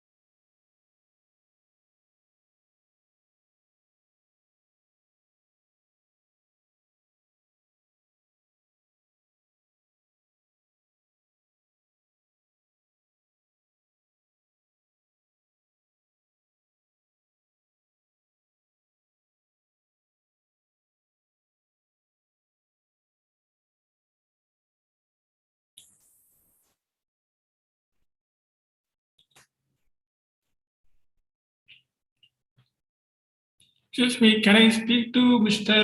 Muneswar? Yes, sir. Yeah. Hello, sir. Yeah, Yeah. I'm Professor Muralidharan from University of Hyderabad. Okay, I'm looking at your poster.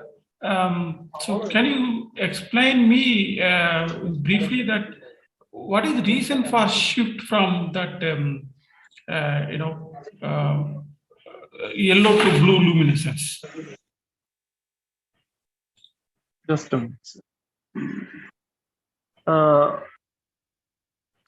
For solid state emissions, sir, right? Yes, yes.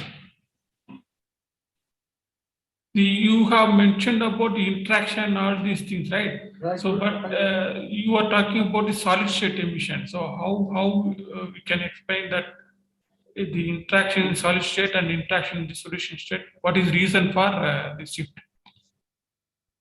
Sir, in solution state, sir, in solution state, the molecules are rotating, sir. Okay, the carbon CC bond is rotating, but in solid state of complex 1, 2, and 3, what we have seen is the first two complexes, like with N-butyl and N-pentyl, it is towards the acridine moiety. But in the complex 3, which is having hexyl and hexyl moiety attached to the nitrogen of imidazole, what we have seen, it is a straight line, like a perfect in a manner. So because of that, we are seeing in a solution state, it is only the blue shift, only single one. But in case of the solid state, we are seeing the difference in the luminescence of the molecules, sir, because of the solid state packing, sir. But this is the measurement you have done in the solid state only, right? Yes, sir. Solid state also we have done, and as well as solution also, sir. Okay. Okay, fine. Thank you. Yeah. Thank you, sir.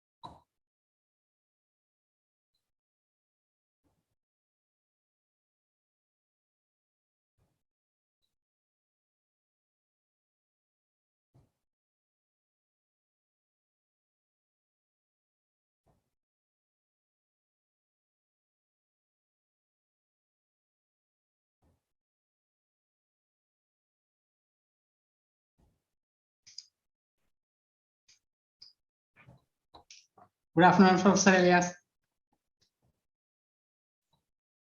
You are muted. Good afternoon, Krishnan. Nice to see you again. Okay. Yeah, you too. Hi, Matthias. Hi, Krishnan. Good to see you. Yeah. How are you? Fine. I mean, yeah, as fine as possible under these circumstances. Yeah, it's very sad that we can't meet in person, but I'm really happy for the opportunity to, just see you in virtual form now. So everything okay so far? Yes, thank you.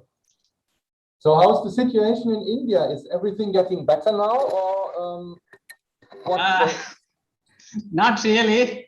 It's kind of on and off. Okay. So yes, it's still, because in some of our newspapers they said that the situation is much better and that India did a lot of good things and the right things to get rid of the virus and to survive the pandemic. Hi, Sundar. Hey, Matthias, how are you? Good. And you? All good. Okay, that's good to hear. Yeah, we were just discussing the situation in India because I told Krishnan that our newspapers really praise the Indian policy and say that India has done a lot of good things to overcome the pandemic. But and I was just asking whether, what Krishna's view was. Okay. Yes, technically it's controlled almost, but still we are not the situation to invite everybody. That's yeah, of course. Yeah, of course. So how is the situation in Germany now, Matthias? Depends. I mean, I have received my third vaccination 2 weeks ago, so this is said to be the best you can do. We have no restrictions at the university. I mean, people need to be vaccinated or need to be recovered from COVID, but then they can go and work in the lab, and also the lectures are just lectures as usual and not Zoom lectures or something like this. So it's pretty normal, but I think it's getting worse. So I wouldn't be surprised if after Christmas, at least, the lectures would have to go to an online format again. We will see. Professor Elias, how are you? Fine, thank you. How are you? Good, all good. Good to see you after a long time. Yeah, we are busy conducting our practicals marathon. So yesterday I could not attend. No, even Saturdays you are having practicals. All the leftover practicals are being done now. So yeah, students are back on the campus. You did in person? Pardon me? Yeah, in person. All of them are here, MSc students. How about Mighty Madras? Yeah, we also do. I was one of the teachers. We finished the exam last week. Okay. Yeah, and this is a problem also here. We have these. So Anil, how are you? Fine. So heard that you recently celebrated your 60th birthday. Yeah. It was a very low-key affair. Okay. Only my. Yeah, sorry, my camera position is not so great, and I can't really. There are two things happening parallelly. So on my laptop, I have one Zoom meeting, and on my PC, I have another Zoom meeting. So this one is not so great. So good morning, Matthias. I think good morning. Yes, you are in Germany. So good morning to you. Yeah, it's fairly early. Good morning. Yeah. How are you? Not bad. Yeah, doing well. Yeah, you're still in Frankfurt. Yeah. I'm still in, unfortunately, I mean, I was planning to be on Hawaii, first in Bhubaneswar and then on Hawaii, but as you know, it didn't work. So yeah, I'm still in Frankfurt. Yeah. Yeah, wonderful. Good to see you. Yeah, very good to see you as well. I have still fond memories of the symposium or the conference you organized many years ago. Hi, Todd. Yeah, that's in Kanpur. Yeah. Yeah. That was really great. That was really great. So I hope that it will be possible, to. I hope so. Actually, Bhubaneswar would have been a wonderful place to have a physical conference. Unfortunately, they are forced to do it offline. Otherwise, this would have been a nice occasion in Bhubaneswar to do this conference. Well, we will see. But anyways, I mean, I'm happy for this opportunity here, and also for all the organizers. I mainly had to do with Krishnan. So Krishnan also, once again, thank you very much for all the effort you spent in keeping me informed and everything. I was really happy that this meeting could be held. Hey Todd, you have a lot of gray hair now. Yeah, in fact. All right. Looking good. It's a lot and it's gray. It's my pandemic hairstyle. Yeah. All right. How you guys doing? Pretty good, pretty good. Yeah, apologies for not coming on earlier. I just had a lot of errands to run this morning, so. No problem, no problem. And, It was a wonderful lecture yesterday, Todd. well, thank you very much. Glad you guys enjoyed it. Yeah, yeah. Thank you guys for having me participate in this.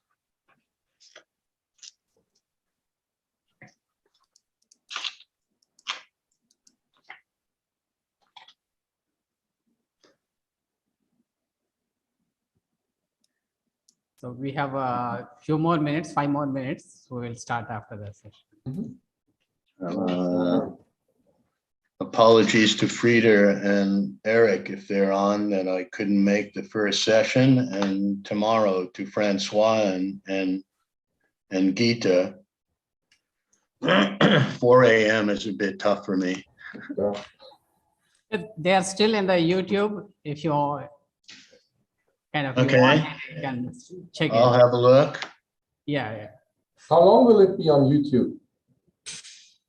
I'm not sure. So maybe after a month, maybe I will remove. It's I can remove it. So. Yeah, I told my students to have a look at all the videos on YouTube, and I think they are heavily using it at the moment because, as Todd said, early in the morning is 4 o'clock in the morning is a bit tough to get up. And also the price we have to pay for these in-person lectures is that I have to give each lecture twice so that there are fewer people in the audience. And that means that I'm practically lecturing all the time. So I will have to rely heavily on the YouTube recording. So it's nice that this is possible. Yeah, that's true. That's true. For Frieda, it's opposite. So he had till 10 o'clock he was waiting. Yeah. How about you guys are lecturing in person, Matthias?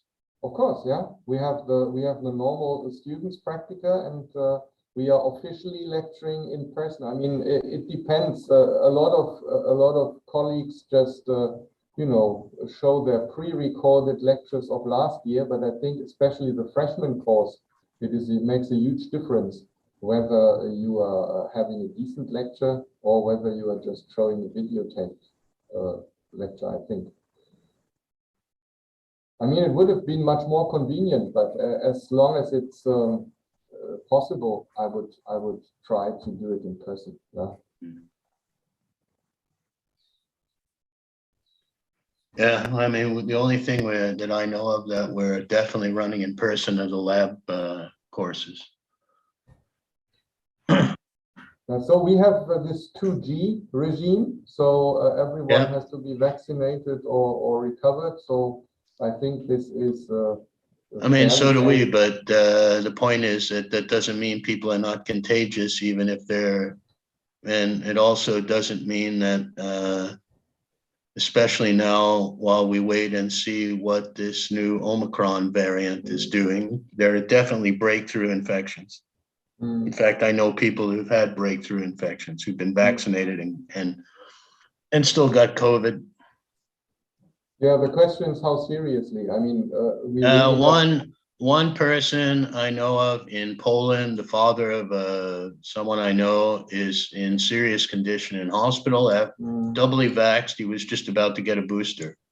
Yeah, I'm boosted already. So, well, we will just wait and see. I think after Christmas it will be a lockdown anyway. So Yeah. Yeah, well, it's going to jump up again in a few weeks. Yeah. It's pretty disturbing.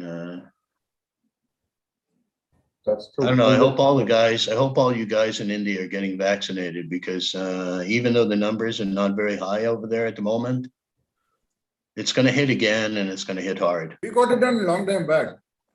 Huh? We got it done a long time back. We got the vaccination done long time back. We are Yeah, I pretty know, fast. but the point, bear in mind, depending on which one you got, but bear in mind that definitely after 6 months after the second one, you need another one at the latest or around there. And if you got the J&J one by any chance, What we you have should be mostly boosted had much sooner. Covishield mostly in India. Which one? Covishield, that AstraZeneca. Is that an mRNA or a vector? Yeah, that's the AstraZeneca, what the UK had. Yeah. But, well, 6 months max after the second one, go for a booster. This is not going away, and there's going to be more and more new variants, and it's really disturbing to me. I had the unfortunate experience of having been in Hong Kong in 2003 during SARS-1 when I was on sabbatical with my family there. So we got a preview of this situation on a small scale 18 years ago. And Hong Kong has done extremely well because they learned a lesson from that. But unfortunately, the rest of the world doesn't seem to have learned the same lesson.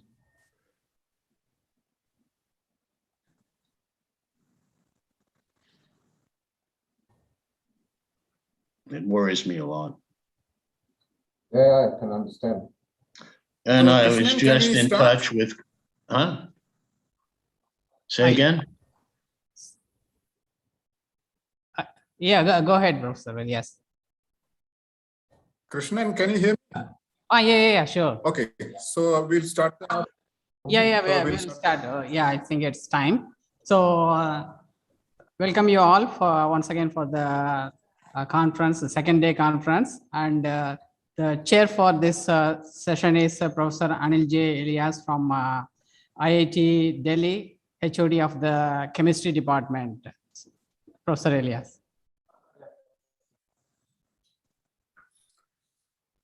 Okay, so good afternoon, good morning, and good evening to all the participants. I thank the organizers. Can you hear me?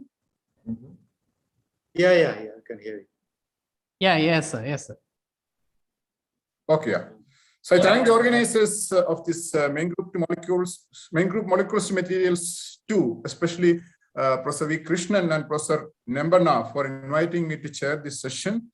I only remember the MMM1, which we had in IISc Bangalore before the COVID started. And during that meeting, I had my book also released on the chemistry of p-block elements. So let me welcome this post-lunch session. We have 3 distinguished speakers for this session, starting with Professor Matthias Wagner, giving a plenary lecture by Professor Rajendra Gadwal and Professor Sakhya Sen giving invited lectures. Let me begin, but for the youngsters who don't know much about Professor Wagner, let me give a brief introduction about his biodata. Professor Wagner is currently a full professor at the Goethe University at Frankfurt. He was also an associate there, and he did his habilitation with Professor Hermann as mentor at the Technical University in Munich. He is a recipient of many awards. Some of them are the Heisenberg Award of the German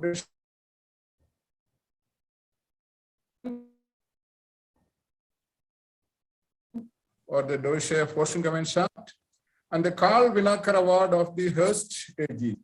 His research interests are the area of boron and cluster chemistry. He has been working recently on boron-doped polycyclic aromatic heterocarbon, both boron and sulfur-doped polycyclic aromatic heterocarbon.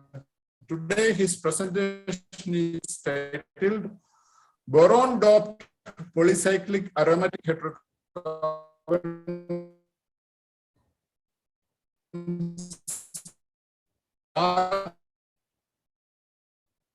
silicon clusters. Professor Wagner, the screen is yours. Thank you very much, Professor Elias. Professor Wagner, can you hear me? I can hear you. Can you hear me? Yeah. Okay. Yeah, yes. So I will try to share my screen, then we will Please see share your whether it screen. works. Yeah. Yeah, we can make it full screen. Yeah, it is working. Go ahead. It is working. Perfect. Thank you very much again, Professor Elias, for this introduction. Of course, most of all, I'm grateful for the invitation to speak at this great symposium. I think it's an excellent opportunity to meet some of the friends from India, at least in virtual form, and I'm really grateful for that. And given that this is a multidisciplinary main group event, I decided to divide my talk into two parts. The first one, as you already said, is devoted to boron-doped polycyclic aromatic hydrocarbons, while the second one will be on large silicon and silicon germanium clusters. So let's start with the boron-doped PAHs, which we are investigating as potential materials for OLED devices. And I think nowadays nobody needs an introduction on OLEDs because everyone has a smartphone. Most smartphones have OLED screens. And what fascinates me most about OLEDs is that they are mechanically flexible. So you can have a device of the size of a smartphone, and then you can unfold it and have a fully blown tablet computer. And that's interesting. And the question is, where do the boron compounds come into play? And I think the interest in this research was really sparked by Todd Marder, who is, as you know, one of the speakers of this symposium, when he published almost 20 years ago a mini review with the beautiful title Boron Chemistry Lights the Way, where he showed the first perspectives of organoboron compounds in terms of, for example, OLED materials. But sometimes a single photograph is even more illustrative than a lot of words, and therefore I'm showing here some work from our group where we prepared 3 different derivatives of anthracene bearing 3 different substituents in the 9-10 position. And irrespective of the substituent, all these compounds are blue light emitters. And here is a second series of compounds where we have just replaced these 2 carbon atoms by boron atoms. And now, depending on the substituent, you see a blue and green and red light emission. And these are, of course, the 3 principal colors that you would require if you wanted to make a full color display. So this is intended to give you at least a flavor of the power of boron doping. A little bit of physical chemical background. I think it's useful to have a look at the archetypal aromat, which is benzene. And here you see one of its 2 energetically degenerate HOMOs and one of its 2 LUMOs. The energy gap between them is about 5 electron volts. And if we extend the molecular scaffold a little bit in horizontal direction, then we arrive, for example, at anthracene. And compared to benzene, anthracene has an energetically higher lying HOMO, a lower lying LUMO, and the band gap is much smaller now. And here is my first boron-doped species. It's called 9,10-dihydro 9,10-dibora anthracene, and I will abbreviate it as DBA for convenience. And compared to benzene, DBA has almost, or has a very similar HOMO energy, which is not really surprising, given the fact that there is a nodal plane running through the 2 boron atoms. And the LUMO of DBA, which is mainly localized on the boron atoms, is lower, even lower than that of anthracene. So this boron-doped species combines 2 important assets. It has a small HOMO-LUMO gap, so there's an option for visible light emission, and it has an energetically low-lying LUMO, so it's a good electron acceptor. And please bear in mind that we want to run our OLEDs with an electric current, of course.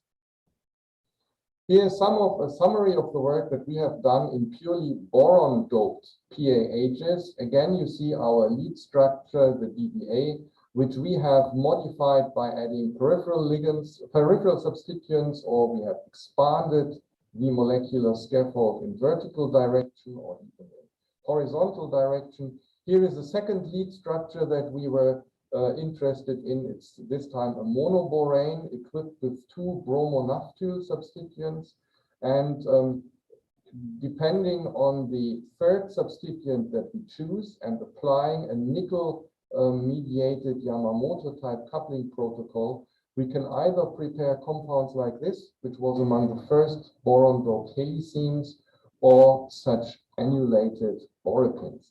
And especially with these compounds here, we have shown that they can indeed work in OLEDs. As you can see, the color can be fine-tuned by playing around with the different substituents, and also the general performances of the OLEDs are quite good.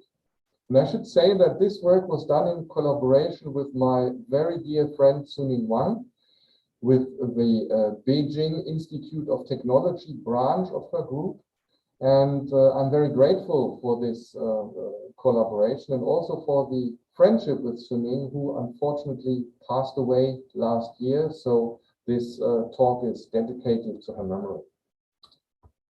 This was some introduction on purely boron-containing PAHs. Let's now switch to derivatives that contain, apart from boron, a second heteroelement, such as nitrogen or oxygen. And this is work from Omar, and some of it was contributed by Tanya. And we chose as a new lead structure perilene, which is one of the most prominent PAHs, of course, especially in the form of the perilene bis-imide, which is used, widely used in organic electronic applications. And some years ago, the Würtner group provided a couple of examples of doubly boron-doped perilenes. And our goal was to add not just 2 boron atoms, but also 2 nitrogen or 2 oxygen atoms. And the protocol we developed is very easy. And in fact, I want to advertise it here because I think it's probably the easiest protocol that is currently on the market for making boron heteroelement doped PAHs. So we start from this air and moisture stable borinic acid of DBA. We can easily introduce 2 bromine atoms. And this starting material is compatible with Stille type CC coupling reactions. So we can introduce 2 alkynyl substituents. And then we can use this simple gold catalyst to add the OH bonds across the CC triple bonds and close the cycles. And this synthesis is fairly modular. We can play around with these substituents R here, but probably even more importantly, we can treat this compound with silyl amines and thereby replace the OH groups by NH groups. And again, employing a gold catalyst, we can now make the B2N2 doped perilenes. Here are some crystal structures, the precursors BO and BN, and the perilenes BO and BN. And as you can see, the boron heteroelement bonds become significantly longer upon cyclization. It's most pronounced here. And we take this as an indication that there is indeed some charge delocalization also across the boron heteroelement bonds. And this is also seen in the electronic spectra. Here you see in black the absorption and emission spectrum of the precursor molecule, and upon cyclization, both bands are significantly shifted to the red, and the photoluminescence quantum yields increases massively. The corresponding spectra of the BN species look similar at first glance, but if we mark these 2 maxima here in blue and compare them with the positions of the 2 maxima here in the BO species, then you see subtle but still significant differences. So we can use boron heteroelement doping to fine-tune the optoelectronic properties of our compounds. And this is only one benefit. The other benefit is that boron heteroatom doping can facilitate greatly any late-stage derivatization reactions. So here we employed the parent compound and used an iridium-catalyzed CH activation borylation protocol. And this way we were able to selectively borylate the compound 2 times in almost quantitative yields. And in stark contrast, again, this is work from Todd Marder's group. They did precisely the same reaction, but on the carbonaceous perylene. And they found that quite often they would obtain products with multiple different degrees of borylation, and sometimes it was difficult to separate them from each other. And here, so you see that BO doping makes this situation much easier. Of course, this protocol is not only applicable to perylene formation. We can basically use any BOH or BNH substituent that has an alkynyl group in ortho position. And we have made, for example, BO-doped naphthalines, anthracines, even doubly doped anthracines. And as you can see, the yields are really good. And also here, we were able to replace oxygen by nitrogen and synthesize the corresponding BN-doped species, again, in pretty good yields. I want to single out one specific example, this OBO-doped phenylenediol, because phenylenediol are prominent PAHs, as I will show you in a minute. This molecule is straightforwardly accessible, starting from the boronic acid and using again our gold catalyst. And of course, after we had made the OBO derivative, we also wanted to make the NBN derivative. So we tried our usual protocol to replace OH for NH. And here's the first surprise.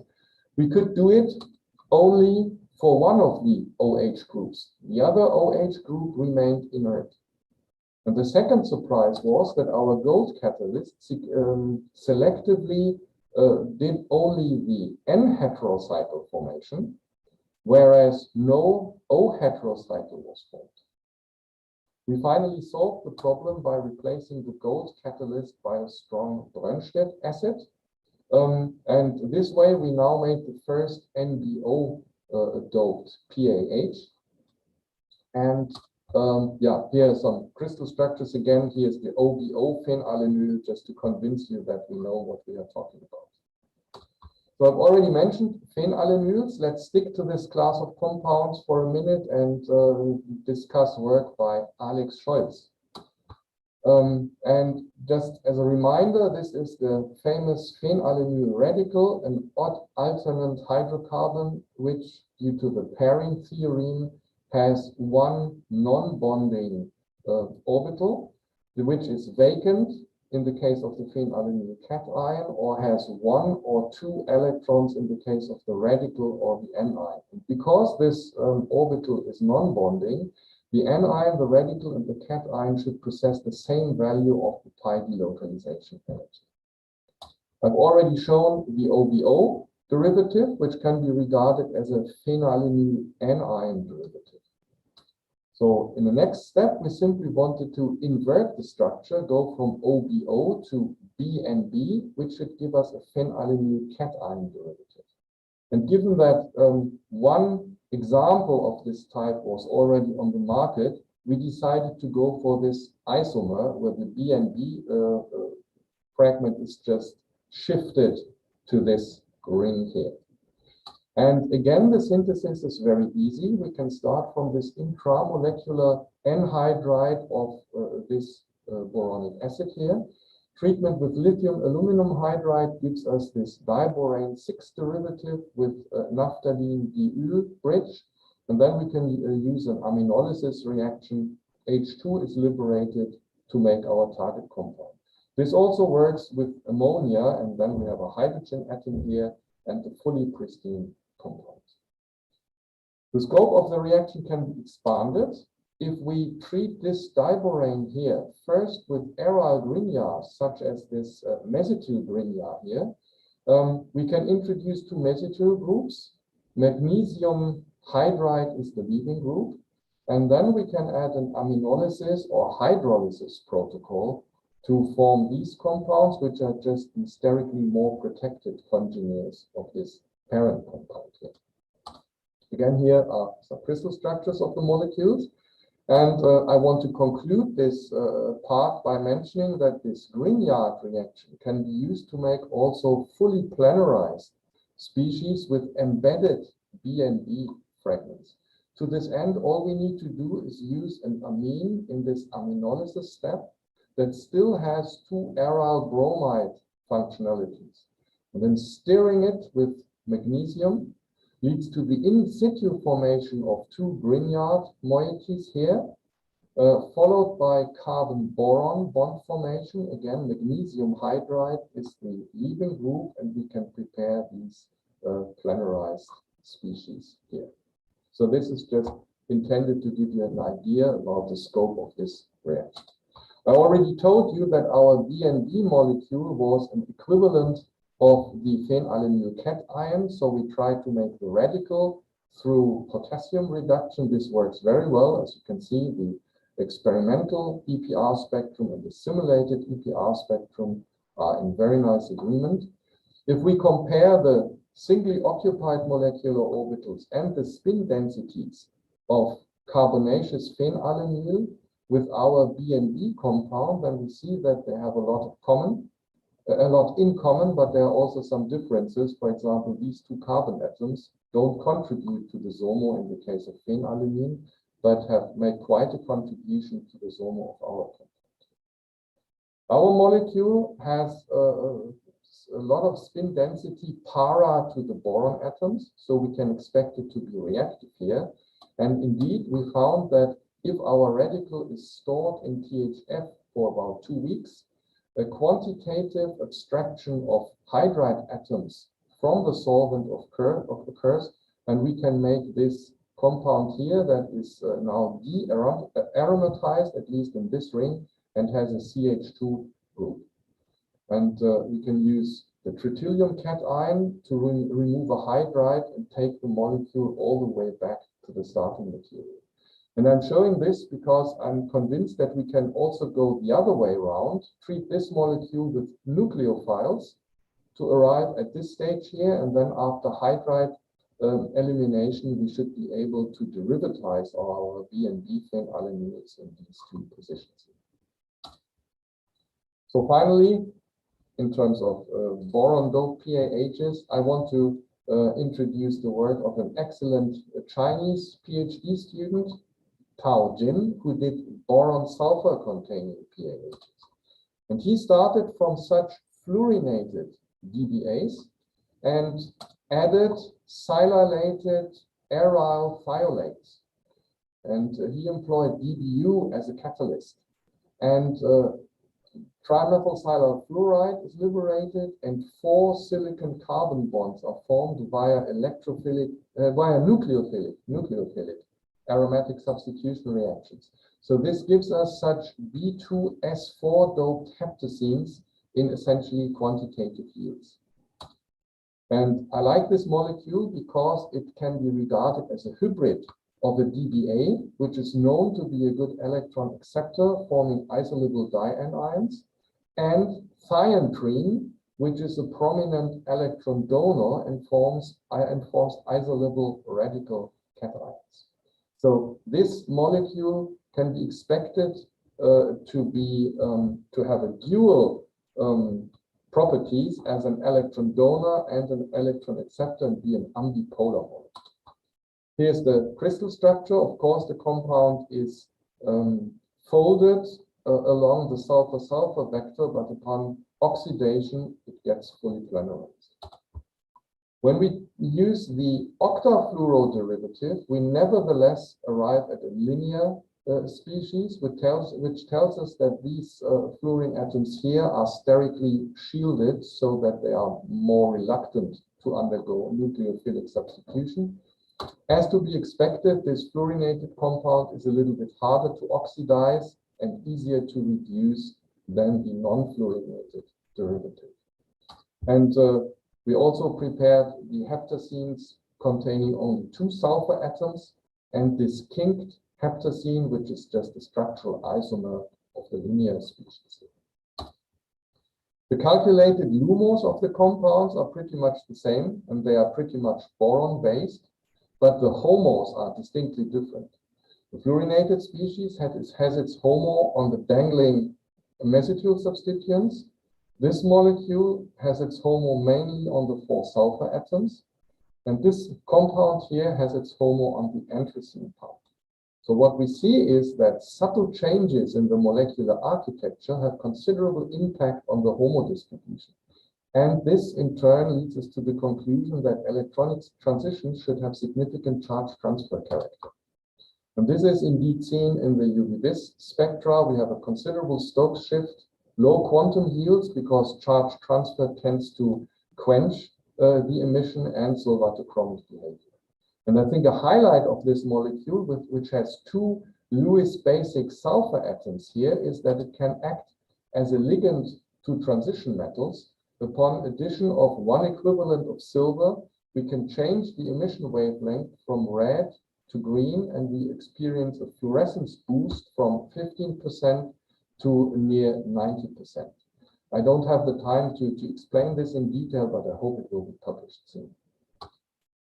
So summary of part 1, we have developed novel and efficient ways for the synthesis of boron heteroelement doped PAHs via intramolecular Wacker type reactions or hydrolysis, aminolysis of D-boron 6 derivatives, or, which is new, the nucleophilic substitution of fluorinated D-doped PAHs.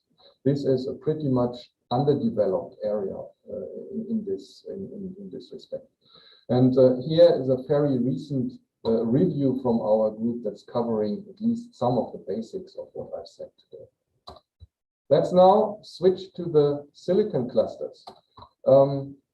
Silicon and boron, as you know, are related through the cross relationship of the periodic system. So for us, it's a natural thing to fall in love with both elements.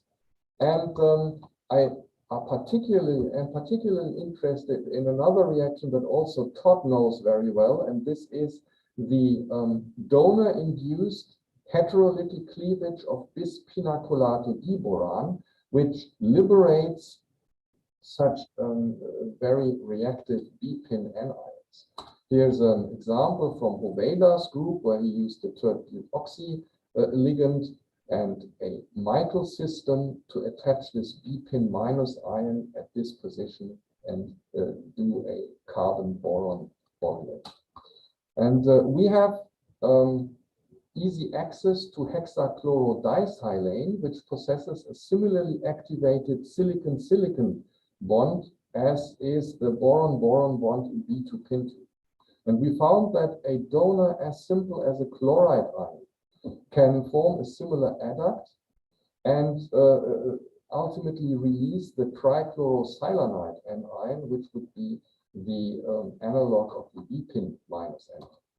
And this SiCl3 anion can react with main group electrophiles either via chlorophylltic attack to form such ER3 anions, which can then undergo follow-up reactions, or the silicon can directly attack the element E and form a silicon element bond. And using this simple chloride-induced heterolysis of Si2Cl6, we were able to develop a broad palette of new oligosilanes and new organosilanes. For the reasons of time, I'm referring to some recent literature here. And today, I just want to speak about these cluster compounds here. So let's start with the silafullerenes, which is mainly work from Marcel Bamberg. And the discovery was pure serendipity. We treated Si2Cl6 with chloride and tertiary amine in DCM at room temperature. And after 2 days, we reproducibly harvested this anion, the salts of this anion in yields of about 40%, single crystals. And X-ray crystallography showed us that this was an Si32Cl45 anion. And I will walk you through the structure. We have a Si20 dodecahedron with an N-hydrochloride ion. We think that this chloride ion is essential because it acts as a template around which the Si20 dodecahedron is wrapped. And here you see the polyhedron a little bit better. And in reality, it is equipped with 12 SiCl3 substituents. Here I'm just showing the silicon atoms. And these SiCl3 groups point pairwise into the 3 directions of space, which renders all 5-membered rings chemically equivalent. And here I'm adding the chlorine substituents. You see the 12 SiCl3 substituents, and then there are 8 chlorine atoms directly attached to the dodecahedral core. Mass spectrum shows the molecular ion peak, but also an interesting fragmentation pattern. So this molecule easily loses dichlorosilane. We have, of course, also the NMR. We have a number of other analytical methods that we use. And we succeeded in derivatization through hydrogenation. We were able to replace all the chlorine atoms, of course, except from the central one, by hydrogen atoms. And very recently, we obtained the crystal structure also of the perhydrogenated species. And now we think we can continue doing chemistry, for example, via hydrosilylation reactions. So I really like these 2 compounds, but they are difficult to handle simply because they are kind of over-functionalized. They simply have too many SiCl and SiH bonds, and we always need to react each and every single of these functional groups, because otherwise we end up with mixtures of products, of course. And therefore we decided to reduce the functionality, and our aim was to replace the SiCl3 groups by other atoms. And it took us 5 years to find out how to replace SiCl3 by a hydrogen atom. And in hindsight, it's very simple. We just add 24 equivalents of pinacol, very low reaction temperatures in DCM, and we end up with the desired compound. HCl is formed as a byproduct that does no harm, and this spirosilane is also formed. And quantum chemical calculations indicate the following mechanism. Here you have one corner of the cluster with its SiCl3 group. The 2 pinacols first form this chelate complex and release 3 equivalents of HCl, and then the 4th proton is transferred to the corner of the cluster and the spirosilane is released. Addition of Dbal-Ha to this compound affords the fully perhydrogenated cluster. So this is the parent system that we are having access to. And if the parent system is stirred in chloroform, then we can replace all hydrogen atoms for chlorine substituents. And now we have, of course, a beautiful series of clusters available for further functionalizations. And our ultimate goal is to link them in a well-defined fashion and produce networks of luminescent quantum dots this way. Final remark, we were able to record the NMR signal of the endohedral chlorine atom. It's a needle-sharp signal. We even see the coupling of the chlorine atom to the silicon and the hydrogen atoms, and the coupling constant as well as the shift value of the endohedral chloride are strongly dependent on the nature of the substituents here, and are therefore an ideal diagnostic tool to measure the interaction between the endohedral guest and the silicon cluster atoms.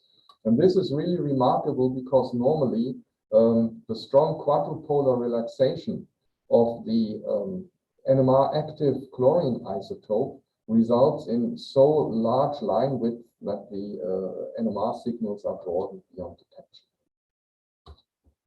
So, and to finish my talk, some final remarks to silicon germanium heteroadamantanes. Why are we interested in these compounds? Here is a very recent Nature article that really intrigued me, and it was selected as one of the 10 most influential papers appearing in 2020. And it deals with the fact that cubic silicon is an inefficient light absorber and emitter, and that this changes if one goes from silicon to hexagonal silicon germanium alloys. So we were interested in making single source precursors of such alloys, and we found that the chloride-induced heterolysis of Si2Cl6 in the presence of dimethyl dichlorogermanium gives us in one step such silicon germanium heteroadamanthans in really good yields. This is what the crystals look like. And here you see this is the core of the heteroadamantane. The only other comparable molecule is from Marshner's group, and it prepared this silicon adamantane in 8 steps and 15% yield, and it is fully methylated, whereas our molecule still has some functional SiCl3 groups. We found that the molecule is assembled first in the form of this cluster, which still has 2 SiCl2 groups in place of the germanium atoms.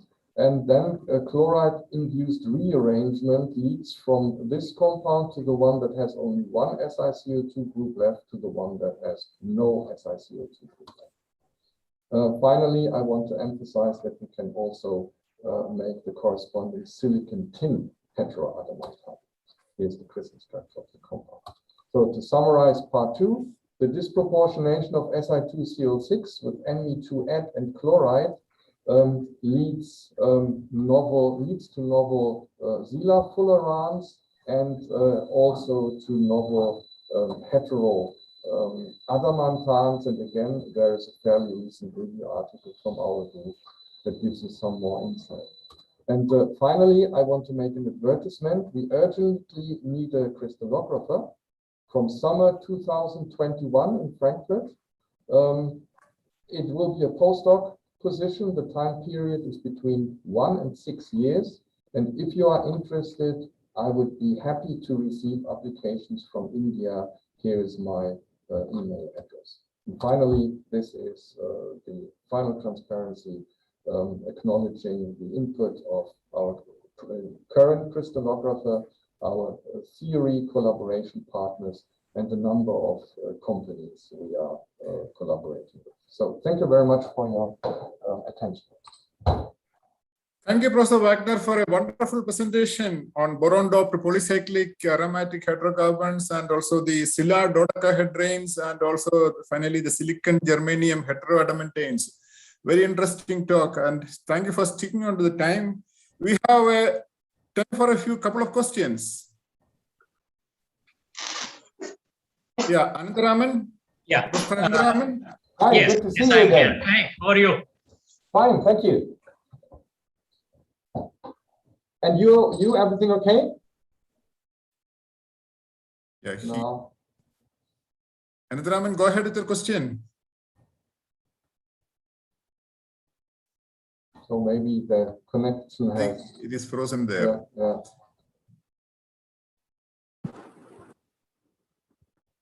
Yeah. I think Professor Kumarasamy. Yeah, Kumarasamy, go ahead. Professor Wagner, very wonderful work.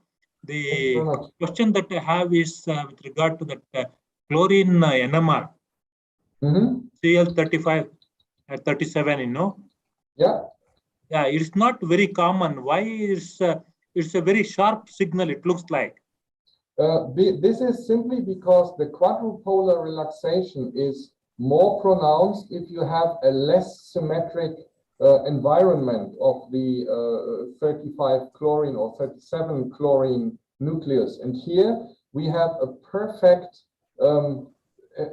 essentially a spherical environment of this endohedral chloride ion. And therefore, there is the quadrupolar relaxation is slow, and therefore there is no line broadening. And this is, in fact, a very useful diagnostic tool, because we found if we break the symmetry just by leaving one substituent here, everything else is hydrogen, but here is one other substituent, yeah? Then you already don't see the chlorine signal anymore. You don't see the coupling anymore, because this symmetry break is sufficient to kill all opportunities to record chlorine spectrum.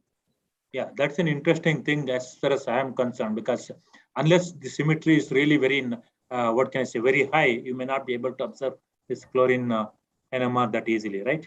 Yeah, and therefore this is kind of an indirect proof that we really have the bulk material with this high symmetry, which means with perfect replacement of all previous substituents for hydrogen, for example, in this case. Yeah. Thank you. Professor Anandaraman, are you back? Yes, very able to Please hear go ahead me. with your question. Yes, go ahead with your question. Yeah, Professor Wagner, actually this is related to the dodecahedron of silicon. Normally, we have seen the tetrahedral clusters and so on, and then, like it goes to sometime even higher order, but dodecahedron is somewhat very special. So what is the driving force in this particular case, that leads to this formation? Well, we have, other than in the case of the heteroadamantans, we have only very limited ideas about the reaction mechanism. Yeah? I still have 15 years to go until I get retired, and I think I hope that I will be able to solve this problem by then. So what I can say is the chloride ion is definitely key to the cluster formation because without the chloride ion, there are theoretical papers out in the literature that this cluster is far too complicated to be self-assembled. Yeah? And the size of the chloride ion is just right to fit perfectly into this dodecahedral cluster. So I think this might also contribute to the fact that a dodecahedron and not a smaller cluster is formed. Yeah. Also, we found a certain propensity of oligosilanes to form 5-membered rings. So this may also be a reason. And I think I have it as a bonus material at the end of my, here. We did some calculations where we found that introduction of 12 SiCl3 groups into the cluster really stabilizes it a lot. After that, it gets destabilized again, basically on the steric grounds. And we also found that the introduction of the chloride ion makes the cluster much more stable. So the cluster that we isolate in the first place, having an endohedral chloride ion and the 12 SiCl3 substituents is predicted to be the most stable derivative. This is all I can say at the moment in terms of the formation of this dodecahedron. Yeah, can I add one question to Professor Anandaraman's question? How good are these clusters for reducing agents? Because Si2Cl6 is a very good reagent for removing oxygen. Clusters, do they act as reducing agents? It depends. Both the perhydrogenated and the perchlorinated cluster are stable towards air for short periods of time. So they definitely are not strong reducing agents. So Si2Cl6 is definitely preferable in this respect. So they are fairly stable, not easily oxidized, because the HOMO is delocalized over the entire cluster core. Yeah. The last question is from Anukul Jana. Professor Wagner, this is Anukul from Hyderabad. Hi. Yeah, excellent research. So I have in the first part of your talk, there is a 9-10 dibora system on anthracene or the dibora system in general. So there, the homolumo that you compare with the benzene and anthracene and so on. So is there in a dibora system, what will be the influence if there is a donor will coordinate? Because this I didn't understand the last sentence. So that is the frontier orbitals without donor. Yeah. So, but if you put the donor, what will be the influence? If I put a donor there, then the HOMO is increased in energy, but even more so, the LUMO is increased in energy. So it is not trivial to put a donor here because we are forming the dibora anthracene in a cyclocondensation reaction with BBr3. So if you have a donor there in the first place, then the BBr3 reaction doesn't work properly anymore. Yeah. So you have to introduce the donor afterwards. Now we found a way how to introduce phosphorus atoms, for example. It's not published yet. And we found that with the phosphorus atom, the molecule is easier to oxidize and harder to reduce. So HOMO and LUMO are increasing. And if we oxidize the sulfur, make the PO or PS fragment, then the LUMO goes down dramatically, and we have compounds that can rival C60 in terms of electron affinity. Okay. Okay, so here your system, if we compare with the Harman and the Brownsbeck, the reduced species, there is a singlet triplet is coming. So is there any correlations between these, the HOMO-LUMO with their singlet triplet? So far, we only observe singlet molecules, and they are extremely sensitive. So we haven't really investigated the photochemistry of these singlet dianions. But so far, the doubly reduced species are purely singlets. We have very sharp, well-resolved NMR spectra and no EPR signals. Okay. Okay. Thank you, Professor Anukul, I'll have to stop you here. Anukul, Yes. I have to stop you here because we have to go to the next speaker. Let me thank Professor Wagner once again for a wonderful talk and wonderful presentation. And you may now stop sharing your slides, and then we'll go to the next speaker. Okay. Thank you once again. Thank you very much. Yeah. So the next speaker for Professor Rajendra Gadwal, who is from the University of Bielefeld, Germany. Rajendra Gadwal is one of the very young Indian-born professors in Germany who is doing extremely well.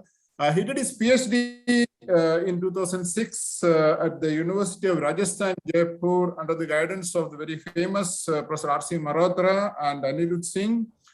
And 2008 to 2010, he was a postdoc with Professor Herbert Roiski at University of Göttingen. And 2011 to 2015, he was an independent researcher at the University of Göttingen, and he did his habilitation at the University of Göttingen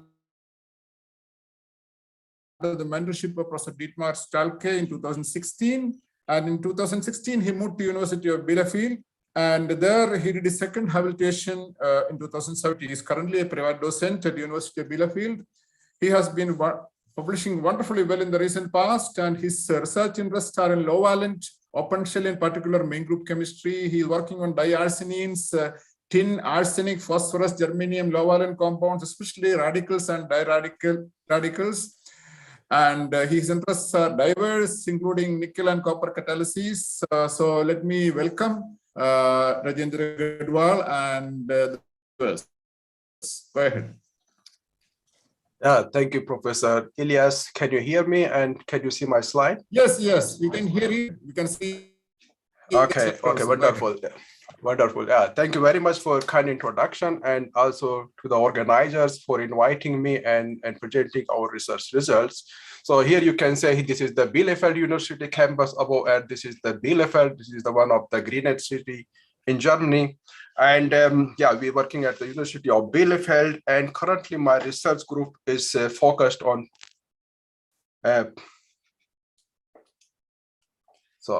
four research topics. This is open shell man group chemistry, where we study stable radical and diradicals. We also study pi conjugated molecular system. So we dock the pi conjugated system with man group elements like phosphorus, arsenic, and antimony. And we developed the new ligand set to advance the open shell man group chemistry and pi conjugated system. And for this purpose, we use organometallic catalysis to develop new ligand set, and also to use ligands for organometallic catalysis. So you can see that these research fields are closely related, and what connect them together is the carbon donor ligands. So today I will talk about open shell man group chemistry, especially stable radicals and diradicals. So why do we study stable radicals? You know that radicals are quite interesting intermediate in organic chemistry. They are also well known in bioinorganic chemistry.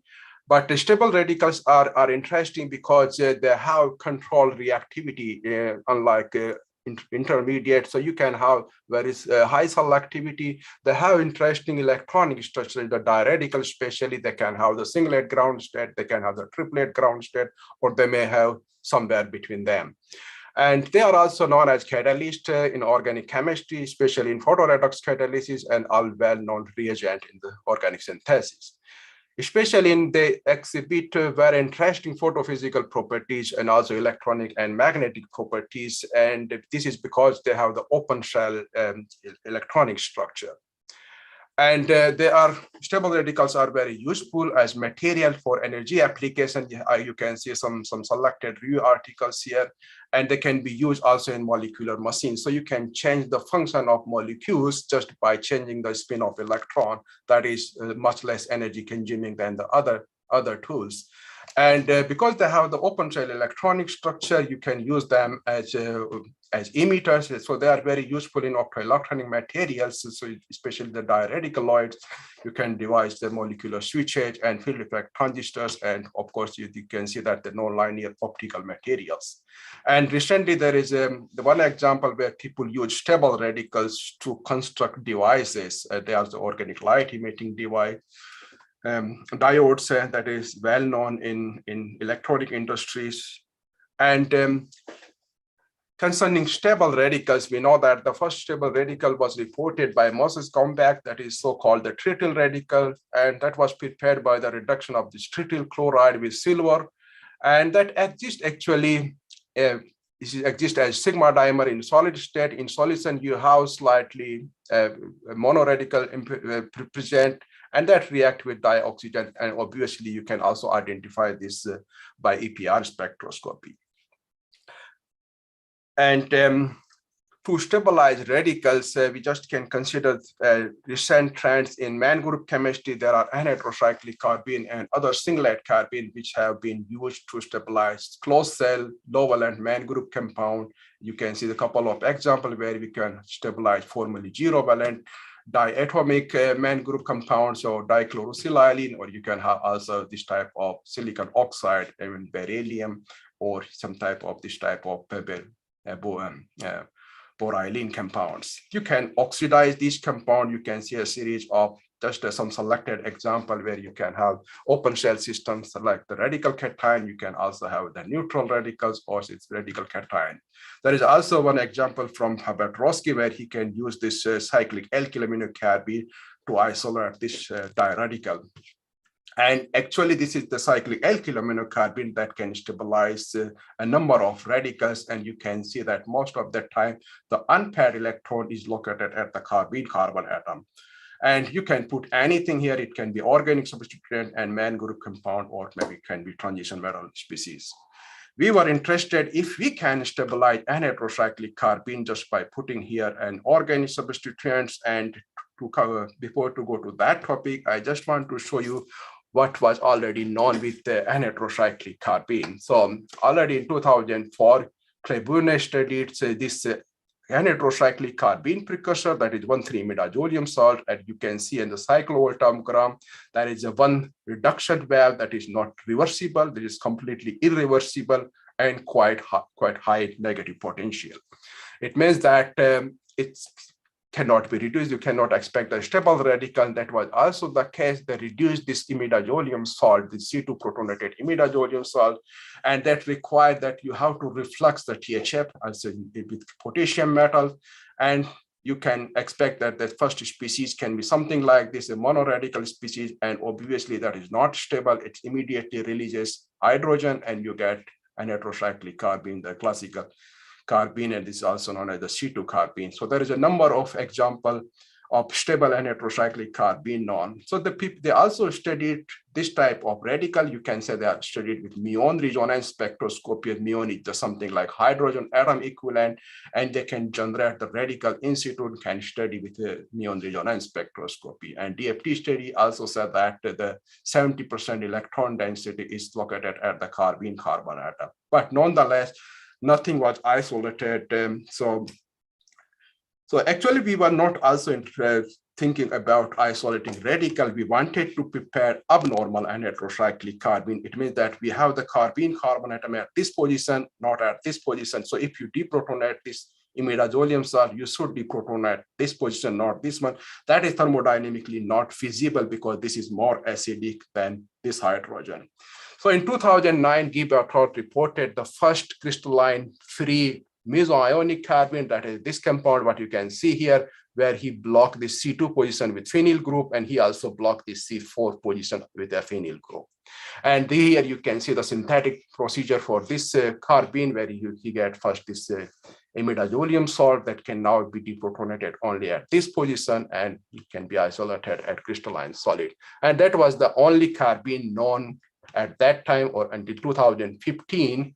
And yeah, you can understand this carbene has a lot of potential. People have used this carbene to do organometallic catalysis and also organocatalysis. We were just thinking why to use this long or multi-step procedure. Why cannot we just simply C2A related this classical and heterocyclic carbene like this one, and we get C2A related imidazolium salt. Now we have two hydrogen at backbone, which can be deprotonated and can be generated this type of mesoionic carbene. And our calculation predicted that we don't need any phenyl group at this position because they have the comparable stability. It doesn't matter if you have hydrogen here or phenyl group. The reaction is thermodynamically feasible because you can see that thermodynamic sinking here, but does not work even at 150 degree, 12-hour refluxing with chlorobenzene, iodobenzene, and bromobenzene, no reaction. It means that this reaction is kinetically not allowed and we need a catalyst.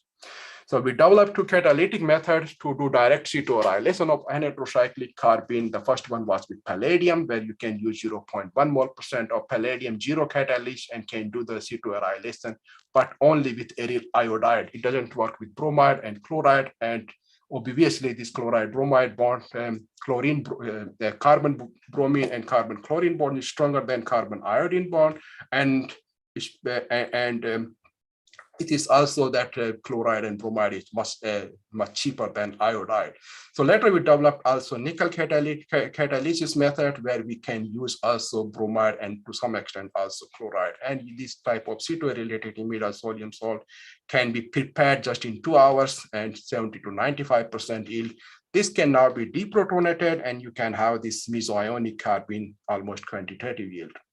And you can see that this compound this compound doesn't matter if you have phenyl group or biphenyl group, they are stable. This is the matter of chance that we get crystal with biphenyl compound. And here you can see the crystal structure of this mesoionic carbene, and there is no need of putting here an aryl group. And this is the HOMO here. You can see that the HOMO is mostly this carbene lone pair of electron. And this is clearly said that we have a free carbene that is C5 protonated. So you can also do this twofold coupling reaction and you can get this type of dicationic compound. You can also use saturated and heterocyclic carbene. You can also have here the methyl group, and you can also use different type of pi spacer, and you can do the threefold or fourfold coupling reaction depending if you have the triiodide or tetraiodide or bromide. So I'm not going to talk in this direction today. And what I want to show you that this carbene still has one hydrogen that can be deprotonated. And what you can prepare this type of anionic dicarbene. These are the ligands, what we call our ligand, and it is important if you're starting your career that you have to have identity of your research. In German, they call it fingerprint, and that is necessary if you want to be recognized. So you can see that in the cyclovoltammogram of the C2A related imidazolium salt, we have in all cases 1 electron reversible redox process, and that is quite low potential in comparison to the C2 protonated imidazolium salt. And this is, if you just compare this, the saturated one with unsaturated, you can see this is slightly lower reduction potential, and that is understandable because this has the 6 pi electron aromatic system, and if you reduce that, you will disturb the aromaticity, and that's why there's a slightly higher field. So now chemically, you can also reduce this compound at room temperature. You can even use the zinc dust. You can use magnesium powder depending on the redox potential. And we use here potassium graphite, and you can have this type of crystalline radicals. And here is the crystal structure of one of the radicals. And you can see that EPR's the signal shows the hyperfine structure, and this is because of the coupling of unpaired electron with hydrogen, what you have on the phenyl ring. That can also be seen from the spin density distribution. And here you can see that the most of the spin density is located is around 25% in this case at the carbene-carbon atom, and we have the delocalization of unpaired electron, and you have the spin density at ortho and para position. And that's why you can see that why these radicals are stable, because electron has more room to delocalize, and that's why it's stabilized. So now I'm coming to the diradicals, because we have seen already that we can also prepare the dicationic species, and this type of compound, these are known as thiol hydrocarbon, chichibabine, and Muller hydrocarbon, depending on the size of phenylene linker. Here, if you have monophenylene, that is known as thiol and chichibabine, they are all already known more than 100 years ago, and they all have the singlet ground stand. And there is a lot of discussion about the diradical properties of these compounds, that is known as the diradical paradox in the literature. And this is simply the linking of these two monoradicals, like you have the trityl radicals, that if you link here, you get the diradicals, and now you can also have these electron can couple and form this type of quinoid structure. That is why these compounds are known as Kekulé molecule, because you use both electron and draw bonds. This is not possible with this meta-diaradica that is known as Slank hydrocarbon, and that has obviously the triplet ground state. So we can use this dicationic compound that can be reduced with potassium graphite and form radical cation, and then you can further do one electron reduction and get the diradical. That is quite consistent with the cyclic voltammogram, where you can see that through one electron redox process, these both are very reversible, and you can see that this is a colorless solid. You can get highly colored compound. Here is the dark violet system. You cannot see at all because this is almost black, but in solution it is quite visible. That is really highly colored and has the metallic luster, like delocalized pi electron system. And now the question is that if you have diradical and quinoid, this is quite interesting question, because these two are the two extreme cases, but you might be somewhere between these. And the interesting is that this is the beauty of this reaction, the beauty in complexity, I must admit. And you can have the quinoid and diradical structure, electronic structure, and that can be controlled if you just change the size of the spatial. You can also put substituent to exclude the coupling of this electron, and you have more diradical character. That is also the case if you go from monophenylene to biphenylene to terphenylene species, you increase the diradical character. And in monophenylene system, you can say this is very less diradical characteristics, but you can say this almost closed cell electronic structure and has the very large singlet triplet energy gap. But going to the terphenyl system, you increase the diradical character, and the calculation was done by Masa Nakano, who unfortunately died this year. But he was also expert in non-linear optical properties or diradical based material design. And I would like to dedicate this talk to him. And you can see that if you increase the size of the linker, that is the terphenyl here, this is not at the same plane. You can see these imidazolium rings are that slightly tilted, so they are not perfectly quinoid structure. It has some quinoid character, and that you can see that the 65% diradical character. So obviously, we are not organic chemists. You have seen that carbon center or radicals, and I am man group chemist, and obviously we do the silica group 14 and 15 chemistry, and also some group 13 chemistry. And we have seen in previous talk that if you dope the polycyclic aromatic hydrocarbon with man group elements, you can change the shape and size of or energy of frontier molecular orbital, and you can change the energy and UV visible properties, and especially the emission properties. And that is very, very hot topic in material science using man group molecules.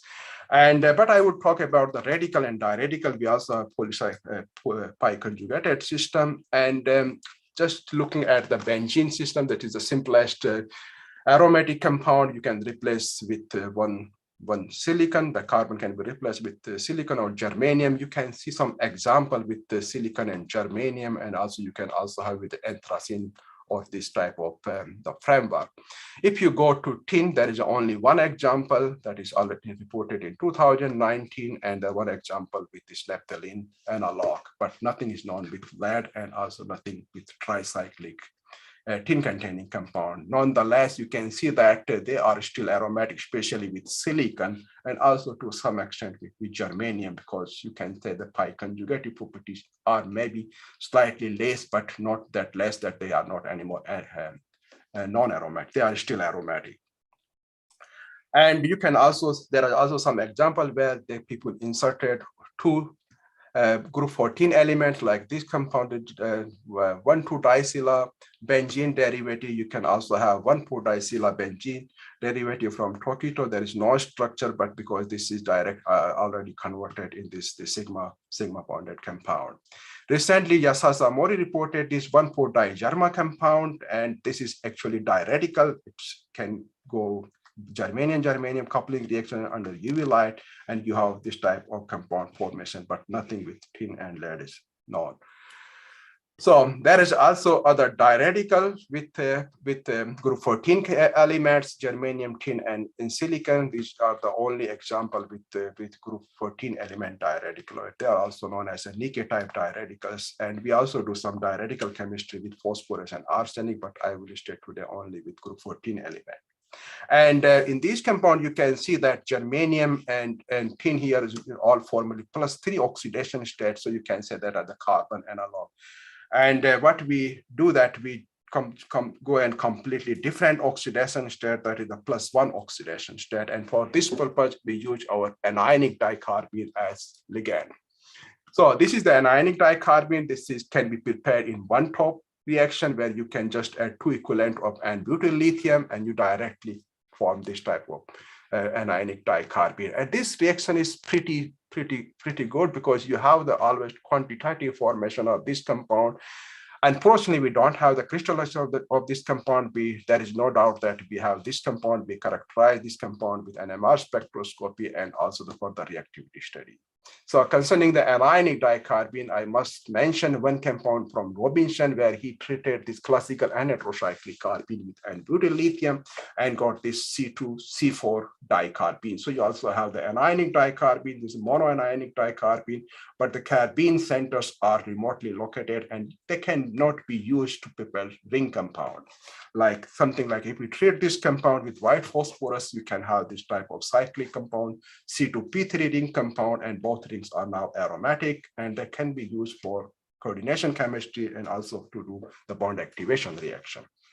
So coming to group 14 element, the general idea was that if we use the lithium dicarbene, we can use any main group chloride. There will be the salt metathesis reaction, and we have the functionalized mesoionic carbene. This is just one paper. So you have the Lewis acidic main group functionality, and you have the carbene that is mesoionic carbene that is obviously dimerized from the Lewis acid base adduct, and you can have this type of 6-membered compound that can be used as precursor to prepare low valence main group compound.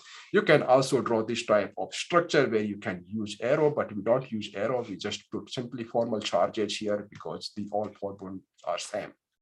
So there is no need to use arrow. So what we did the reaction of this lithium anionic dicarbene with this germanium dichloride adduct that can be purchased at 1,4-dioxane adduct, and you can prepare your own. But the reaction outcome was completely different. Not only 2 but 3 carbenes are going in, and we have this tris carbene compound that can be called as beryline type compound, and we have germanium trichloride anion. The same happened with tin 2 chloride, doesn't matter if you have a coordinating solvent or not, and also with lead 2 chloride. So beryline is simply the cycloaddition product of acetylene and benzene, and because it looks like a barrel, and that's why such compounds are called beryline. They are quite they react, but not very. You can see that HOMO is not very high lying, but still has so on the lone pair of electron on tin, and you can do the classical reaction with elemental sulfur and selenium, but not that interesting.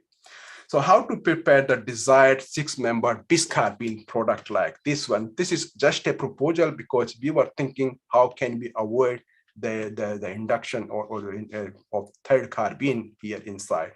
So we thought that this is paper, we don't have any experimental or theoretical evidence. So this is the compound, and we have the germanium dichloride that is amphoteric, also quite Lewis acidic, that can extract chloride here. And you have the germanium trichloride anion that is, you can say, strong because it's quite inert, kinetically very inert. It cannot react with dicarbene further. The only chance that it reacts with dicarbene and you get this compound. The idea was that if you use slightly strong Lewis base here to quench the Lewis acidity of germanium dichloride, we might stop the reaction here, because in this case, this should react further with lithium dicarbene. That fortunately worked well, and we can prepare this type of compound almost 70% yield, and where we can use this pyridine as a Lewis base. You can also use classical anhydrocyclic carbene as long as you don't have the C4 protonation, and you can prepare this compound that can now be reduced and form this diradical. Again, you can also form the delocalized structure, 6pi electron structure, that is a benzenoid structure.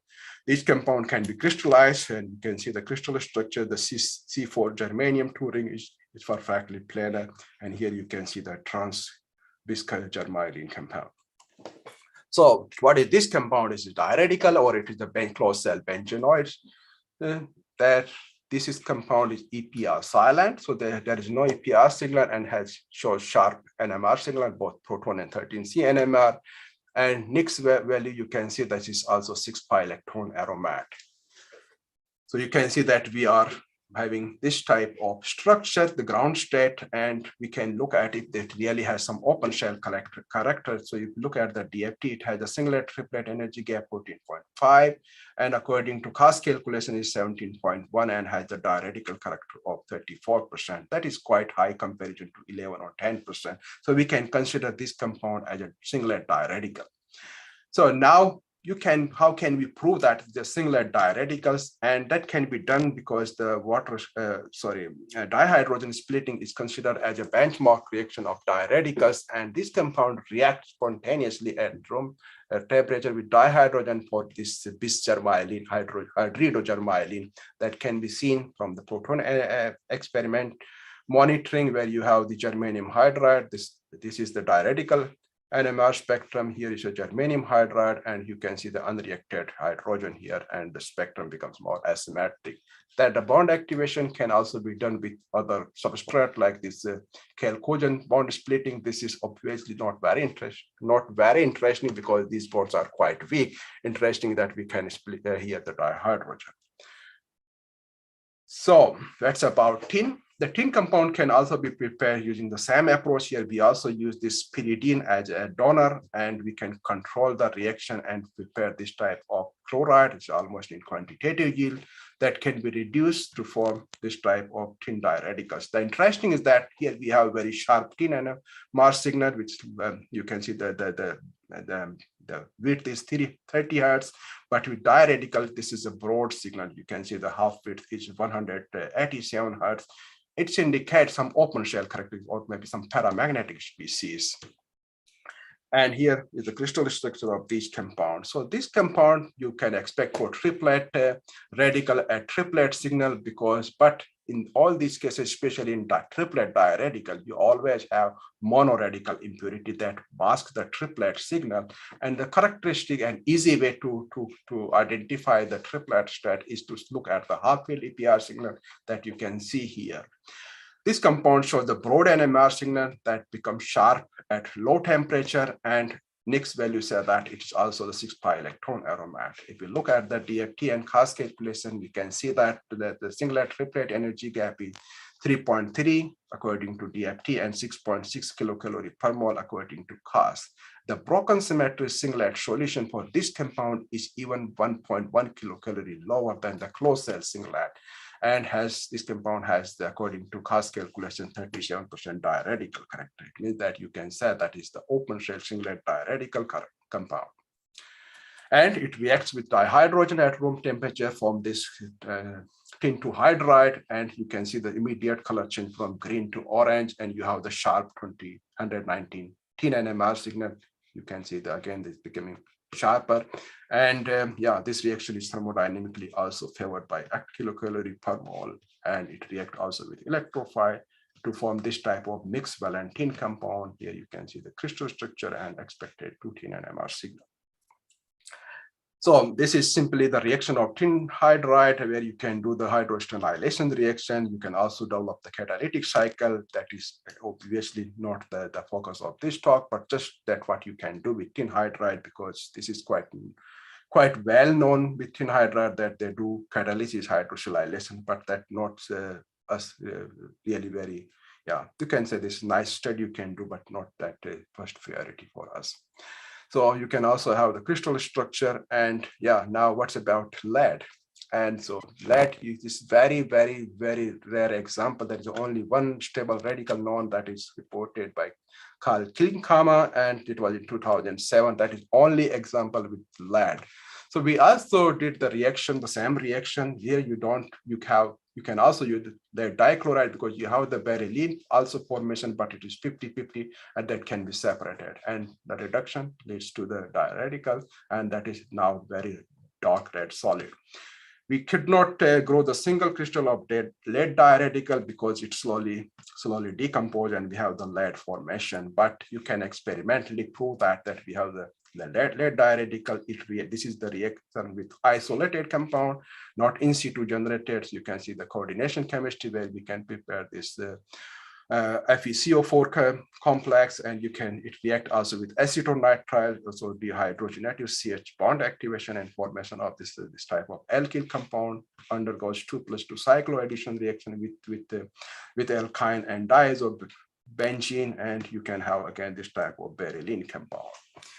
So this should be my last slide, where you can. These are the group 14 compound where we have the 6 pi electron system. And if you go from group 14 to group 15, we increase 1 electron at this the main group's element. It means that if we go to main group 15, so group 15 element, we should have 8 pi electron, and these systems like this should be anti-aromatic. This is also the case. We have already prepared phosphorus and arsenic compound, and these or the 8 pi electron system. Obviously the aromaticity, anti-aromaticity also influenced by the peripheral ring, and of course you should consider all this the side ring also.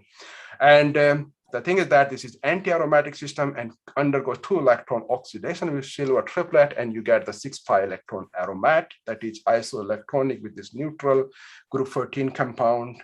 And here are the crystal structure of these 2 selected compounds. So, but with these are the closed cell compounds. So we don't see any much diradical character, but especially if you go to antimony, we have the open cell singlet diradical, which is not published yet, but according to calculation and reactivity, we can say that this is diradical. So with this, I would like to conclude that I hope I could show you how stable carbon center radical based on classical heterocyclic carbene can be derived, and you can see they have very interesting electrochemistry. And I have not shown the photophysical properties of all these compounds because of the time limit, but we can also prepare the stable crystalline mesoionic carbene. There is no need to put in any aryl group, and they can be prepared in large amount, and even you can do further deprotonation and use this anionic dicarbene to prepare the open cell main group heterocycles. And also you can use the group 15 element and have the anti-aromatic and aromatic system. So the work was done by the team, and especially with the people, they are really very talented. I am very thankful to them for their very hard work, and they are really very dedicated. And it's really pleasure and to have such co-workers. And most of the work I present is from Dennis Rotsepa. Mahendra Sharma did a lot of work with the germanium and tin compound, and he's really very, very competent person. I think he has applied in Bhubaneswar also. That he should be very, very interesting candidate for the faculty position at Bhubaneswar. And I am also very thankful to funding agencies, especially the German Deutsche Forschungsgemeinschaft, and in particular for the inclusion in the Heisenberg program, and Alexander von Humboldt Stiftung for the fellowship for experienced researchers that I could go to MIT and work with Kit Cummins and do some phosphorus chemistry. And I'm also thankful to my collaborators, especially Maurice Castel for APR spectroscopy, and Diego Andarada and Masayoshi Nakano for the calculation. And last but not least, thank you for your kind attention. Thank you, Professor Paul, for a wonderful talk introducing us to the biradicals of germanium, tin, and many other main group elements. We have time for one question.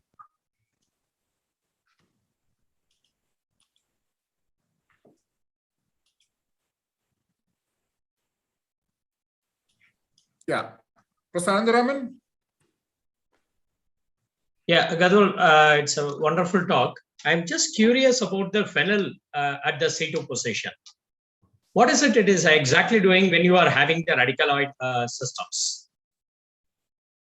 So, if you have phenyl substituent at the C2 position, you have the delocalization of unpaired electron. It means that you change the frontier molecular orbitals. You have more room that your unpaired electron can delocalize, and that stabilize your radical. But doesn't it it also have an adverse effect? Because sometimes, because of the CC bond rotation, it can go from the planarity. So that can also hinder your thing on the stability factor. Exactly, that is the beauty of this system, because if you have the phenyl system, you can say that it's because of the delocalization of unpaired electron on phenyl ring, you have some sort of freezing of the phenyl system also. That can also be seen from the crystal structure, because the CC bond becomes slightly I think slightly shorter in comparison to imidazonium salt. So you have some sort of freezing of this phenyl system. So it becomes, it's not perfectly planar to the imidazole ring, but it becomes more. Yeah. Okay. Yeah, I got your view. Thank you. Yeah.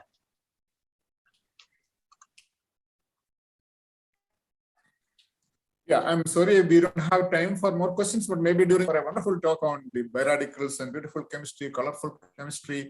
Thank you once again. Thank you very much. Yeah, you may kindly, yeah, thank you. Next speaker, the last speaker for this session is Dr. Sakya Sen. Dr. Sakya Sen, can you share your slides? Yeah, I will. Yeah.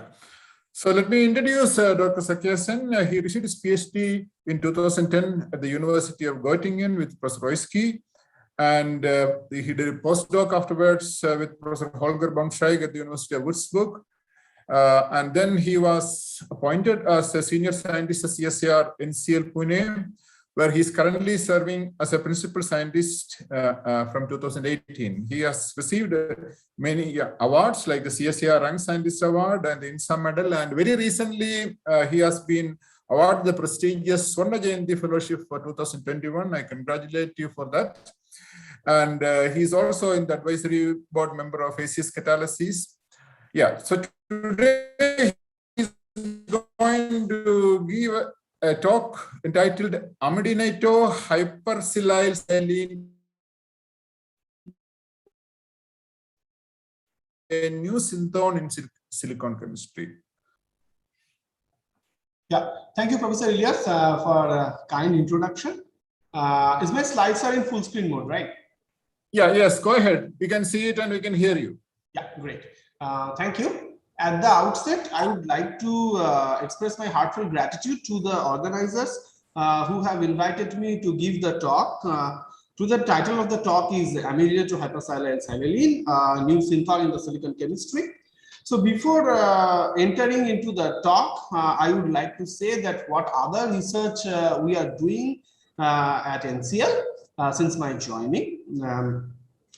So majority of my research, I mean the 50% of my research are mainly dedicated on the synthesis of S block compounds and use them for the catalytic applications. As you can see here on the left hand side, we use it for the hydroboration of a various range of organic compounds, starting from aldehyde ketone to alkene, alkyne, ester, amides, all three types of amides, carbonamides, used for the cyanocyanation of aldehydes ketone, as well as for the cyclotrimerization of the isocyanates.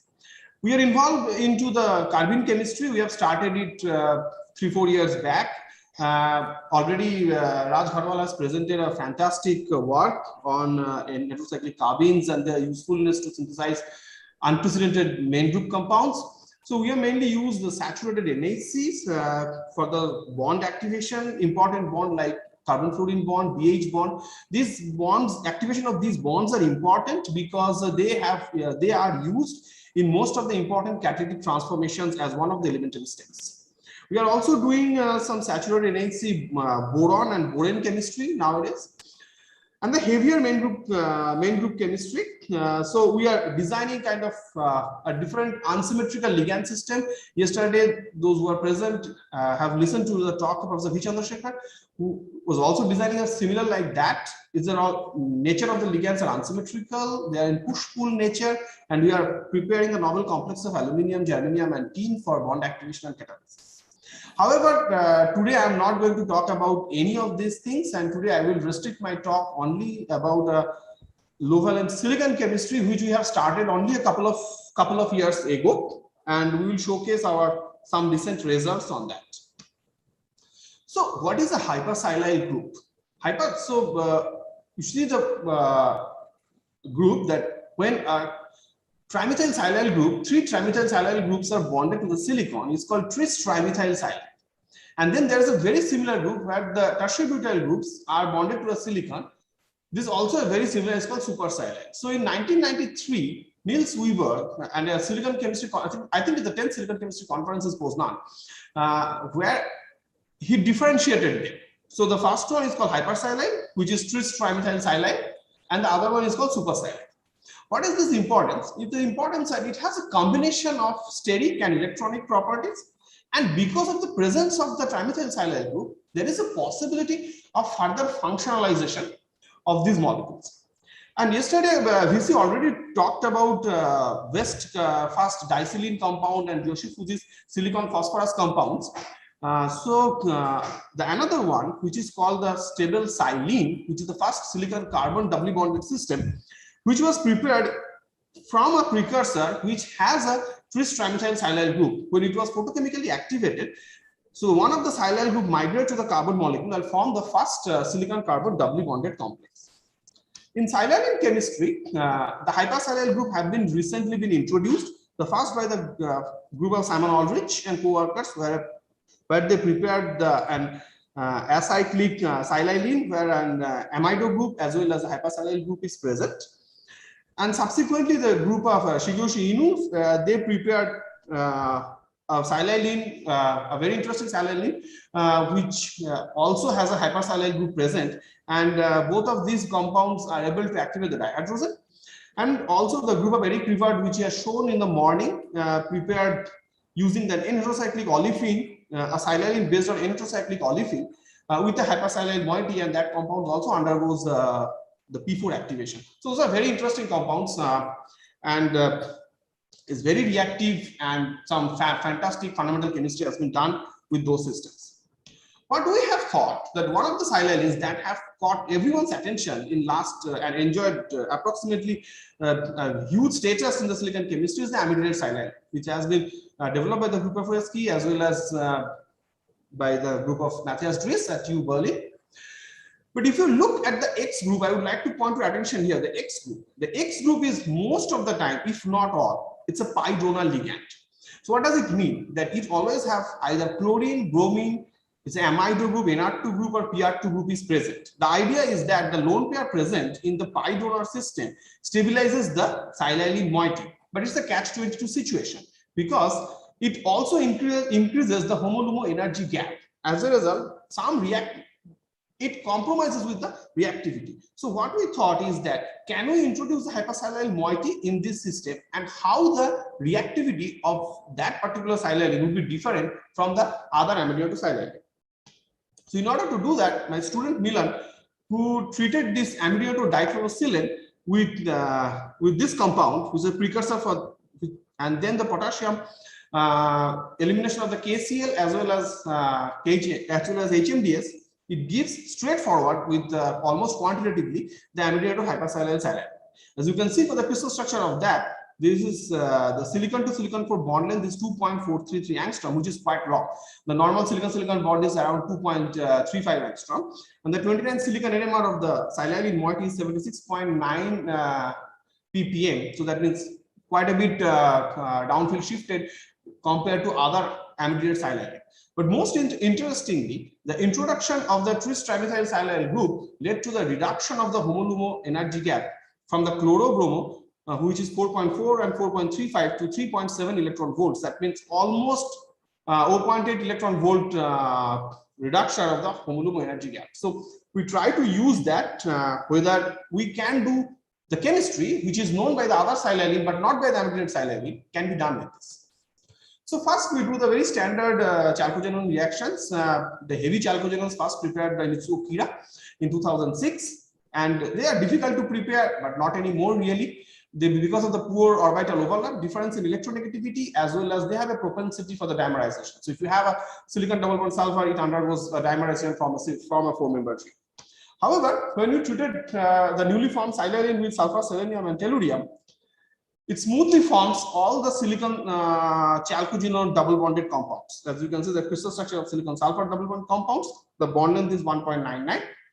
The silicon selenium slightly increased, 2.13 angstrom, as well as the silicon tellurium, which is 2.37 angstrom.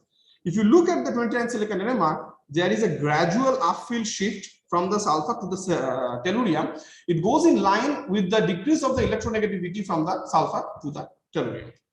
Then we became more aspirational to try to make the silicon double bond oxygen compound. However, it was not successful. When we treated with sialyl with trimethyl N oxide, we assume that it forms a silarone which undergoes the dimerization reaction. But what is interesting is that the further molecule of oxygen inserts into the silicon-silicon bond, and finally we got this compound. Luckily, we were able to structurally characterize both this as well as this compound, and the stepwise insertion of the oxygen atom into the silicon-silicon bond have been confirmed by the VT-NMR. Then we try to do reactions with other interesting substrate like acetone. So why acetone? Because the silicon epoxide or the sialoxyrene compounds are transient species. However, in recent years, using the bulky substituents on carbon as well as silicon, the sialoepoxides compounds have been prepared. I do remember that Rajnarwal himself prepared one of the first sialoxyrene compounds. But if you look at the system here, you have the mesotyl group on the silicon as well as the bulky system on the carbon side. What Kira reported in 2010 is that when you take a less bulky ketone like acetone, as you can see, a CH3, it might form a sialoxyrene as an intermediate. However, eventually it undergoes a CH bond activation, and you will end up with this silane compounds. We observed the very same thing when we used the previously reported amidate system with NTMS group, and instead of acetone, we tried with acetophenone, and we got a very similar compound. However, when we replace this group with this group, the NTMS whole twice group with SI3MS whole thrice group, and we treated with the acetone at low temperature, we were able to get the sialoxyrene compound based from acetone, and the compound was not only stable, we are also able to structurally characterize the compound. Then we did some standard reactions with boranes because of our interest in the hydroboration reaction, and used them as a catalyst. There was not much surprise on that. The silyline forms an adduct with the borane, and those compounds could be structurally as well as can be spectroscopically characterized. An interesting observation we got with the catechol borane. Now, when we treated with the catechol borane, there's extrusion of the silyline moiety from the amidate system, and we got a catecholato borane supported by the amidate system.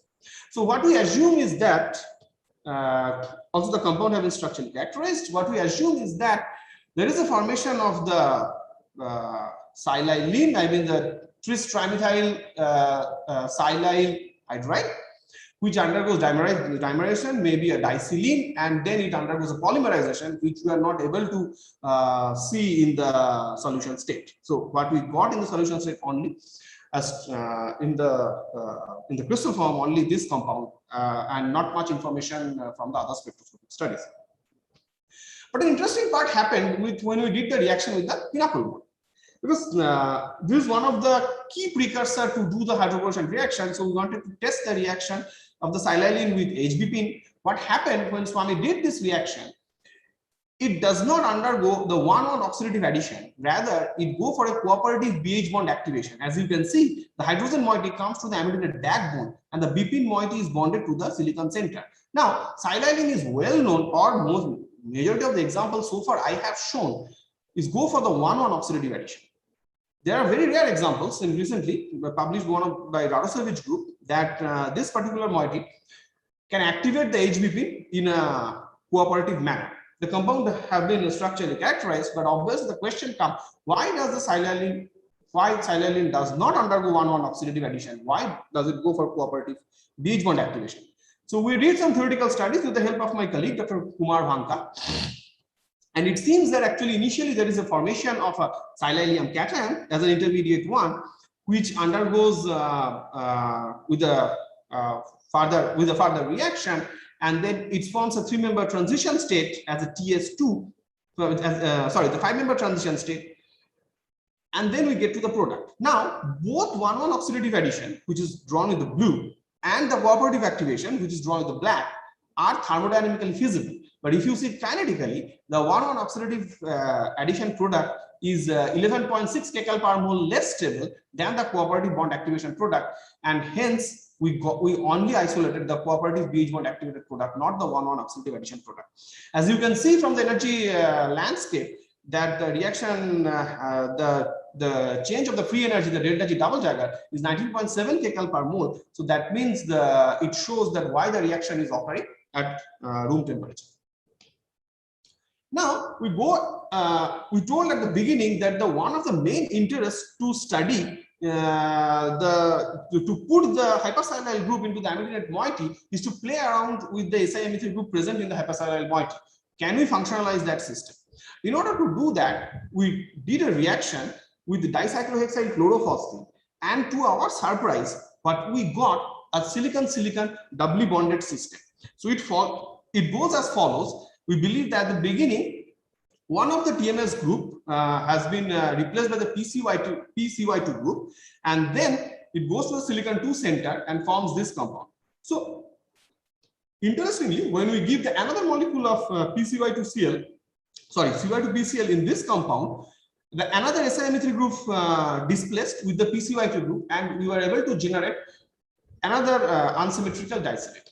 Now, this compound can be straightforwardly synthesized starting from the silylene using 2 equivalent of dicyclohexyl chlorophosphine at a low temperature with the elimination of 2 equivalent of trimethyl silyl chloride. Now, what is so interesting in this compound is that if you look at the structure, one of the silicon in the disilene moiety is 4 coordinate, and another silicon moiety is 3 coordinate. Now, that's unsymmetrical.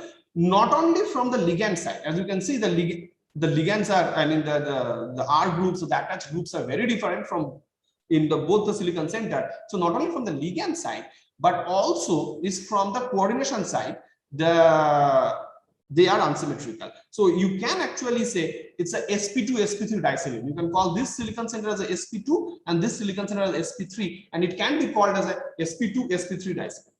So we have characterized the compounds with single crystal XRD studies. The silicon-silicon bond length, the double bond length is 2.27 to 2.28 angstrom, which is slightly longer compared to the standard silicon-silicon double bond lengths, presumably due to the presence of the phosphorus atom bound to one of the silicon center. It happens that we have calculated the WBI bond indices, which varies from 1.1 to 1.3, indicating there is some double bond character. So the feature is that there is a facile access to unsymmetrical disilane. It's a very straightforward method to generate a disilane from a silane. The two silicon centers are differently coordinated. In most of the cases, the HOMO belongs to the silicon-silicon double bond. In some cases, it also has a share into the silicon-phosphorus bond. And the LUMO is mainly on the phenyl ring of the amidine ligand. So then we explore more. Then we, if you see here, we were only able to replace two of the SiMe3 group. So we thought that if we can use a slightly less bulk chlorophosphines, then probably we'll be able to displace all the SiMe3 group. As expected, when we treated the compound with 3 equivalent of IPR to PCl, we were able to make the silicon-silicon double bonded system, but all the SiMe3 group have been displaced, has been displaced by the p-IPR2 group. The compound have been structurally characterized. Interestingly, when we treated with ditertiary butyl chlorophosphate, the major product is the metathesis product, where the trimethyl silyl group is replaced by the PTBU2 group. But as a minor product, we also got disilene, where one of the silicon center is bonded to the PTBU moiety. Now, interestingly, when we use the pH to PCl, so moving from the aliphatic to the aromatic chlorodiphenyl phosphine or chlorodiaryl phosphine, when we use one equivalent, we got a displacement product that the whole hypersilyl group has been displaced by the PPH2. When we used 4 equivalent of PPH to PCl, we got a very interesting compound that one silicon atom is bonded to 4 PPH2 group. It's a beautiful butterfly structure, and to our surprise, we also didn't know that a silicon with 4 phosphine substituent is not well known before, and it was prepared in a very tedious way. Here, it can be prepared synthetically in a very convenient way. So we thought that whether it's a cleavage of the silicon to silicon bar promoting the reaction or what is the case. So we took this compound and then treated with the 4 equivalent of pH to PCl. However, no reaction was observed even at 70 degrees centigrade. So that means the silane moiety, that means the silicon to silicon 4 bond cleavage plays a role in making those compounds.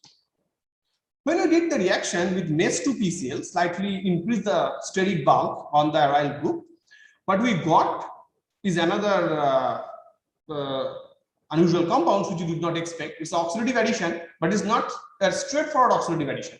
The hypersilyl group has been displaced, the PMH2 group come, and then it reacts with probably another equivalent of NES2PCl to give these silane compounds. So if we summarize all those results, what we have got with our reaction with the silane with R2PCl derivatives, what we have got, what we see is that cyclohexyl, isopropyl, tertiary butyl, phenyl, and acetyl.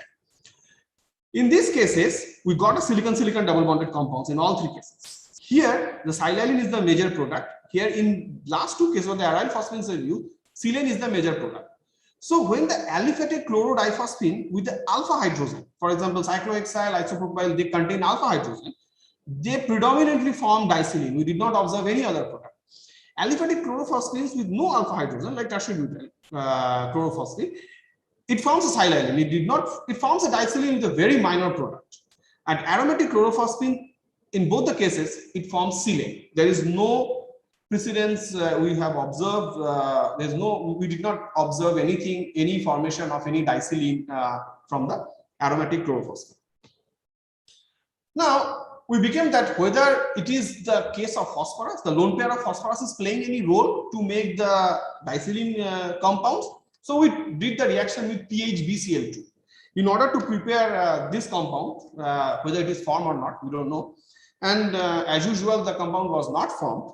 Instead, what is formed, it forms an adduct, which upon heating goes for a ring expansion product.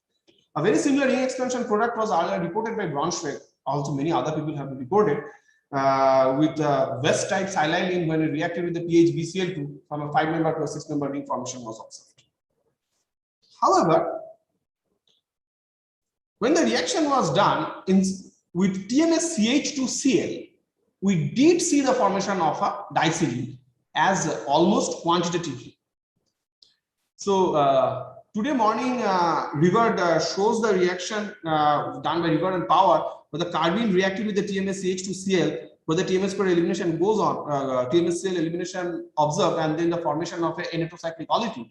Actually, that was our intention initially, to prepare the silicon acylene with the terminal hydride at the terminal hydrogen at the carbon atom, but instead it forms a disilene.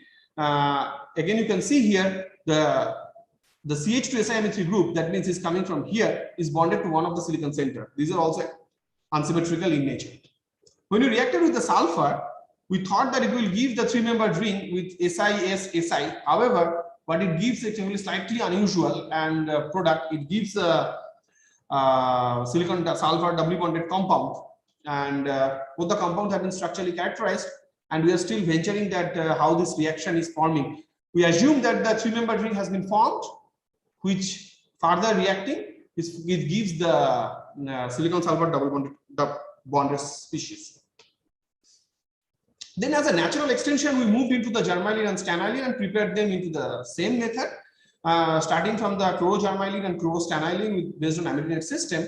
And both of them have been structurally characterized because we wanted to check that whether germanium and tin undergo such reactions with the R2PCl derivative.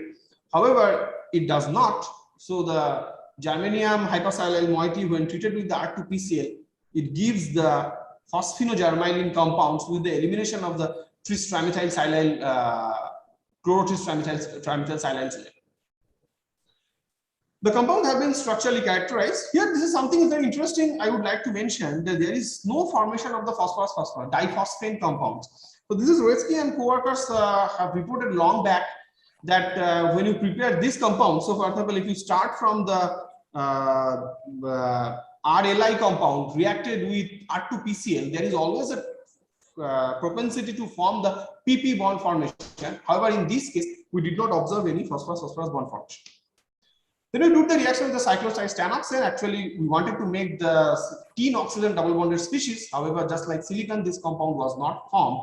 Then we checked at the literature that how many cyclodistanoxanes are known, and we were surprised to see that there are not many is known. The first one was reported by Lappert in 1990, long back, and the other one is very recently reported by Shavana's group. It's a beautiful fused compound featuring a SN2O2 system. The CF bond activation is one of the major features of our research group to study that how the CF bond activation takes place. So we took all the 3 precursors to react with the pentafluoropyridine. As you can see, in case of silicon, there is an oxidative addition takes place. The CF bond undergoes oxidative addition at the silicon 2 center. Whereas for the germanium and tin, a sigma bond metathesis takes place along with the elimination of tris-trimethyl-silyl fluoride, which was detected at the 19F NMR at the -255 ppm. So all the 3 compounds have been structurally characterized. It shows it actually suggested that the silane undergoes oxidative addition, whereas the germanium and stannylene undergoes metathesis due to the, if you go down the group, the inert pair effect actually started to have more and more impact on that. So the last couple of slides, whether silane can be used as a catalyst.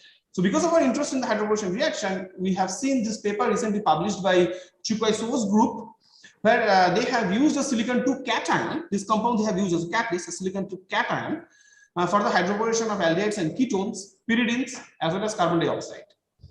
Now, what is interesting here, they have theoretically proposed the mechanism, and they propose this transition state. What is this transition state? The oxygen is not bonded to the silicon, but silicon is bonded to the carbon. The carbon is bound to the oxygen is bonded to the boron. So that was the transition state proposed. Inspired by his results, we also used our hypersilyl silane and the other silane for the hydroboration reaction. It gives result. But then the problem comes. How silane is behaving as a catalyst? Will it follow the redox mechanism? It is going to silicon 2 to silicon 4, coming back to silicon 2. Then the problem is the reductive elimination. Or is the sigma bond metathesis taking place from the silane side? But then how do you stop the oxidative addition? It's difficult. What we observed is actually going by 3 component reactions. So you take this, we took silane, we took the aldehyde, we take the HBP and do the reaction at a low temperature, and we got this coupled product. We got it with both the aminidate silane. Now, if you look at the compound, silicon, carbon, oxygen, boron. So exactly what So's group has shown as or proposed as a transition state or as an intermediate we have got that compound, and not only that, we have structurally characterized the compound. However, the problem is this compound is a stone. There is no reductive elimination took place from this coupled product, even at the heating condition. So eventually we postulate or we hypothesize that the silicon 4 hydride, that means this compound or this compound, is the bona fide catalyst, whereas the silane might be acting as the pre-catalyst. So we do the mechanistics, we do the calculation that to understand how the compound is forming. So it is also forming via the intermediate like silanium cation, just like the previous case with the HBP. And then the molecule comes and then it gives the 7-member transition state and finally giving it to the product. With the change of the free energy, you can see that 8.1 and 8.3. So it shows that why the reaction is occurring at very low temperature. So it's thermodynamically and kinetically both are very feasible. So with this, I would like to conclude my talk. So the basic, so the take-home message is that we introduce the hypersilyl group into the amidanate system, and we try to see some unusual reactivity because of the presence of the hypersilyl group, some anomalous reactivity with boranes. With the chlorophosphine, it gives a range of product from disilene to silylene to silane. And we have extended it to the corresponding germylene and stannylene chemistry. I would like to acknowledge my group. This is my current group members. Especially, I would like to draw your attention to the two posters given by Sanjukta and Gargi, poster number 45 and 44. I could not present their work today, so maybe I would request you to visit their posters to have a look what others chemistry is going on in our group. The past members, Milan, Swami and Sandeep, the majority of the chemistry what I have shown today are done by Milan, and who is currently at Edinburgh with Stephen Thomas Group, and the part of the work also done by Swami. The postdocs, Momita and Yuvraj, my collaborators, Kumar, who always helped me with the theoretical calculations to give the insight how the reaction is happening in most of the cases. Recently, I've started collaborating with Dr. Devashish Kole also from IISER Kolkata. And last but not the least, the funding agencies, Department of Science and Technology India, ACRB, CSIR, CSIR, NCL, STARS, MHRD for their generous supports. And thank you for your kind attention. I'll be happy if you have any questions. Thank you, Dr. Sakya Sen, for introducing us to the amidanate to hypersilyl silane and its beautiful chemistry. We have time for one quick question.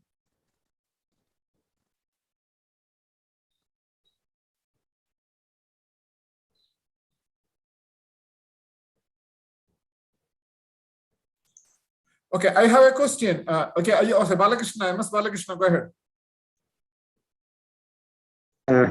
Very interesting work. Okay. So this tetraphosphosylane, how stable that compound is? Oh, with the phenyl one. That SiPPH2 4 times. Yeah, I got it actually. No, it's very stable. It's very stable. So you usually okay, even in presence of moisture, you mean? No. No, of course. No. Okay. It's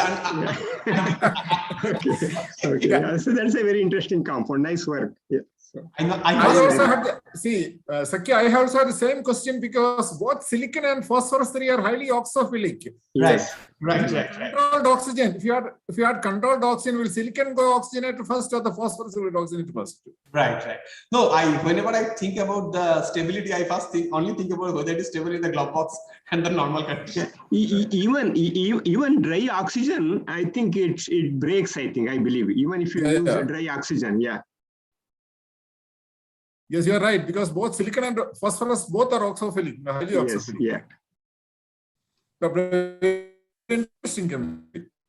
Okay, let me conclude by thanking all the three speakers for giving us a wonderful treat of main group chemistry today afternoon and also sticking to the time. Thank you again for giving us this opportunity to listen to you, and thank you again for the organizers. Thank you. Okay, thank you very much, Professor J. Elias, and also all the speakers of this session, Professor Matthias and Professor Rajender and Professor Sakya Sen. Thank you very much also from my side. Hi, yeah.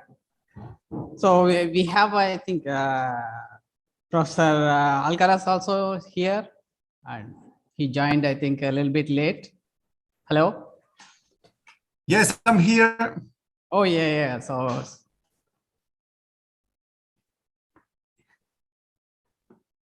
Yeah, good evening. So I think Good evening. for you, I don't know, it's a good evening or. Yes, we're in the middle of the day, so I'm jet lag at home. Okay, okay. So, yes, thank you. Thank you for joining us one more time. It's my pleasure. Yeah, so since we don't have any time, so we'll start the next session. The chair for the next session is Professor Sujit Rai from IIT Bhubaneswar, who is R&D Dean. So Professor Sujit Rai. Yeah, hello. I'm audible, right? Yeah, yes, sir. Yeah. Good afternoon or good evening to all of you. Nice to see Bala. It's my pleasure to join this evening with all of you. And it's a really pleasure to introduce MS Balakrishna. He needs no introduction to the people here. And just to say that his PhD from SSK group, and then postdoc at Alberta as well as Tulane, and joined IIT Bombay in '96, became full professor in 2005. More important than that, he has really spent his lifetime till today with phosphorus, except perhaps one or two reactions with Suzuki Miura kind of coupling. You will find all his papers in phosphorus chemistry. That's really. I also like very much his NPTEL lecture on main group chemistry, which actually is a very useful thing for the teachers. Yeah. Okay, but today Bala will talk about tertiary phosphines with functionalities, synthesis, transition metal chemistry, and catalytic studies. Yes, MS. Yeah, thank you, Sujit. It's nice to see you after a long time, and thank you so much for those kind words of introduction. And when you said Bala doesn't need any introduction, I remember one incident. I had been to a college in Bandra to give some invited talk. That time, that was my first visit to that college. Okay, principal, while introducing, she said Balakrishna doesn't need any introduction. But however, I would like to say a few words about him, as most of you may not know him. So let me start my, and I should thank organizers Krishnan and his colleagues for giving me this opportunity to share some of our recent results. And also thanks for giving this a very appropriate time to begin my lecture. So I think, yeah.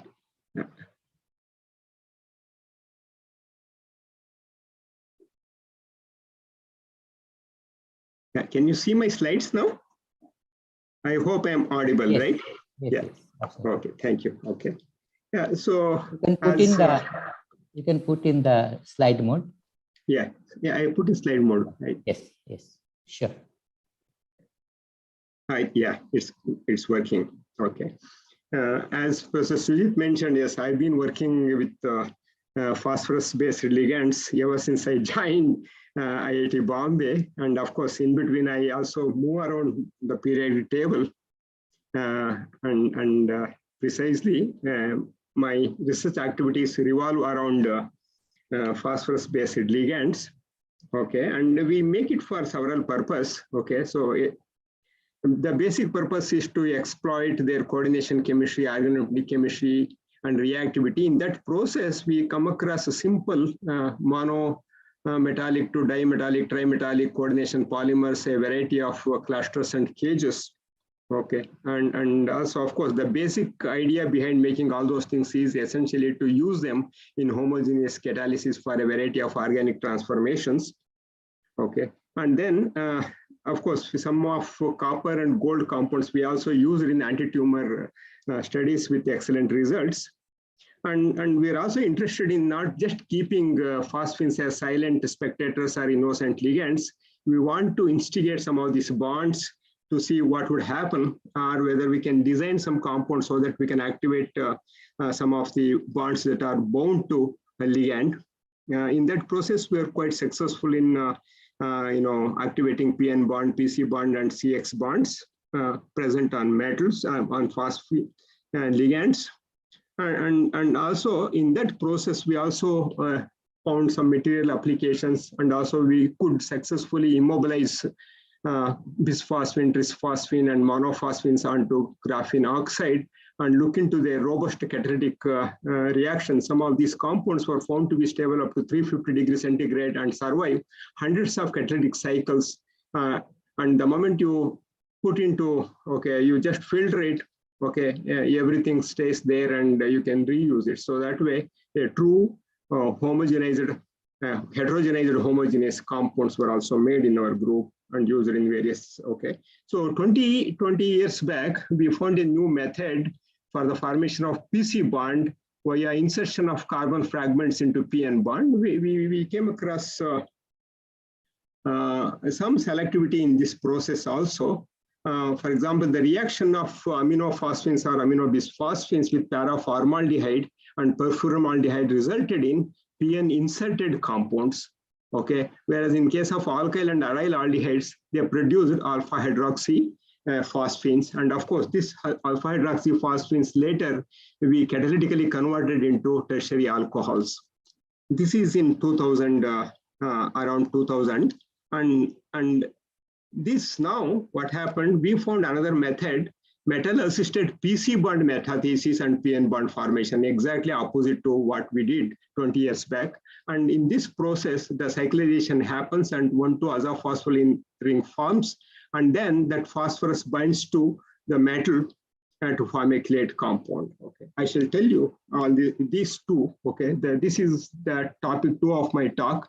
In the first talk, I shall focus your attention on phosphines on triazole moieties. And these are some of the interesting compounds having very interesting textural features, both main group as well as transfer metals. We made excellent compounds with photophysical properties, and also having sodalite topology, diamondite, and the extended diamondite. And also we also made some pentarhodium compounds, which is totally planar, like ferriville, and quite interesting compounds were made, and up to 16 phosphorus on a macrocycle. Also, we could make and look into their coordination chemistry and organometallic chemistry. And not only that, we also made inorganic saint. Why I call inorganic saint is if you just look into space filling model, it looks like a meditating Buddha. So we also made this molecule some time back, very highly sensitive molecule this is. And of course, we have been doing these things, and it's not easy to work with phosphines with 150% humidity all the time in Mumbai. But nevertheless, some of these people with very blessed pair of hands, they did commanding job, and they learned the art of crystallizing almost everything. So far, I think we have crystallized more than 1,500 compounds, and we have structure for more than 1,500 very interesting complexes and ligands because of their efforts. I shall be thankful to my students. And today I shall focus your attention to the partial thesis work of Dr. Radhakrishna and Harish, who submitted recently, did very meticulous job in their investigations. And of course, funding came generously from DST, SERB, CSIR, and BRNS. And also I collaborated with Joe Maggu since beginning, and he has solved more than 800 structures for me. And Heikki Tunen from University of Aiskala, Finland, and also Sunoj helped me in some theoretical study calculations, and also my own students now doing their calculations. And also I collaborated with Dulal Panda from Bioscience for looking into anti-tumor properties.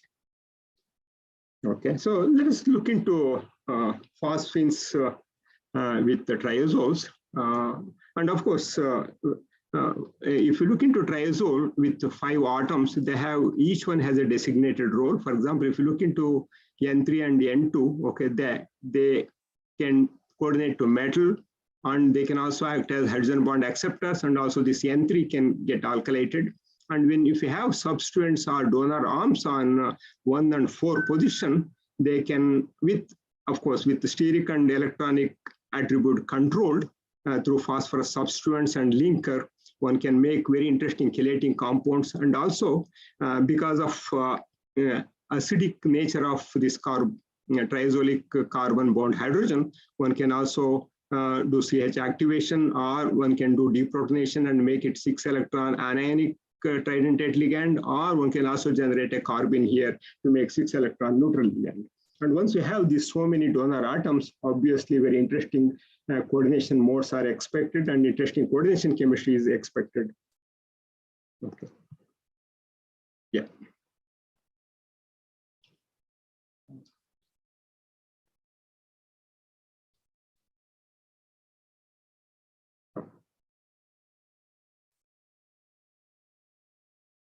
Okay. When we look into the synthesis of triazoles, obviously we have 3 methods at our disposal. One is thermal, in which when you combine terminal alkynes with azides, you can get either 1,5 substituted or 1,4 substituted.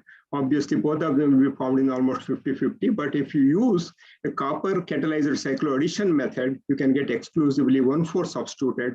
And if you use ruthenium based one, you can get exclusively 1,5 substituted one. Of course, nowadays, what we do is with our own copper ligand system and palladium and nickel complexes, we are making this desired 1,4 or 1,5 substituted in almost quantitative yield. Okay. So another interesting thing is they can be of ambidentate in nature. For example, you take this ligand having phosphorus and sulfur donor capabilities. Of course, we have again ring nitrogen atoms for coordination. And when it is treated with palladium called chloride, initially it forms a PN chelated compound, but on heating with a base, it converts into a pincer compound in this fashion. So these kind of transformation and isomerations are quite helpful in investigating several organic reactions.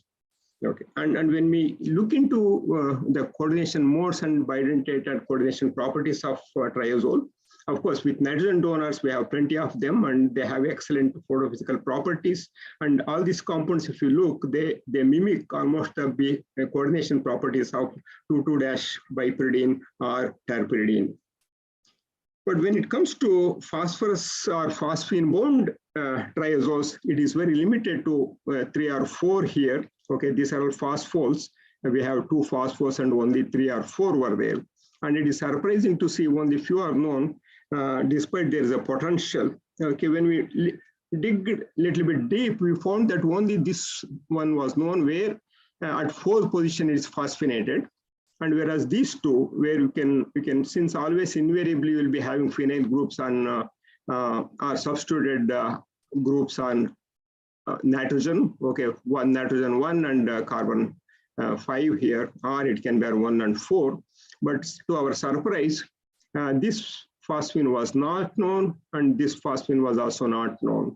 And then when we looked into some report, they found they attempted to do lithiation of this one to isolate this compound, but always they ended up getting this compound. So we thought we should revisit and look into these things. For that one, we started systematically reaction here.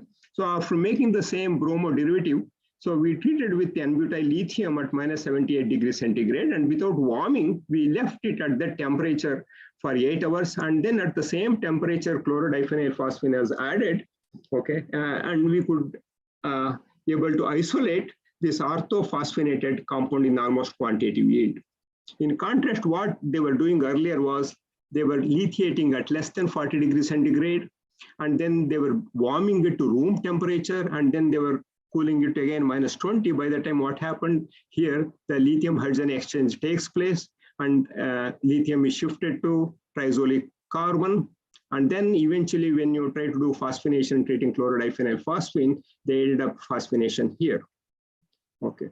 And then we did the kinetics. We looked into variable temperature, NMR, lithium, NMR, phosphorus, NMR, all those things. And eventually we established that this lithium hydrogen exchange begins at -50 degrees centigrade, -50 to -55. And up to, if it is warmed even to -50 degrees centigrade, what happens?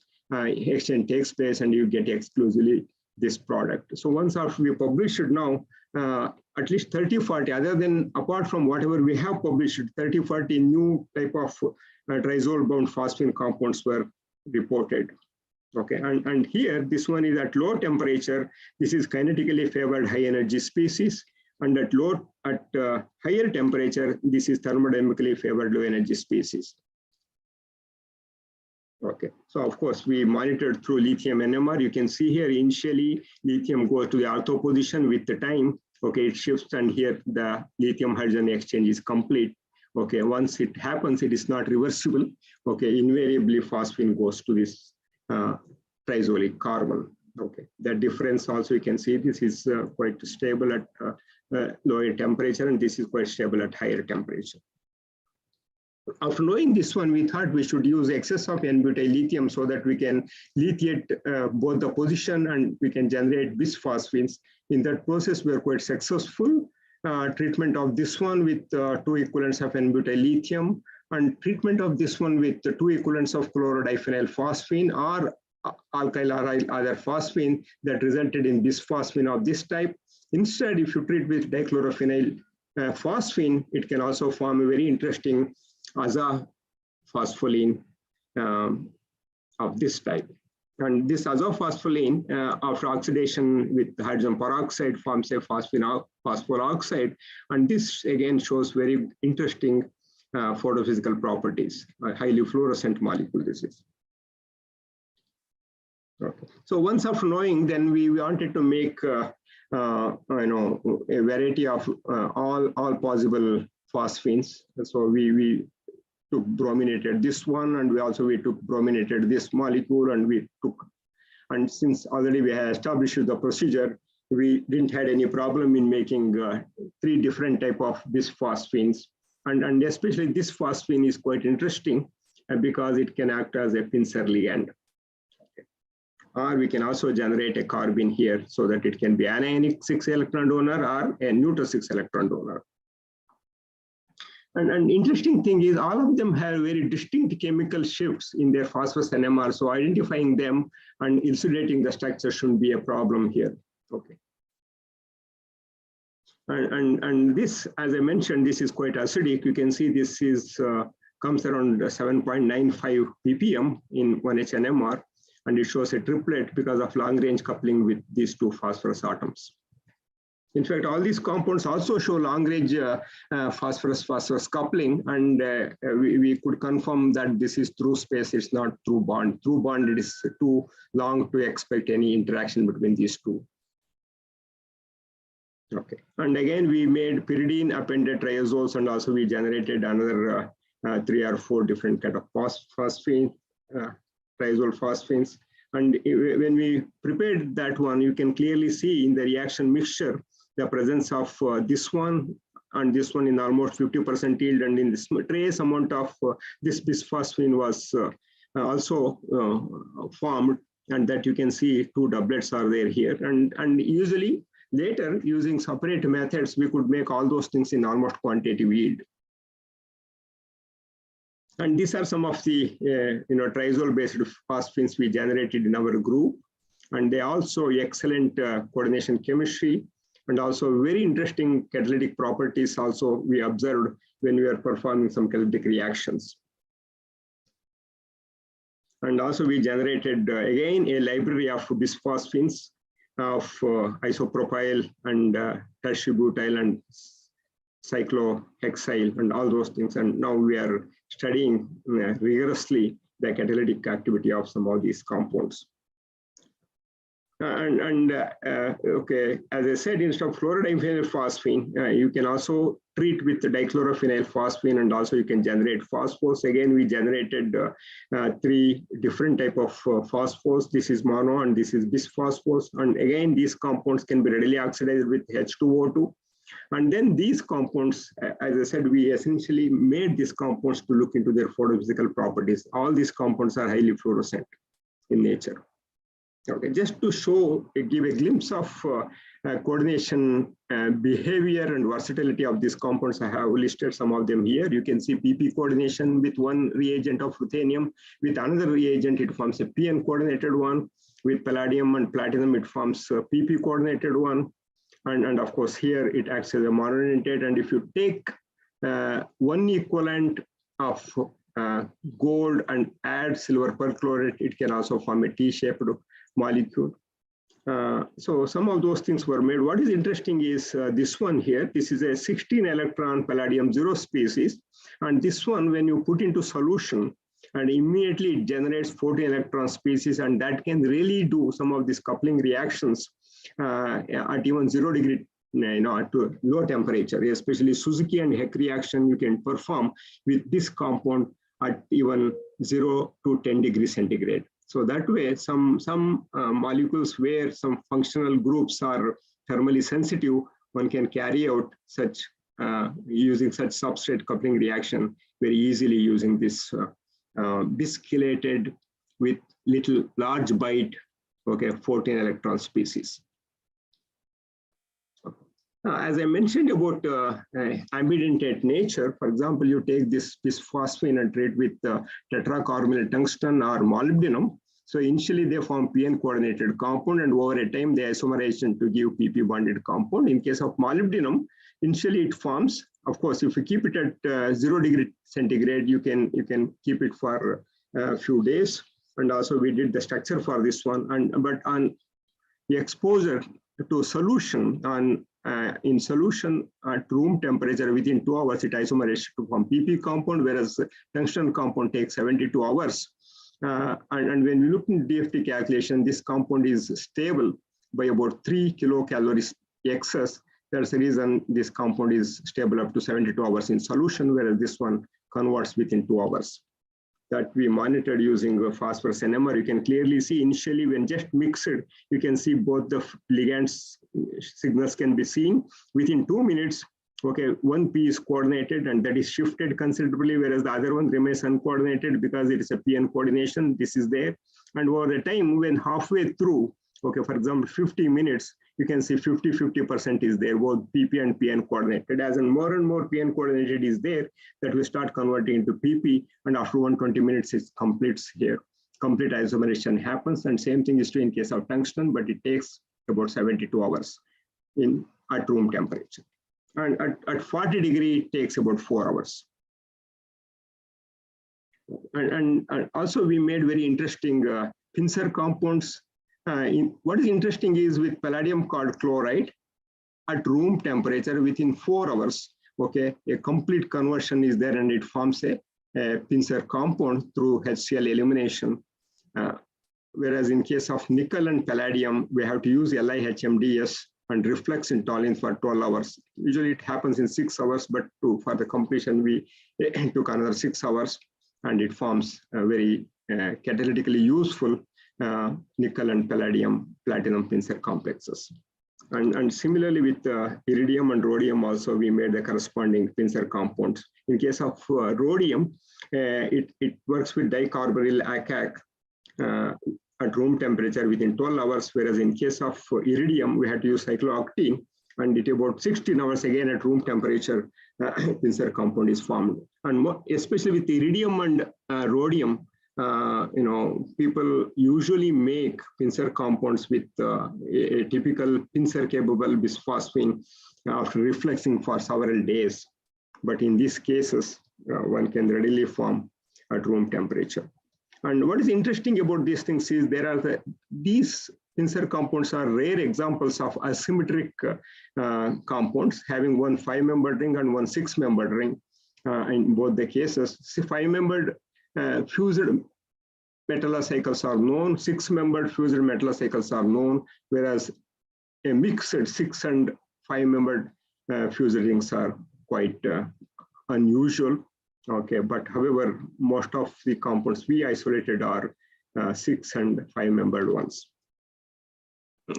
So, and here you can see this triazole, bisphosphine, shows almost 12 electron donor capability with 3 metal centers here. So that means basically we can make 3 different metals. We have been successful in putting 2 different metals here. We are working on it. The idea behind putting 3 different metals is to see whether we can do more than 1 or 2 catalytic reactions in one part.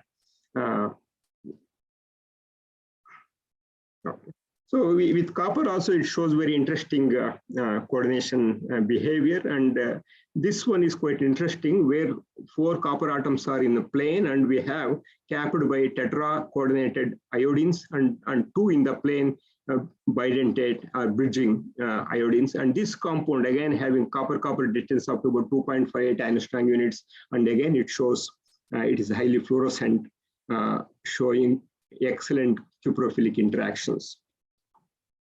And these are the catalytic reactions we have been doing. It's not just the Suzuki or Mizoraki-Heck reaction. We have been doing, a lot of catalytic reactions.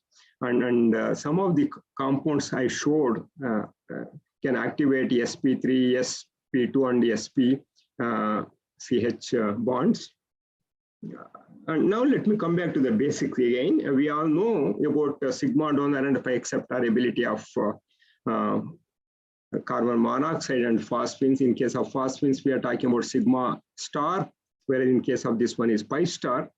And then when we look into the sigma, of course, this lone pair on phosphorus can interact with dz square or dx minus y square to establish a sigma bond. When it comes to the pi bond, dxy, dyz, or dxz can interact with sigma star. And depending upon what kind of substance we have, we can move around the energy around here. For example, if you put more electron withdrawing or, electron withdrawing or more electronegative groups, the energy of they can be brought down to be on par with the T2G or T2 orbitals, and one can look into better back bonding, or you can totally suppress by putting electron donating groups so that there is no back bonding. That means basically you can control electronically sigma donor and pi acceptor capabilities that you do not come across with many other ligand systems. Okay, and of course, these are some of the systems I have displayed here, having sigma donor and pi acceptor capabilities. And Fischer carbene or N-heterocyclic carbene are also good sigma donors, but poor acceptors because they already have inbuilt electrons. As a result, what happens? This carbon has less inclination to go for lone pairs from the metal, so they are poor pi acceptors. Okay, but what would happen if excess of back bonding happens to sigma star? Yes, in that case, one can expect the elongation of one of the PR bond. If it elongates completely, is it possible to take it out? Then will it come out as carbon anion?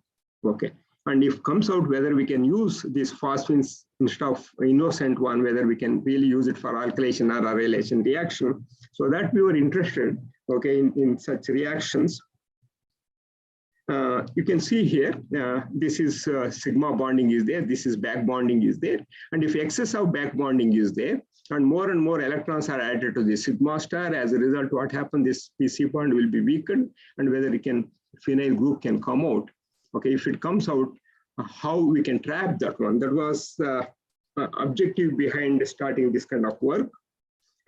When we looked into the literature, very recent, 2017, a science paper, they showed that when triphenyl phosphine was treated with triaryl phosphine in presence of beta-2-DBA thrice, there was exchange was taking place to get a mixed, okay, substituted phosphines. That means basically you take a phosphine like this, okay, and typically you can do phosphonation, treating with phenyl iodide, iodobenzene, you take it, it forms a phosphonium salt. When phosphonium salt will be added, and then in reductive elimination, when it happens, okay, they exchange. Okay, so this is how, okay, they made a variety of several phosphines, heterosubstituted phosphines. Yeah. And then when we look into the reactivity of the phosphines, some of these kind of phosphines were found to undergo 2+2 cycloaddition or metallocycle formation of this type. Okay, so keeping these things in mind, okay, here also with the nickel cord dimer, okay, this pH bond adds to the metal, and same thing happens in case of this one also. So keeping these things, we thought we should mix these two together to generate a new ligand system of this type. Okay, of course, we could couple this one starting from benzyl chloride and substituted aniline using a typical palladium bisphosphine complex generated in our group without using any base or anything. We could completely convert and make this coupling, CN coupling in almost quantitative yield. With this one, we treated with 3 equivalents of N-butyl lithium because acidic nitrogen proton is also there. And after treating with 3 equivalents of N-butyl lithium at -70°C, 2 equivalents of phosphine was added and then quenched with isopropanol to regenerate NH. And to our surprise, this compound is found to be very stable, and also this survives on column. Most of the phosphines when we make, we never use column for separation. We either, if they are high boiling, we just pass it over silite and then make it 95% pure. And if it is solid, we always go for crystallization. But whereas this compound survives on column, even in Mumbai. Okay, we could isolate this compound in about 85% yield. Okay, so the interesting thing came when we treated this one with palladium cod chloride. You take palladium cod chloride or simple palladium chloride or bis-acetonitrile palladium chloride. In all these cases, what happened? We anticipated either bis-chelated compound or some pincer compound of this type. When we looked into the NMR, we found the 2 doublets as anticipated, but unusually at much de-shielded position for this one of the chemical ships at 80.6. This one I can anticipate, yes. After coordination, it can come. And coupling was 15.8. Yes, this is also fine because when they're coupled, there'll be 2 bonds apart. You can anticipate some coupling. But this was bothering us. And then when we looked into 1H NMR, this NH was missing, and IR spectroscopy also didn't account for NH. And further, this CO was shifted to 1715 from 1676 from the ligand. And 13C NMR also showed, okay, CO at 164.4 as a doublet due to the coupling with phosphorus, okay, with a PC coupling of 9.5 hertz. So this showed that yes, there is something has happened, and probably, okay, there is some cyclization process must have had happened. Okay, and then when we look into phosphorus proton NMR, we could see a new peak coming here. Okay, and that comes for a benzene molecule. Okay. So of course, by the time we did the structure and we established the structure of this one here, you can see PC bond metathesis happens, and then concurrent PN bond formation happens that results in the cyclization to form 1,2-azar phospholine, and then this phospholine binds to metal, coordinates to metal along with the other unaffected phosphorus to form a chelate compound. And then here, this benzene phenyl group comes out as a benzene molecule. So we took up this one to understand systematically. For that, initially we treated with palladium cod chloride. Okay, what happens? HCl is eliminated, and it forms a simple compound, and it eliminates HCl to form a pincer compound, and then eliminated HCl will add on again to generate NH, and it forms a cationic compound, and this cationic compound undergoes tautomerism to generate OH and C double bond N. Of course, this also we observed this one with MOS as well as IR and 1H NMR. And then this one, okay, what happens again?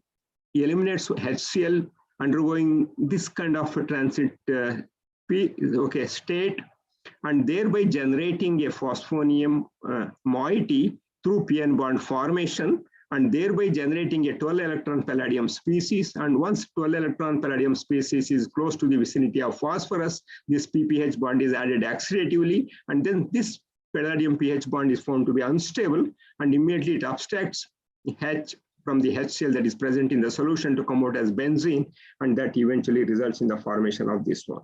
So in fact, here almost all intermediates we trapped, and we have about 5 or 6 structures for all those things except for this one and this one.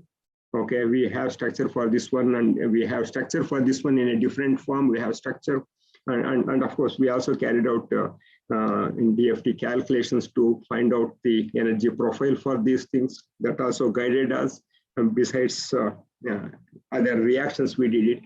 For example, when this compound was initially formed, okay, after adding palladium cod chloride, was undergoing tautomerism, we wanted to isolate this one. For that, we treated with AgSbF6, and it forms And we observed this one, but we found this compound is very, reactive, unstable, and immediately it undergoes dimerization. When it undergoes dimerization, again, this phosphol ring is generated, and we could do structure for this one, but not for this one. However, we identified this one in mass spectrometry and also characterized using all other analytical and spectroscopic methods. Okay, and I can see here, okay, so OH is there and CN is there, and that disappears later when it is formed. Also, we have the structure for this molecule here. And then, of course, we carried out kinetic studies by monitoring UV visible spectrum of this conversion of this one to this one under the influence of dry HCl. And we also did kinetics, and we also found out rate constant for this one. And not only that one, we treated this compound with 1,2-bisphosphenobenzene to isolate, so to take out this free phospholene-phosphine ring, and thereby formation of a more stable chelate ring. And we did the structure for this one also. Yes. Okay. Yeah. Another 2 minutes. Okay. I have more time, right? You have time. You have time. Yeah. Okay. Thank you. Thank you. Yeah.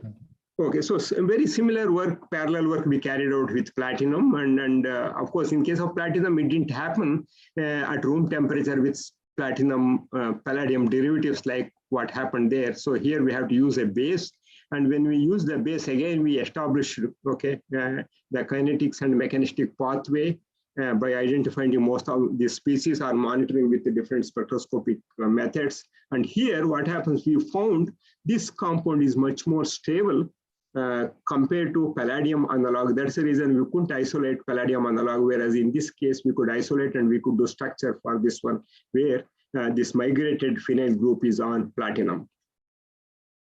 Okay, so this is the difference between the palladium and platinum chemistry. With base, it forms this one, and without base, it forms a phospholine, whereas in case without base, it forms a compound like this, and with base, it forms, okay, phospholine compound. And of course, this one on further heating, it also formed a pincer compound, and we have structure here for, just I have shown represented examples here. Otherwise, we have structures for most of these compounds.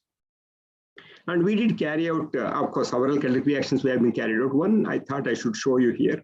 We tried to do N-alkylation of benzyl alcohol, and here both of them were formed, and eventually, okay, we could isolate both of them, and we can tune both the reaction condition to get this one as well as this one separate in separate reactions.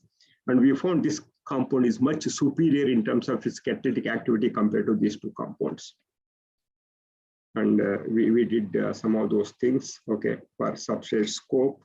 Not only that, okay, we also carried out gram scale synthesis. We did this gram scale synthesis when they isolated these products in excess of 5 grams or 7 grams with very encouraging yields here. Okay. With copper, we were interested in copper chemistry, ruthenium, other things also. With copper, it forms to begin with, it forms a very simple compound like this. But this compound on treatment with potassium tetrabutaoxide in converted into a more useful, okay, and we found some sort of interaction with copper H here, very interesting and rare interaction we came across, okay, and okay, I don't think I should elaborate on this one. What is interesting here is this reaction here.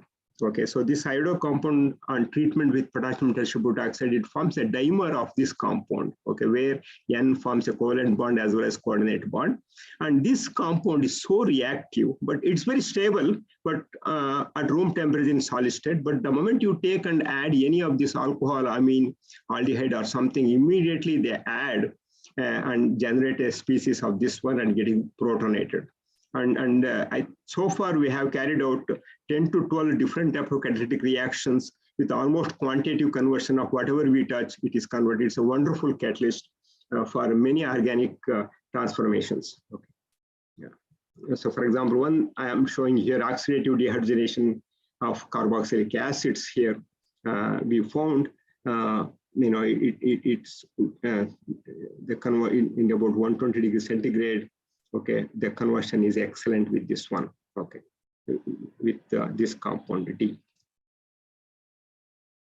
Okay, and this shows the substrate scope.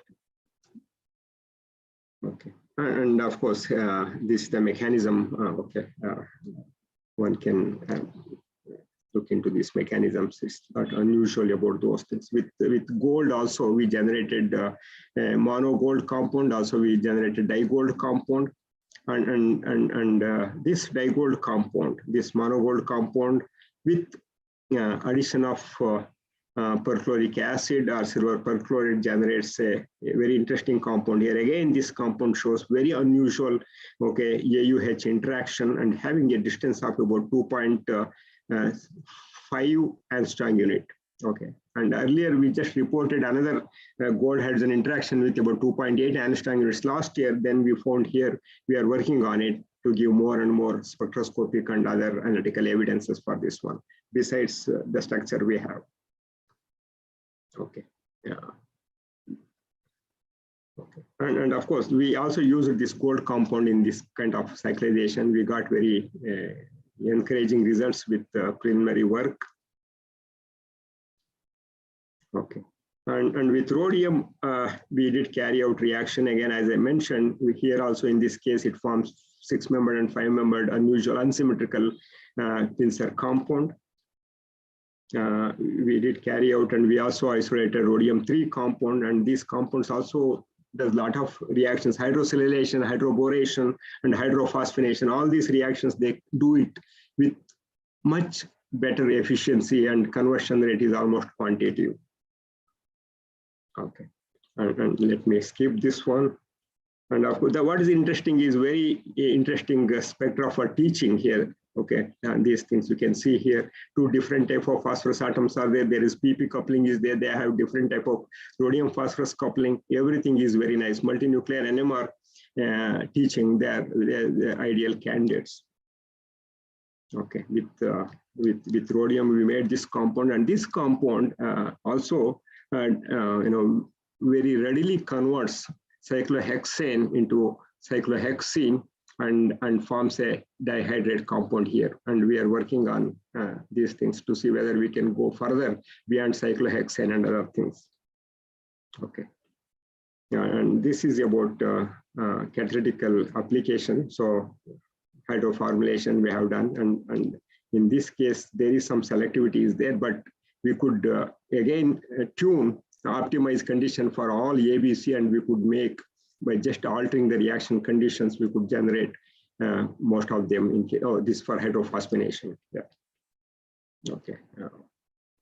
And with ruthenium also we generated very interesting ruthenium compounds, and we also using in benzylic CH oxidation reaction with very encouraging results.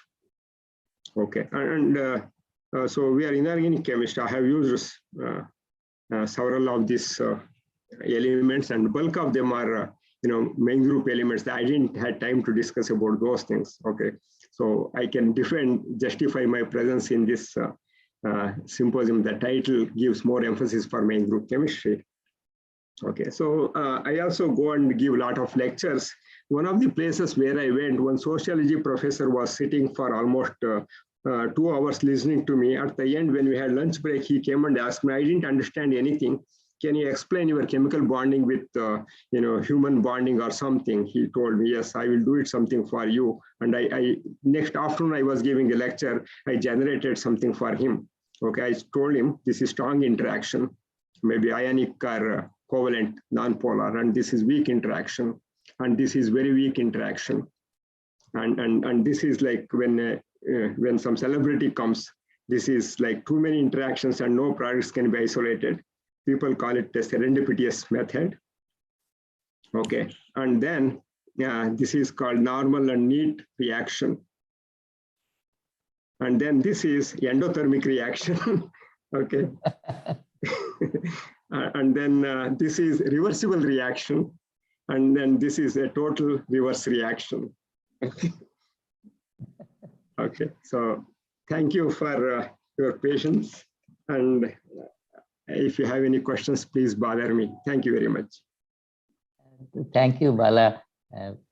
Thank you for the entire talk. I'm Yeah. sure some questions will be coming. This Please is raise your hand. Sharanappa. Can I ask a question? Yeah, please. Yeah. Yeah, very nice talk, Professor Balakrishna. Thank I you. have one question. Yeah. Have you made any attempts to make this palladium to hydrides? Well, yeah, we have been trying for that one. Okay. You see, palladium chloride after making, so they should, with sodium borohydride, okay, or with the sodium hydride, they should form. Okay. With nickel, we have been successful in making isolating. We observe transient species in some reactions, especially when I said when you are activating cyclopentane. Okay, cyclopentane, we come across instead of cyclopentane, we came across homocoupling. Okay, in homocoupling, obviously, you have to do activates sp3 CH bond, right? Okay, and in that case, when both of them are that H2 comes and stays as a H2 molecule and it goes for two hydrides, and then that compound is highly unstable. We couldn't do much about those things, but later when we added, after some time at minus 30 degree, we added pentene. It becomes neopentene, becomes neopentane. Okay, so that means there is, yes, hydride formation is there, but unfortunately they are a little bit unstable. We are trying our best to maybe having more bulky groups to trap those hydrides. Yes.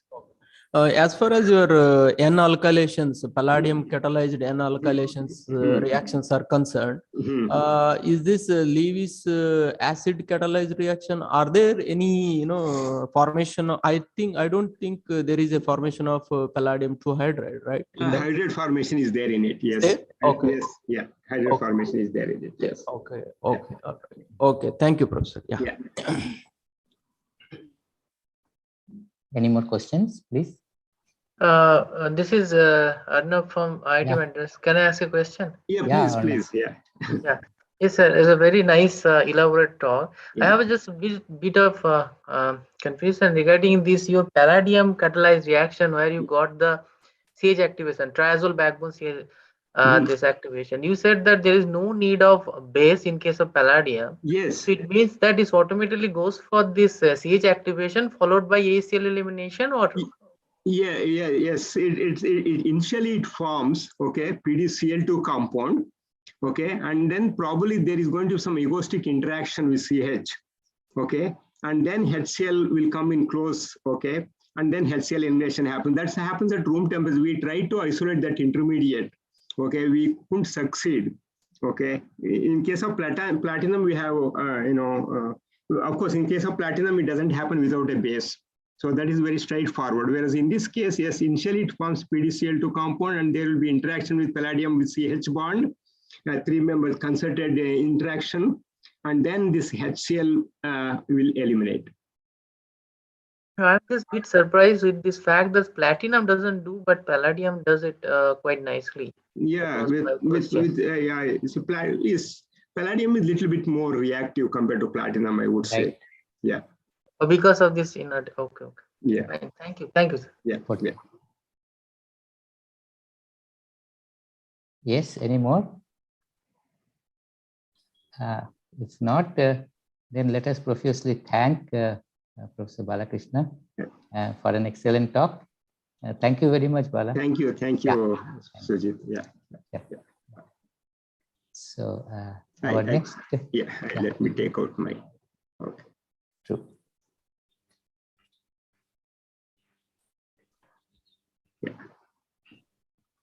You can. Your video is on. Yeah, I think I took out. Yeah. Okay. Let me see. Okay. Good evening, Muralidharan here. Hi, I can see. Yeah, right. So our next speaker is Professor Muralidharan, and it's a pleasure to introduce him. He's PhD from IIT Kanpur. After that, postdocs in Texas, and then Idaho, and finally joined University of Hyderabad as professor. I mean, in 2007 he joined as assistant professor, and since 2016 he is a full professor at University of Hyderabad.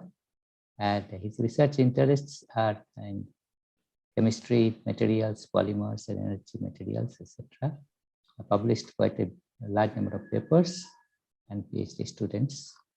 Today he is going to talk on materials of main group elements. Interesting title: Complications, Solutions, and Property Enhancement. So some material science flavor we are going to get from this particular talk, I believe. Please go ahead, Muralidharan. Thank you, Professor Surajit Rao. I thank Professor Krishnan and other organizing committee members for giving me this opportunity to give a talk in this seminar series. Okay, as our chairman mentioned that no, there are some complications what we face when we make the material using the main group elements, and what is the solution we can offer, and because of that, how we can enhance the property and solve the problem for particular application. That is going to be focus of this thing. So because this evening people have listen to many lectures, probably tired, and then I will have some exposing material so that they will sleep further. So let me start thanking the funding agency, and we do get funding agencies from, as usual, from every funding agencies here. And today's talk is mainly covered by the funding from DRDO, and also we have just started getting something from the Institute of Immense funding also. So this is my talk will be kind of the overview of what we are doing at the University of Hyderabad for 10 years around. So we are working with making material from some of these main group elements. Of course, we do have some interest with the transition metal elements also. We do have some interest in lithium conducting polymers, all these things.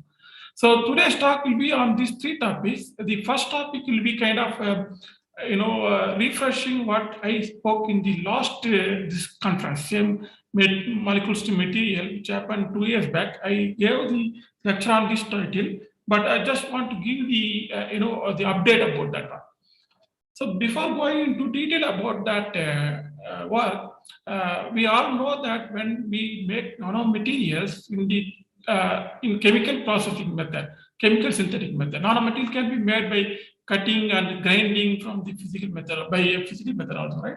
So when we talk about this thing, so we'll use some surfactant molecule, either polymer or long chain molecule, many things are known. So they are surrounding this material. But when this group reported in 2009, when they used this kind of nanomaterial and fabricated a solar cell, they identified the electron transfer between this material. So excitation supposed to happen and charge separation supposed to happen. But because these organic molecules behave as insulator, the charge separation is not sufficient, so that the efficiency of this solar cell, which is they made using this material, was less than expectation. That is one of the problem. Okay, but from our own observation and our many literature, we have identified some of the issues with this kind of insulating agents or capping agents, surfactant molecule, whatever we call them also. Okay, so basically they decrease the communication between these molecules. Let us assume these two particles, these are not molecules, they are a particle made up of some of the molecule. So if you have one particle and second particle, what is the communication between them, how they interact with them? But same nanoparticle, if you make using a surfactant, then they are covered now. Okay, so now let us look up for the interaction between these particles, or also when these molecules are these particles are interacting with some other substances, like when you are using for catalytic application or solar energy application or even biological application as a drug molecule, all this, how they interact. So it has this many of the interaction, electron has to pass through from the material to the substance of interaction. So when this happens, this insulating molecule actually diminish the actual movement of electron. so that our real efficiency or deficiency of the material.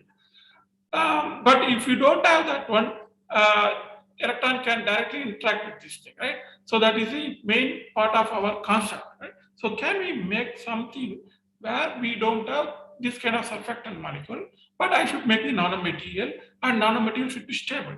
That's what the criteria. So in exactly almost 10 years from from today, so we reported first synthesis of this kind of procedure, using this kind of procedure. What we did it, we took the indium chloride and reacted with sulfur in presence of hexamethyl diacylazine, and indium sulfide is formed, and trimethyl chloride is a side product here. So when this reaction has happened in 72 hours at particular temperature, whatever, this is not the thing that we have already discussed this thing.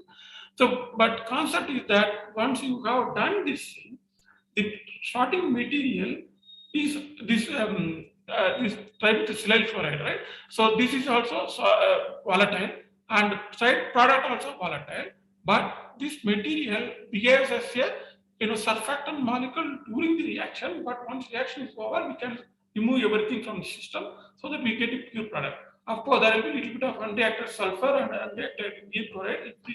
Not 100%, obviously it's not going to be quantitative reaction, right?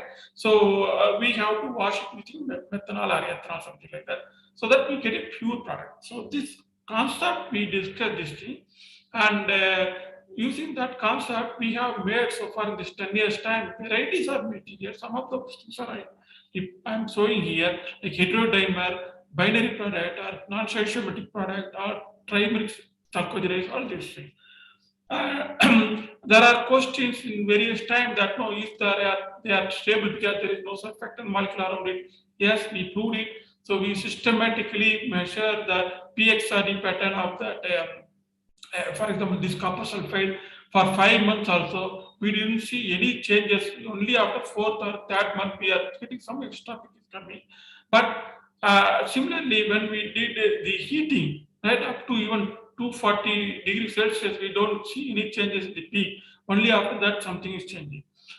This another example, we monitored for 8 months for this lead serenade also. So all these things shows as long as your material is stable. So I'm telling you the material part, I just restricted myself to only the chalcogenase. Okay, as long as material is stable for any reaction with the moisture or air or oxygen, whatever it is. So they are stable as nanoparticle. That's what we have identified so far. Okay, so there was another question: what will happen to nitrogen and hydrogen in the reaction? We monitored the reaction. Every time we get the some gas evaluation from the reaction, and we also monitored pH of the reaction. We didn't see any changes in this thing. So finally, we conclude that apart from our main product, what we are looking for, trimethyl chloride, and some amount of gaseous products also coming from the reaction. Okay, so there was another question: when you use the sulfur or thiourea as a sulfide source, how this is converting to, how is sulfur reduced S2 S2 minus, right? So we identified, we distilled out some of the intermediate. Various study we did it. We monitored the reaction by silicon 31 NMR. Following this thing, you see that the TMS chloride, hexamethyl disilazane peak is around this region. After some time, there is some plotting error. It's supposed to be here. So after some time, there is broad peak is forming here. Okay, so that means that the hexamethyl disilazane is converting to something, and that something is growing, and that is what reacting with our product. So and then we had a MALD HRMS, and also we did a GPC isolated compound. We took the GPC for this thing. Finally, we identified this polymeric intermediate is forming in this reaction. So these things in 10 years varieties of paper, we reported this. So then coming to the mechanism of the reaction. So when we have the metal fluorides and then hexamethyl disilazane and any of the sulfur source, these things are surrounding the metal sources, right? So because there is interaction between the nitrogen, lone pair of electrons from the nitrogen, and they coordinate with this thing, and then the interaction happens, sideway interaction, polymeric intermediates are formed. So this polymeric intermediate now decomposes, releasing the sulfur source to the system. So basically in this system, the hexamethyl diacylation have all three roles. It is acting as a solvent, it is reducing agent, it is also stabilizing agent. During the synthesis, after that, everything is removed, we get a pure product. So these three recent papers, we identified, the comparative study to answer this thing in more detail. For example, we made a S2 in presence of without surfactant and PEG, polyethylene glycol as a polymer coated system.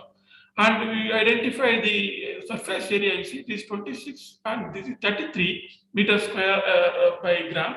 And but what we expect is that this is supposed to be, because more surface area supposed to be more active. But what we observe is completely different. Now look at the photoluminescence property. Again, the PEG coated has more intense and surfactant free. Basically, we don't have any surfactant. That is, they are all nanoparticles. Okay, so we have less interaction. This observation suggests that the interfacial transfer between in the surfactant-free tin sulfide, inhibited the recombination. But basically, this is allowing that electron to move out from that material to the where it is interacting, right? So that there is no recombination happening here. And if you look at that delay, photoluminescence delay, okay. So you see that the surfactant free have the only very short time, whereas this is almost double where we have PEG coated. Okay. So this also says that the charge separation is better in this case of surfactant free material. So now we will see the current transient current study. Here, what we do, we coat the material on top of the anode and cathode, and then expose this photo detector to the LED lights of particular wavelength where this material can absorb and absorb the photocurrent out of this thing and plot it. But if you look at this figure, you can see that PEG coated, the current which is coming out from this thing is very less. But it's on-off thing. We switch on, switch off. The LED lights, we switch on and switch off. So when we have on-off condition, so we can see the peaks are peak-like things are coming here, not are coming, but the intensity of the peak is completely different for PEG coated and surfactant-free material. So all these things show that yes, if you don't have surfactant, but they are mostly more or less same size of nanoparticle, and when we have this system, we have definitely there is a complete different in the electron movement happening system. How it reflect in kind of catalyst. Of course, we have done organic reactions, chromium reduction, this kind of dye degradation, water purification, water splitting, all these things. But I just today stick to only to this dye degradation reaction. We can see that comparative study among these two, and time also increasing almost double, triple the time needed. And rate constant also, a lot of different in the rate constant. Okay. Similarly, in the case of methyl orange degradation, also same thing observed. So all these things show that apart from this thing, we have another recent study, not only dimeric system, we have ternary system also. We do have same thing here. We have made CTS with copper tin sulfide. So here we have PVP coated and PVP coated CTS. PVP coated with dope with zinc oxide and pure CTS here, right? So when compared to this PVP coated and CTS, the CTS are the perfect sensitivity to the intensity of light, whereas if you have doping, again it has increasing that. Okay, so these all studies show that yes, there is a surfactant-free material having definite advantage over other material. So to our satisfaction, many people are looking at this kind of property.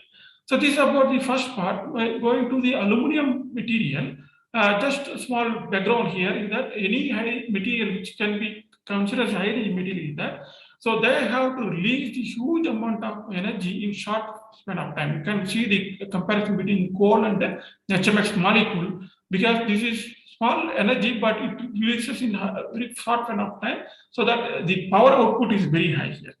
So there are some criteria like weak bond, thermodynamically favorable reaction, this decomposition reaction, kinetically favorable decomposition reaction, gaseous products should be coming from that, and oxygen needed for decomposition should be available. But all these things should be packed in small areas so that the density is very high, and then it will not have to be much volume. But the contradicting factor should be less sensitive. It should not be sensitive here. If you have more nitrogen, you have the better property here. But you look at that, if you have more nitrogen, the sensitivity increases. That is a real problem for us when we are working to this area. One of the interesting molecule designed by this group is that, and they also synthesized in 1993, is the alternative pigment. First molecule, everybody is dreaming for this thing to synthesize. When we discussed with some of the colleagues in DRDO, they said, okay, can you make this thing? I found this literature, they have already reported, but there's a kind of, they did not say junk, but that meaning is like that. So this paper is no use. These two papers are no use. The reason is that when they are talking about, they need in not millimoles level, they need in tons level. So this kind of 17-step synthesis or the 15-step synthesis is not useful to us now. So with this background, any propellant will have the boron and aluminum as a fuel. Compared to other things, this beryllium is toxic, lithium is very difficult to handle, but boron and aluminum is a good material as a fuel here. So the problem with the aluminum is that when we burn this aluminum, they get agglomerate easily. So when we burn, when the burning temperature increases, right? This is one report. So you can see that this is schematically explained here. So when the time goes, they get slowly agglomerate. And after some time, these become big balls. Basically, smaller particles join together and make a big particle. And only surface aluminum are burning, but the aluminum inside is not burning. So this is the problem. So we are not getting the energy what we are supposed to get out of that one. So what the people said that if you make the nanoparticle, which are all less than 100 nanometer size, and we'll be able to solve this problem because they burn quickly and we get energy exactly what we expected. So this was the problem given to us or discussed with us. We developed our own chemical method to make the aluminum by reducing AlCl3 or aluminum acetylacetone. In fact, this is accidental reaction. We want to reduce the silicon tetrachloride, but in this reaction also we got aluminum nanoparticle. But all these three are done in the three different kinds of polymer, in presence of three different kinds of polymer. The polymer was added to the reaction mixture, assuming that if you get 100% reaction, how much of amount of aluminum we are supposed to get, and theoretically calculate how much amount of polymer is needed. For example, 1:1 reaction. Of course, when we did that proof of concept, we could get the beautiful polymer coated aluminum nanoparticle. Of course, particle size was this range. Okay. And we also proved that there is contradicting between the first part of my talk and this talk.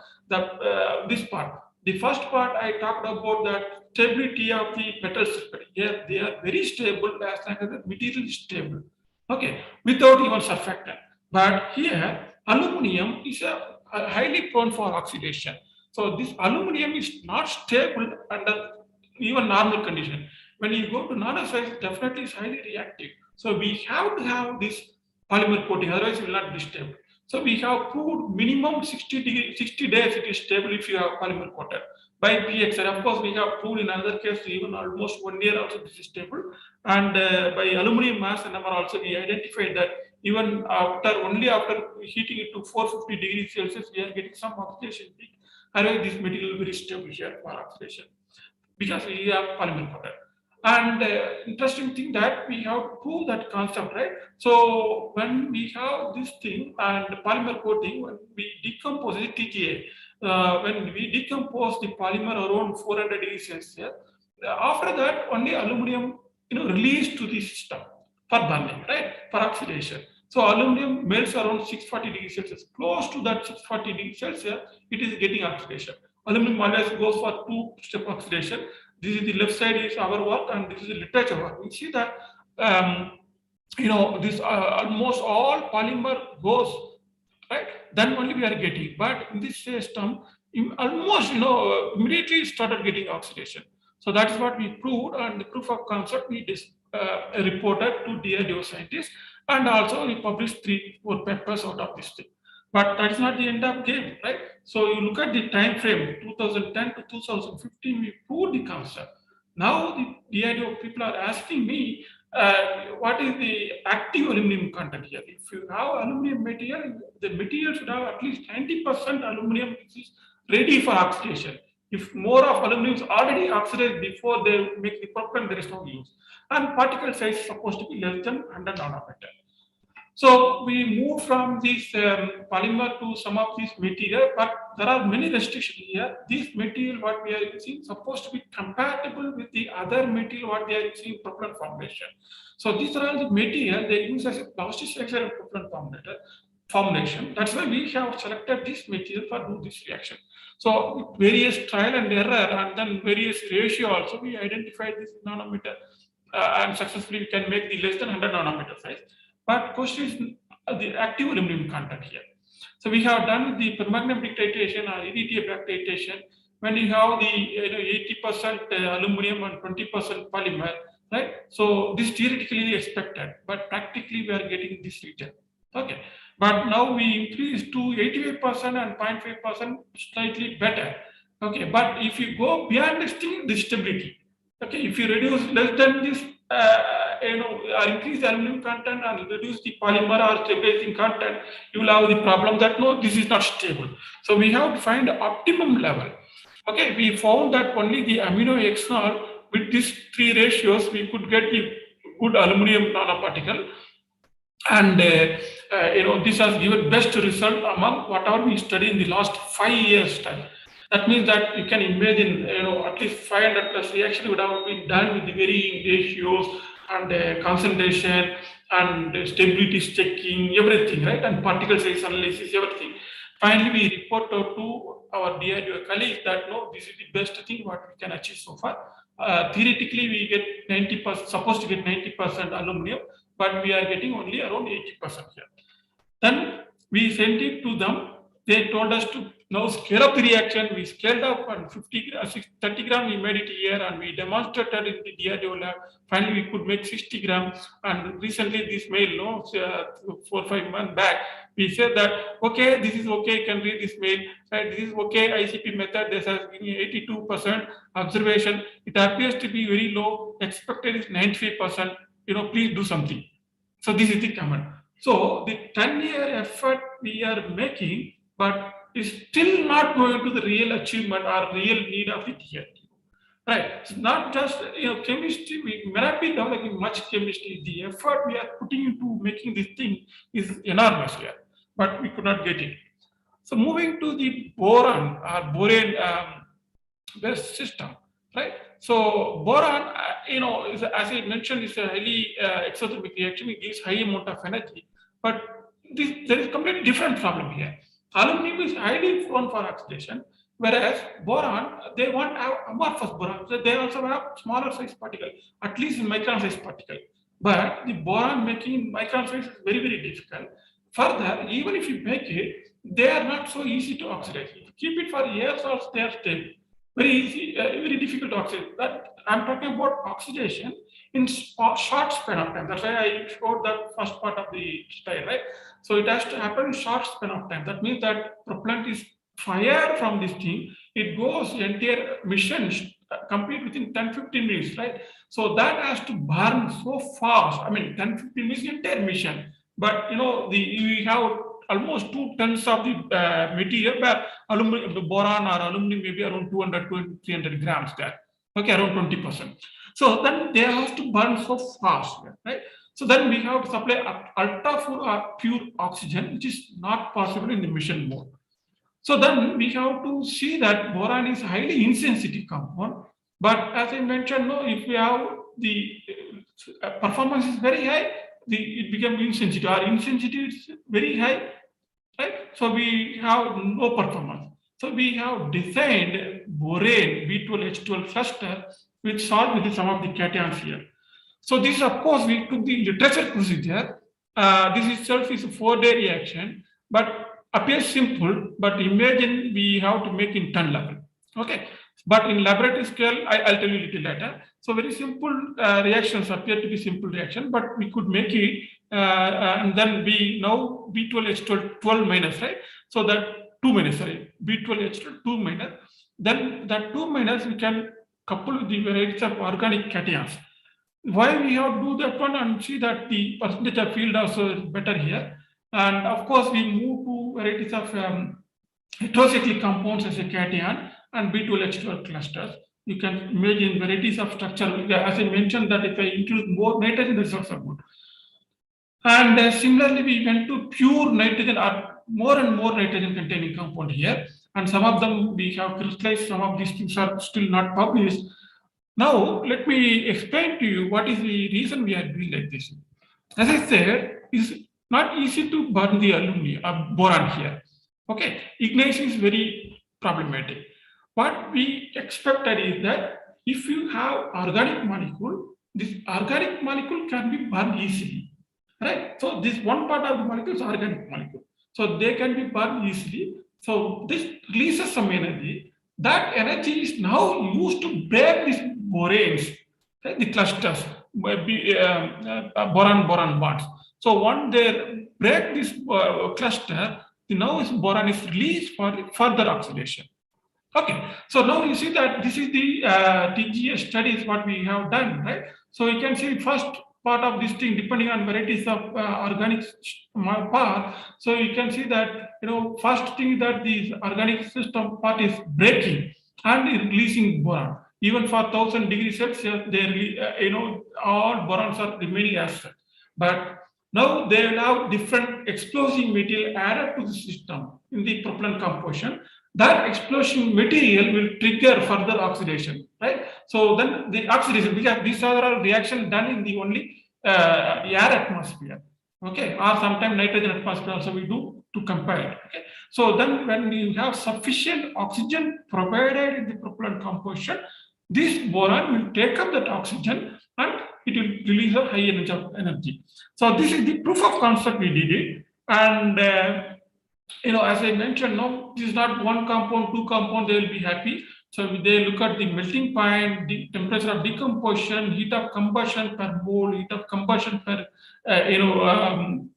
a kilogram, how much it comes, and then how much oxygen it need to be supplied. So this means that this to oxidize, I have to have at least 200, more than 200% oxygen deficient this molecule. That means I have to supply some oxidizer here, like potassium nitrate or potassium chlorate or something like that. Okay, so then, but there is something called impact and friction sensitivity. This is very, very important thing because, as I mentioned, the sensitivity and insensitivity. So these compounds should be not sensitive, but it should be sensitive enough when we trigger the reaction should be happen. Friction also, when they process, there will be a lot of friction among the molecule, right, and along the other material, right? And then once it's stored also, when you make a propellant or rocket, it will be used after 5 years, 10 years, they will not be used also. So it has to be stable. It has to be moved from one place to other place also, right? So all the places, it should be stable. So the impact sensitivity should be more than, this is PSI, okay? So these numbers are basically, I forgot to add the, joules and newtons here, okay? So it should be more than 50. Normally, if they are more than 30, it's considered stable here, but we get a better result here. So around 24 compounds we have made in these last 5 years after our first set of publications. And, this is only one compound they showed interest here. And you see the BAM, H24 has given very good result. Look at that, the parameters here. It's not just, the more amount of oxygen or more amount of boron, what is that one? But there should be some balancing act. Kilojoules of energy released by this molecule. This is 44. But if you less than the carbon content is less, but still you have less energy also. It's not just because of boron alone or boron alone, right? So there should be balancing between this amount of boron as well as the amount of carbon in the system. So we get a best molecule. So with this thing, so this is one of the best molecule. We could, of course, we have now applied for patent, submitted for patent evaluation. Our DRDO colleagues will be patenting now. So the name, Borane from Acrayam, from my group, and Dr. Hanumantra who did this thing. That's how this BAM H4 has come. So we crystallographically also characterize this thing. After all this effort, now my DRDO colleagues are very, convinced that yes, this is the proof of concept. The aluminum is pure aluminum is somewhere in terms of energy release per kilogram is here. Pure boron is somewhere here. Okay, and percentage of boron increases here, and heat of explosion, that's kilojoules of energy per kilogram. Right. So some of our compounds, right? This BAM, I think I used to add BAM 24 H24 here. So these are all the compounds which we reported to DRDO. They identified these are all the compound work to try for further level. So with this, I show you the timeline of our work, right? So first set of paper we published in 2013, and last paper we published here. And then my REA, research associate, who worked as a postdoc, student, and then now working as a project scientist, he went and demonstrated to DRDO people 2019, just before our corona issues all this, right? So they made it this compound, and later again he went again in the January 2020, and he demonstrated again. They got the confidence that yes, we can make this material in the large scale. So then now they have reported just last evaluation meeting. They reported they have made 1 kilo level of this BAM 24 H24 and this BAM H2 and BAM H3. So they have made 1 kilo level. Once they made 1 kilo level, they go to real racket. They have these small rackets to test this kind of thing. They'll test that case only. So this is not just easy. So you start working on this material, and it goes and goes and goes for long days, and it's like playing the batsman with this kind of fielding setup. This batsman has to wait for, he may have to face 100 such a balls to hit a sixer. Okay, only when you hit a sixer, it will be considered. So like our BAM H24. Okay, but in between you may get 1 run, 2 run, 3 run, doesn't matter. Yeah, we may get some publication because we scored 1 run, 2 run, 3 run. That means we make 3, 4 molecules, some moderate property, something like that. But that is not going to be useful for real-time application. Only when we 86er like BAM H24 or one of our aluminum product, we get it. But it took almost 10 years for us after 3 PhDs and 3 postdocs and some 25 publications. We could make only 2 molecules to convince DRDO scientists to go for next level of testing. Then only we know how much we can do.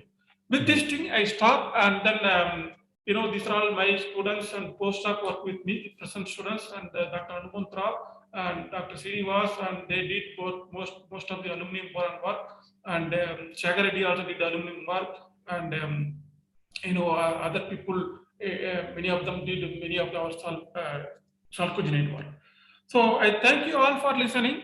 This is some of the recent photos from our group, and once again I thank you for our sir, and welcome any question. Yeah, thank you very much, Professor Muralidharan. I know that research in high energy area is a very challenging one, and you have actually taken this long journey with confidence and courage. That is very good.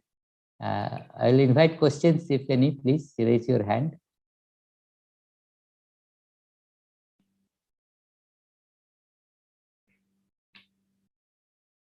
If there is any question, please, from anybody. Yeah, please. Okay.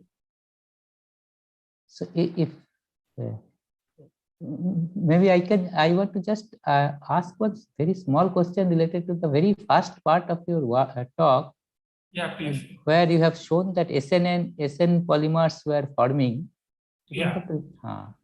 So this, how do you separate it from the nanoparticles? Just by washing? No, this polymer will not be stable. Okay, this is the intermediate actually. So we Oh. could distill it, and then under the glove box condition, then it will decompose when we expose it. Basically, Okay. this polymer, this mechanism we can understand. So this polymer will interact and they decompose and release the sulfur to the material, and the remaining this SiMe3 groups are going as a trimethyl chloride. They take from Understood. Understood. Okay. I mean, let me thank Professor Muralidharan for an excellent talk on materials, which adds to the one of the aim of this MMM lecture, MMM series or conference. Thank you very much. With this, I think today we end today's session, and the day's ends. Thank you very much, Krishnan, for allowing me to chair this session. Yeah. Okay. Thank you very much, Professor Sujit Rai, and for sharing this session. And also, we'd like to thank all the speakers of this day and the chairs of all the sessions. And with this, we close today, and we'll be back tomorrow with a new link. Okay, we'll see tomorrow, 8:30. Thank you. Thank you. Thank you, everyone. Good talk, Murli. Thank you, Bhumi. Thank you. Yes, last minute, I want to stick to time also. So I completed it hopefully by 30 minutes. I guess. Good talk, Professor KCK. I also listened to your talk. Hi, Bhumi. Hi, KCK. How is it? I'm fine. Nice talk, Hi, Murli. Murali. Nice work. Thank you. Murali. You know some of our work. Yes. Yes. Anukula, I listened to your talk also. It was good. Oh, thank you. Professor Balakrishna, I listened to your talk as well. Yeah, thank you. So happy to see many people at least through this online mode. Yeah, it's nothing like, sitting together and discussing and listening. Okay, unfortunately, that luxury is taken away. Okay, since 2 years almost. Hopefully, it will return next. Okay, I think in India is more or less settled. I think. Okay, stabilized in India. Okay, India is doing a lot better compared to most of the countries. Okay, yeah. If it would have been a normal session, then after this we would have had some interesting section. I know what Murli means by that. Okay, congratulations to everybody. Bala, Murli, Sujit, right? All right, Sangeet. Bye for today. Why, KCK, you are sitting alone, still you are having mask. Yes. You don't need to. Oh, students are coming all the time. Yeah. Otherwise, Murli will scold me left and right. Unless he is sitting next to you in next room. The next room is there is a diwar, so no problem. Okay. I do have many explosive compounds. Okay. All right. Yeah. Balakrishna, how are you? I'm fine, KCK. All right. Okay. Yeah. Okay, then see you all tomorrow. Yeah, see you all. Yeah. Yes. Professor Muruks, you are muted. Murli, you are coming. See, I had a very poor internet connection in my office, so I was in the YouTube. I was not in Zoom. So I've been listening to lectures, but I could not ask any questions because I was on YouTube. I just joined again with using my cell phone. Bala, KCK, and all the youngsters, Murali and our Bhumi, fantastic talk all of you gave. Murali, I'm particularly impressed, I think, for doing a different kind of main group chemistry. Keep it up. Yeah, I think. Moritz, you can ask us questions now. You can ask us questions now. I can ask, but I think all of you go and take rest. Tomorrow I will ask you. I think ask question from my PhD days onwards. Yeah. Actually, I have a question to Bhumi. I will ask him. I'll call him and talk to him. Okay. And KCK, as usual, he's more of organic chemistry than phosphorus chemistry. I don't know. Organic chemists don't treat me like that. I don't know. Organic chemists think that I'm totally junk. That's all. KCK, the PR2 systems and POR2 systems. What is the difference in reactivity? Which one? PR2 and POR. See, you have a PR2 and then double bond O, and then organic format. It could be an allene, cumulene, whatever it is.